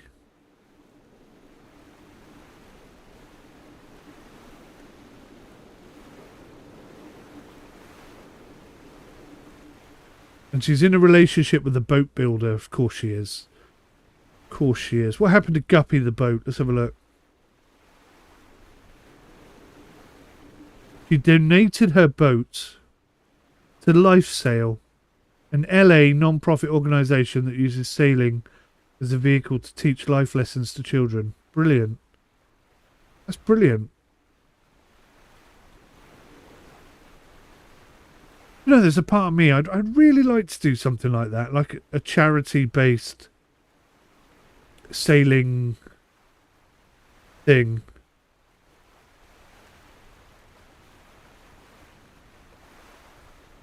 Okay, Yachting Monthly are calling her Dutch.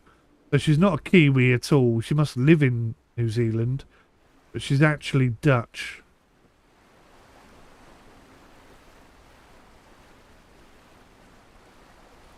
Wow. Wow. I tell you what, James, ready yourself for this, mate. Not only did Guinness refuse to recognise her achievements, but she, I'll just read it out. She faced the scrutiny of a critical media, obviously, for sailing at such a young age. She had court battles with the Dutch state. She had to undergo psychological testing, and they confiscated her boat. And they even threatened her to be removed from her parents. Wow. Wow.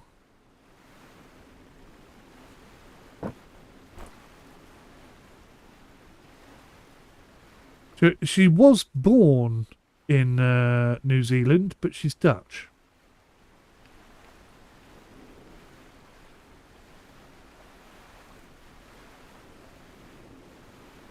Yeah, so I mean, they're a sailing family, right?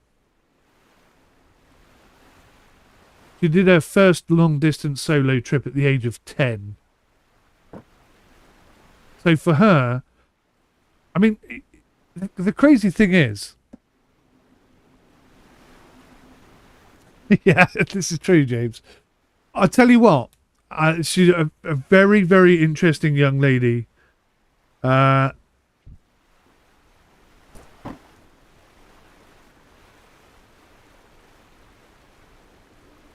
In fact, they did confiscate one of her boats. Um, she's done an awful lot. She's a hell of a sailor.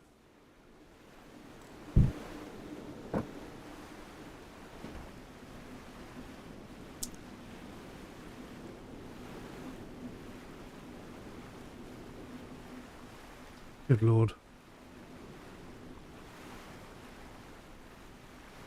They obviously had a bit of money, though, this family. I tell you what, because it says here that she had her boat confiscated by the Dutch government.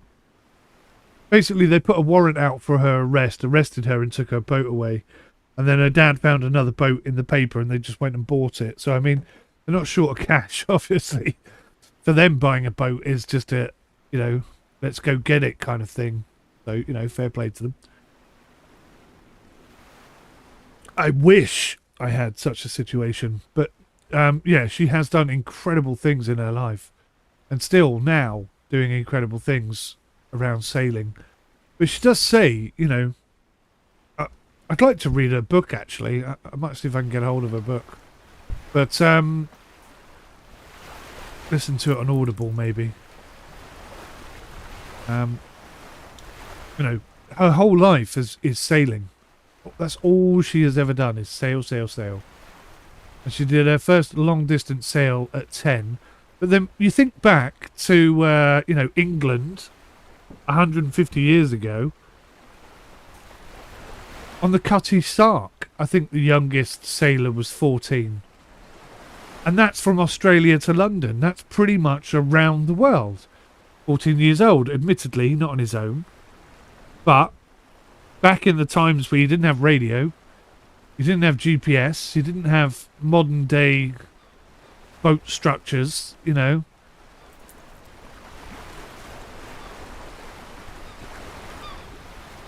It's a really tricky one, isn't it? I think the only thing you can really do is just say, wow. Fair play to her.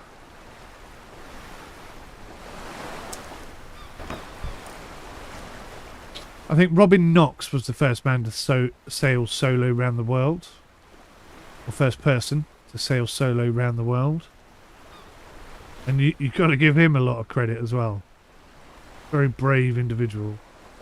But again, you know, he's a sailing fanatic. All he knows is sailing. It doesn't seem that crazy to him.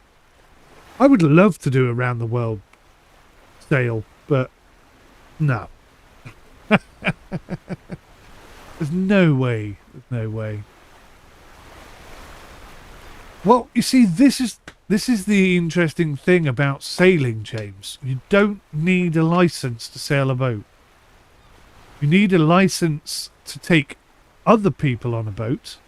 So you need to have a license and insurance in order to charter, you know, to take people from A to B. For that, you need a license. But to take yourself on a boat into the middle of the ocean, you don't need anything. I think it's fair to say it's one of the last free things you can do, because everything is controlled by the government now, isn't it? Absolutely everything. You can't put a flipping shed in your back garden without permission from somebody else. I mean, the world is a horrible place right now. There used to be a time where you used to just get on with your neighbours and, you know, work together, and you'd accept them for their positives and you'd put up with their negatives, you know. But these days, people are just so pompous and ignorant and arrogant that, you know, it's not like that anymore. They would much rather go to the council and say, I don't like what my neighbour's done, than knock on your door and say, can we have a chat about your shed or something like that? Do you know what I mean? Crazy world. Like I say, less than 100 years ago, or a little over 100 years ago, kids of 12, World War One. World War One. There were kids aged 12, 13 and 14 going to fight against the Germans in World War One. I mean, What? Do you know what I mean? That's just crazy. That's a little under 100 years ago. It's madness.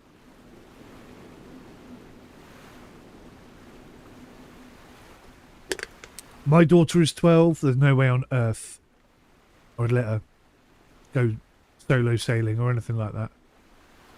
Even if she was an experienced sailor, I just couldn't do it as a parent. Couldn't stand it. I'd be having a nervous breakdown every 10 minutes. I'd be useless. I'd be incapable of doing it.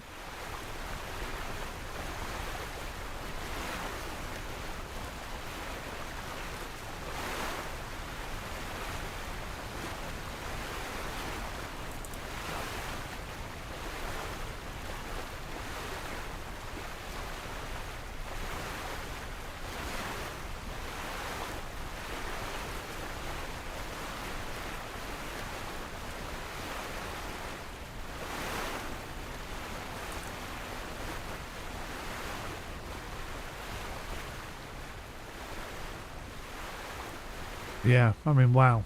Mm-hmm. What an achievement.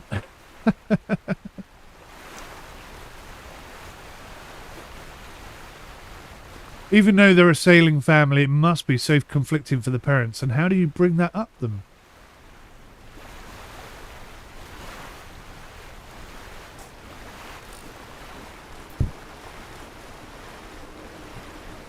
No. The boat doesn't even have to be seaworthy. I mean, if you want insurance on a boat, then yes, it needs to be seaworthy, and it needs to have a proper surveyor come and have a look at it. Probably issued by the insurance company, I would imagine. But I mean, no. I mean, you can literally buy the plans for a boat, build it in your garden, take it down to the beach and set sail. I mean, there is nothing, there is no law stopping you from doing that. It is one of the last free things to do.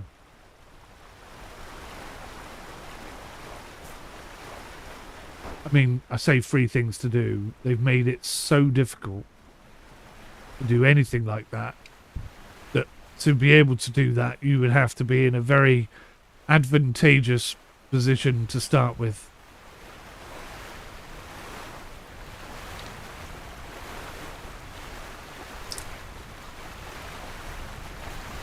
But yeah, it's an interesting area.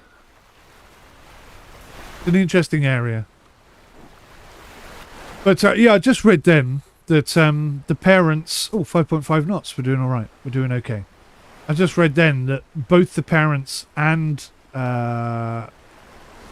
the young lady herself, Miss Decker, I've forgotten her first name already.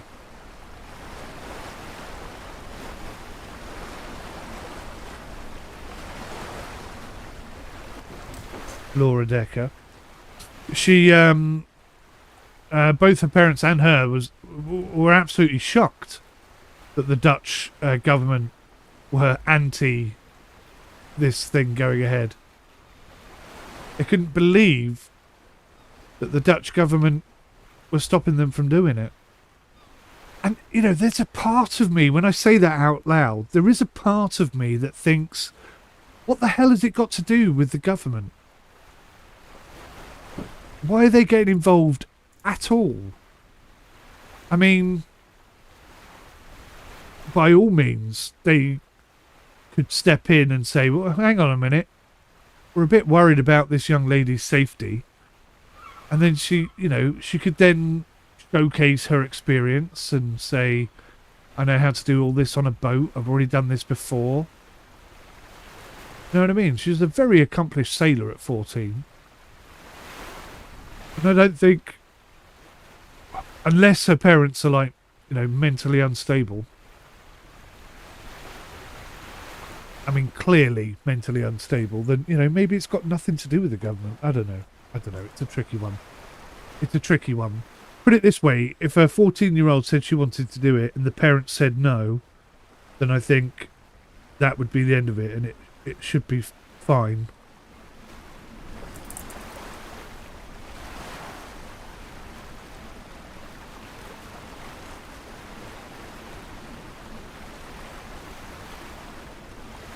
Tricky.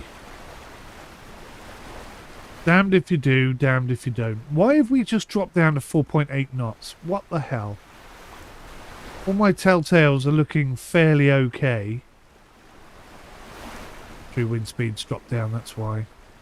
Dropped down to 10 knots. If I switch to Windy app...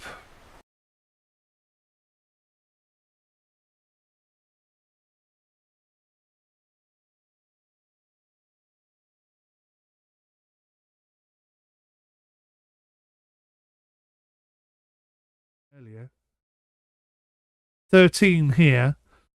So if we get past Heartland, we might find some more speed.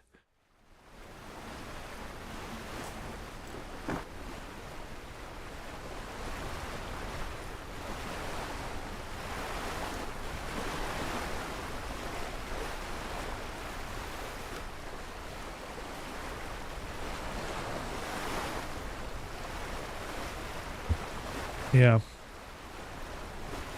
It's an interesting situation, that one. But she did it. She survived.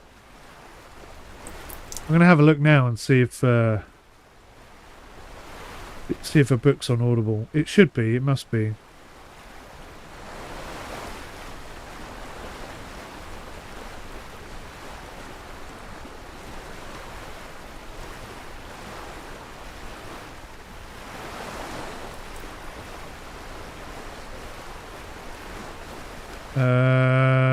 Okay. Nope.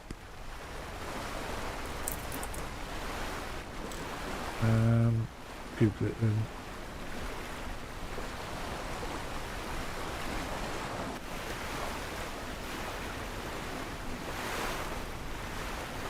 So her book is called One Girl, One Dream. Let's see if that's on.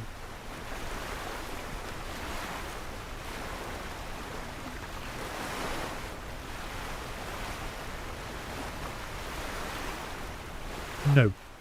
Not on Audible. Interesting.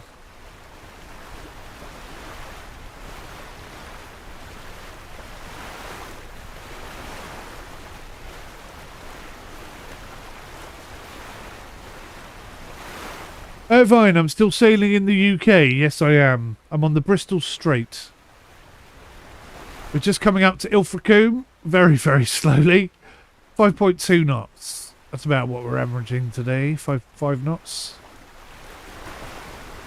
Been a nice sail. It has been an enjoyable sail, but not really made the progress I was looking for. 5.5 hours. Have I really been sailing for 5.5 hours today? Crikey Moses. It's supposed to take 3 hours, this route, to get from where I was down through to Ilfracombe.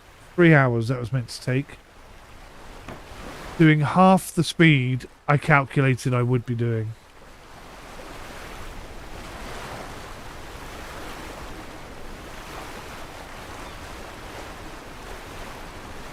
Shocked and appalled. I'm going to turn my angle in a bit more.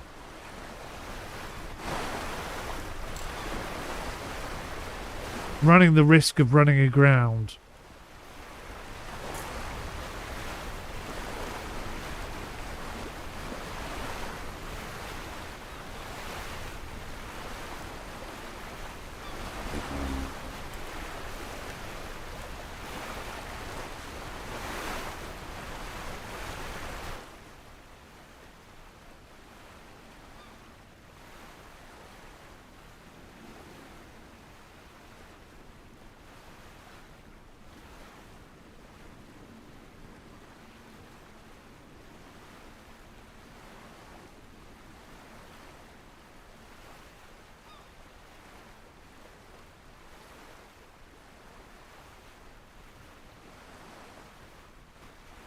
Exactly right, James. There is a big difference between competence and confidence. I think if you can demonstrate her competence, then the government should just keep their noses out. You know, if they're not bloody crazy, and she is a confident, competent sailor, and the boat is stable and, you know, in good working order, then it's not. I mean, it almost feels like you're sending her to her death, right? But there comes a point where the government can't decide everything. And like I say, you know, a little more than 100 years ago, kids of 12, 13 and 14 were sailing all over the world all the time. Admittedly, not solo, but I don't know, actually. I mean, some of them might have been solo. Take that back. Look at this, 5.4 knots. I thought it was going to keep going up. It stopped. It's pointing. For a second there, I thought I'd actually found a good trim for a bit of speed, but no, didn't happen. Irvin, so when you get to your destination, does the game know where you left off? The game, yes. So the game tracks your boat constantly, even if you're offline. It keeps sailing. And up in the top here, right, get it to show up. Up in the top here, you can click on this and you can tell the AI what to do when you're offline. So at the moment it's set to anchor because I wanted it to anchor, but you can just say sail the laid out track, and then when I'm offline the AI will try and get on this route and sail it regardless of what the wind does, but it won't adjust the sails and stuff. I don't know, maybe it does.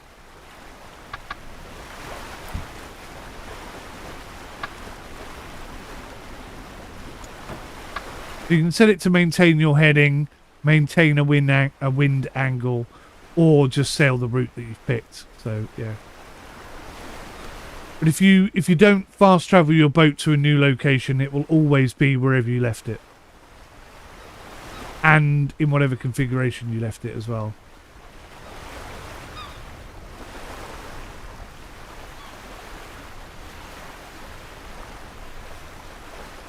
If you ran aground, it would still be ran aground when it returned. Oh yeah, it's going to be dinner time soon, isn't it? What's going on here? Let me look. Yeah, it's 5:30. Oh my god, we're not even going to make it to Ilfracombe. Alright, well, change of plans.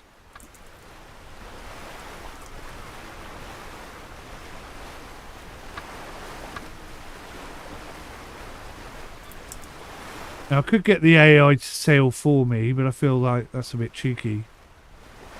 I'm going to head down here into the bay.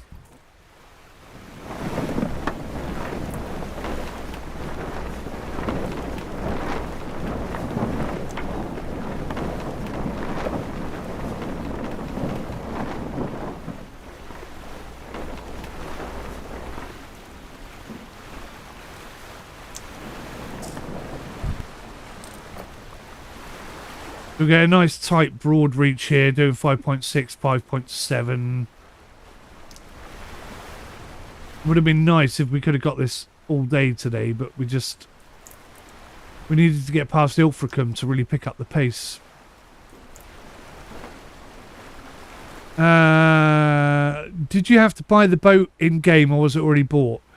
I'll cut a long story short and say that it's in the game already. If you buy Sailaway 2 Pro, then you will get access to quite a few boats, actually. Probably about...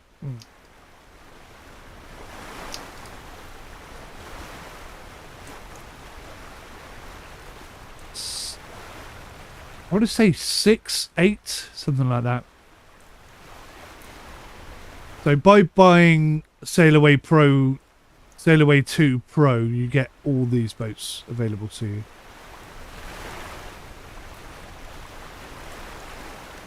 Damn, this boat is slow. I thought she was going to be faster.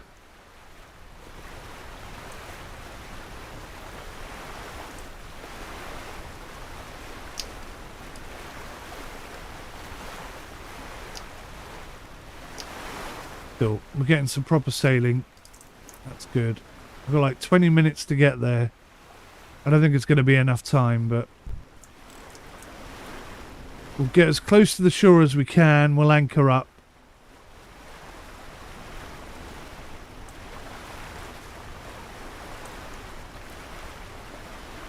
And we'll leave ourselves for another flight. James. Exactly. What a good point that is. How old was Lewis Hamilton when they first hit 150 miles an hour on a racetrack? Similar argument there too. And in fact, if anything, I'd say that that's vastly, well, I don't know. I was going to say vastly more dangerous. But maybe it's not. But yeah, I mean, excellent point. I mean, where do the government have a right to be involved and where do they have to just step off and let the parent decide? I think ultimately, as long as the parent isn't like mentally unstable, then it should be a parent's choice. If they love their children and they want to protect their children and they believe that they're capable of sailing around the world, then that should be it, really. So what if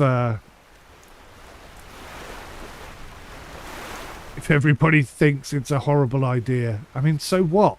She did it. That's the thing. She did do it. And there are some very grown-up 14-year-olds as well. Let's not forget that. There are some 14-year-olds that are more mature than adults. There are some 14-year-olds who still think they're 8 years old. I mean,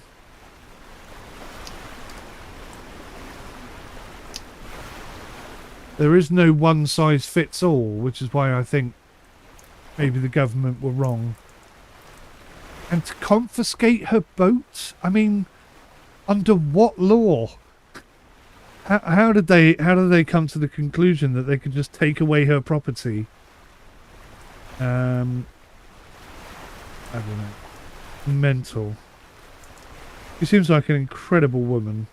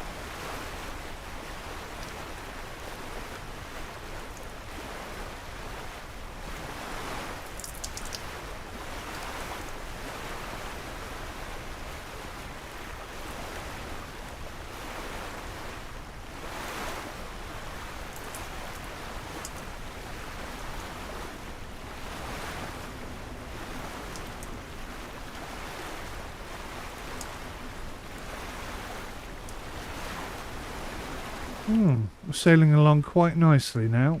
A bit of heel going on. Nearly at 30-degree heel, in fact. So I'm kind of thinking maybe this particular boat, perhaps it's not really capable of going any faster than sort of 5-6 knots. Maybe that is its maximum capacity.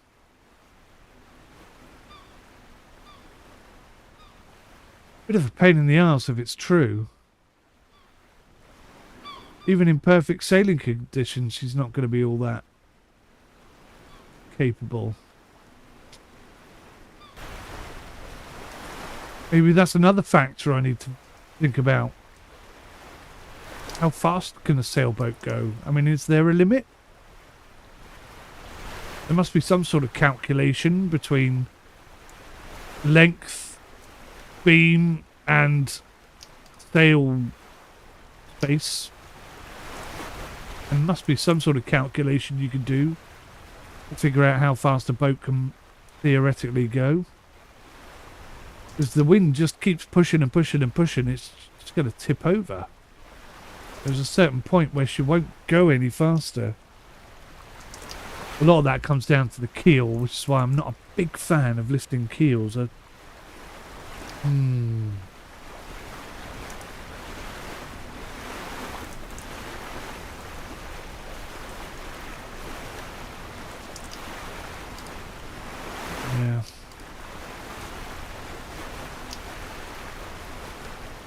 No. So much to learn.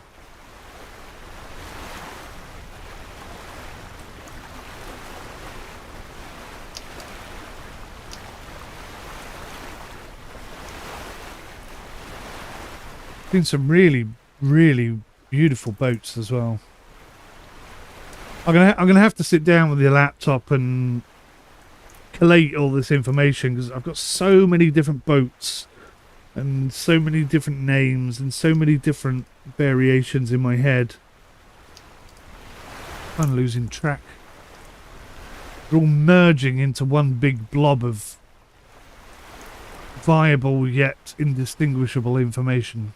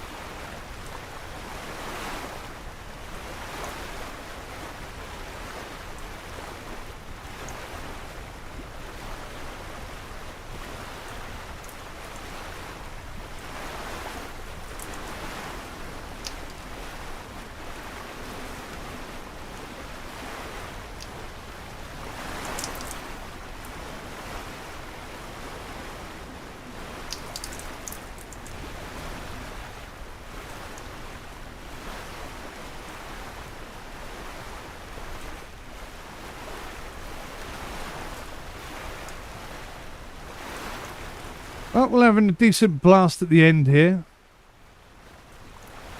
With some nice speed up. 23 meters depth at the moment. That's probably too deep to anchor. I've no idea how much anchor this boat would have.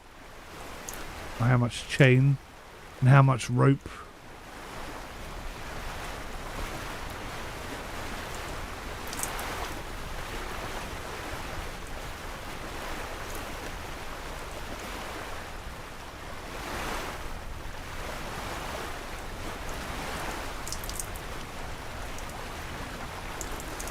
You got to do, I think, I was taught, 4 times the depth plus something. I forget what it is now. Been a while since I sailed. 4 times the depth plus 10 or something like that, or 50%. So, I mean, you'd be looking at 100 meters of chain there, 100 meters of anchor, which is, I think, too much. Too much for this little boat. I don't think the anchor would even reach the ocean floor at this depth. We've got to get closer into shore. I can see a section there that's 5 meters deep. I think that there would be perfect for us. It's 8 meters there, 6 meters there, so anywhere between this and this. And I think we'll be alright. I think that'll be suitable anchoring conditions. But yeah, a little bit disappointed with the wind.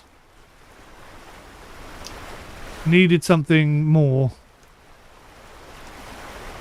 I needed more wind in this direction. Is basically what I'm looking for next, I suppose. So when that sailing day comes, I don't know. I don't have control over the weather. But yeah, I'm a little bit disappointed we didn't make more progress today. I really genuinely thought we were going to get past Ilfracombe and into some stronger wind, but hasn't really We've struggled to maintain 5 knots today.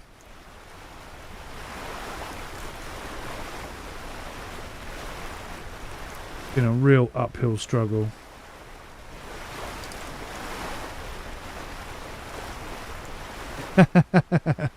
You got golf working and you just beat Ron by 1 shot. Congratulations, well done. Ash got plus 19. He was not caring about his practice round. Okay. Plus 19. That's not too bad for a first go for a rookie. Fair play.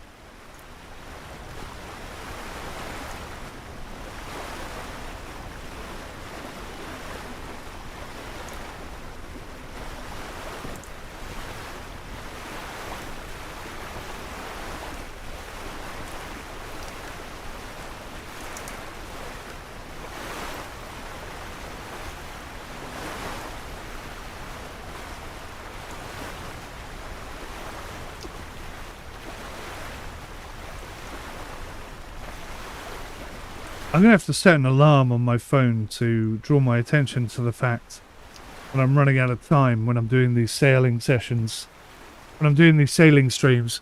I don't feel like I've been sailing for nearly 6 hours. It's madness. I can hardly believe it.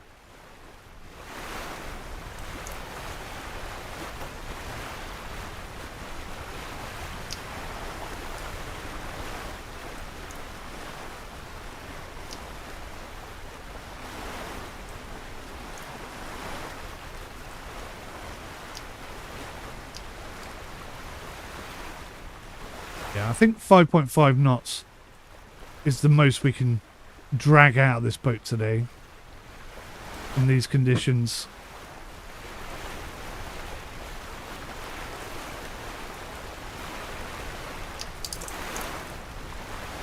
See how deep it is here. 20 foot, 17 foot, say 10 foot. So there... meters, sorry. There is 10 meters. So, I still think that's too deep. It needs to be more like 5.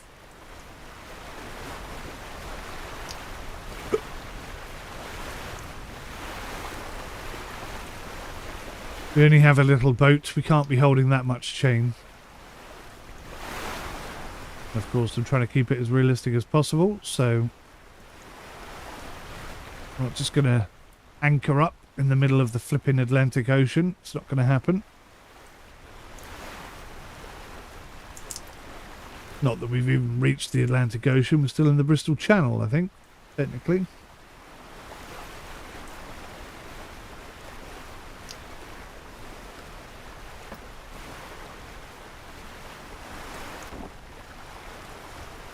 Ooh. It's been a good sail. Good experience, again. Learning good lessons. It's all good practice for getting out there and doing the real thing, I think. I was trying to explain... I was trying to explain to the chap I'm going to go see on Friday. He asked me if I was a sailor. And I said, I told him the truth. But I tried to tell him the truth. I wasn't quite sure how well he would understand simulation sailing. But we'll speak to him more at the time. I'm a little bit nervous about looking at this boat now with the knowledge that it's been sat in the water for 2 years. I mean, it's going to have to be taken out and anti-fouled. I don't know how much that's going to cost me, but it's going to need to be done. It's going to need an overall clean jet wash. I imagine the pictures that he sent are quite old compared to what the boat looks like and operates like now. So, yeah, I mean, don't quite know what to expect on Friday. It could be an interesting experience. Say, I'll take my video camera on my phone or whatever. Try and get some footage. See what possible outcome is. Oh, we must have been a lot further away from shore than I realised.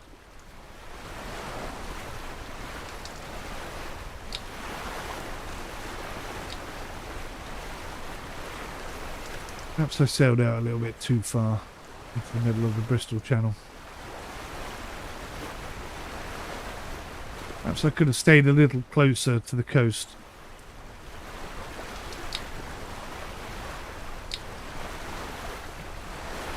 But on windy, still only 13 knots in the best conditions. Not going to help us too much, is it? Perhaps what we need is a 20 knot wind blowing in the direction that suits us.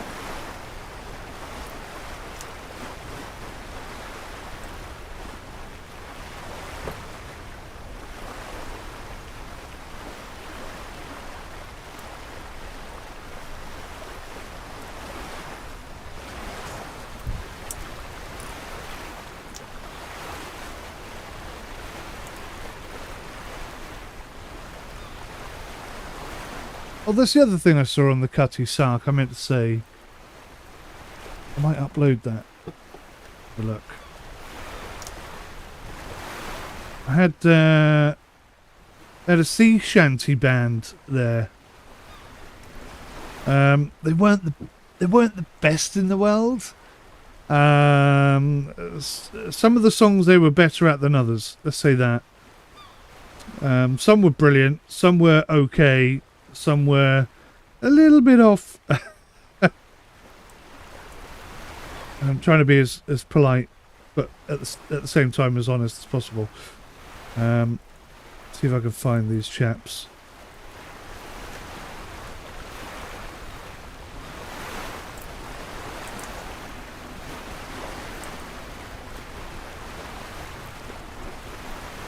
It must be there. There it is.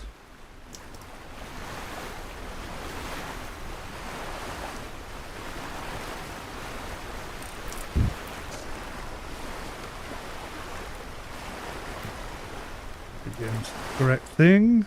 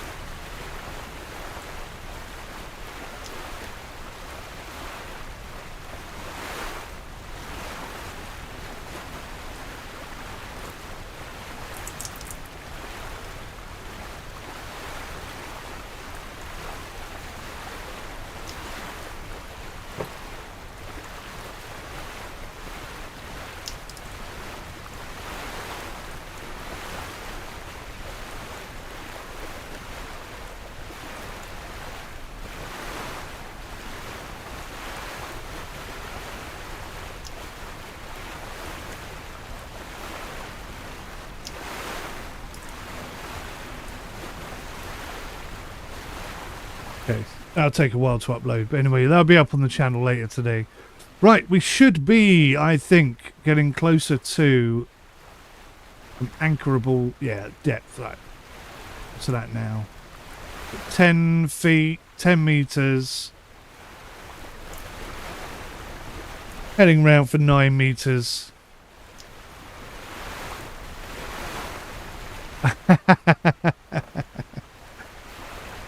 Check your Discord when you have 2 seconds. If you come to Hartlepool, you can come see a proper boat. I know which boat you're talking about as well. We've had this discussion before. And yes, that'd be nice.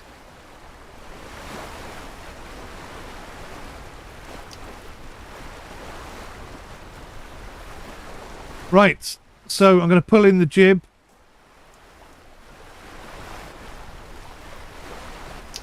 Prepare this boat to be anchored. Been a good sail. Thank you very much for joining me today. Been a long sail, I know that much.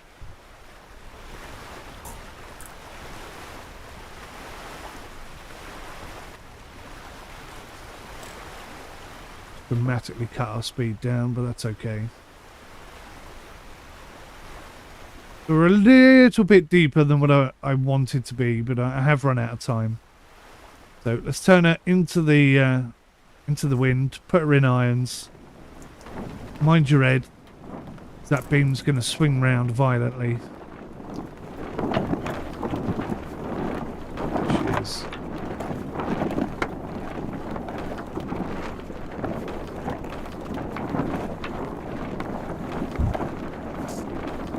We've got the main down.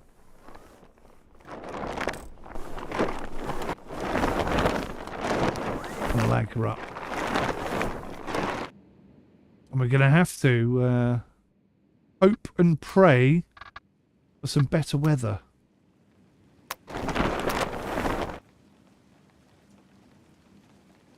So yeah, an interesting day's sailing. Just a couple of seagulls around us now. You watch. Next time you come in, there'll be like 100 of them. Don't know what they're after. Must be my leftover chocolate muffin, I guess. That's all I can think. Thanks so much for watching, guys. I shall see you in the next one. Till then, take care. Goodbye for now.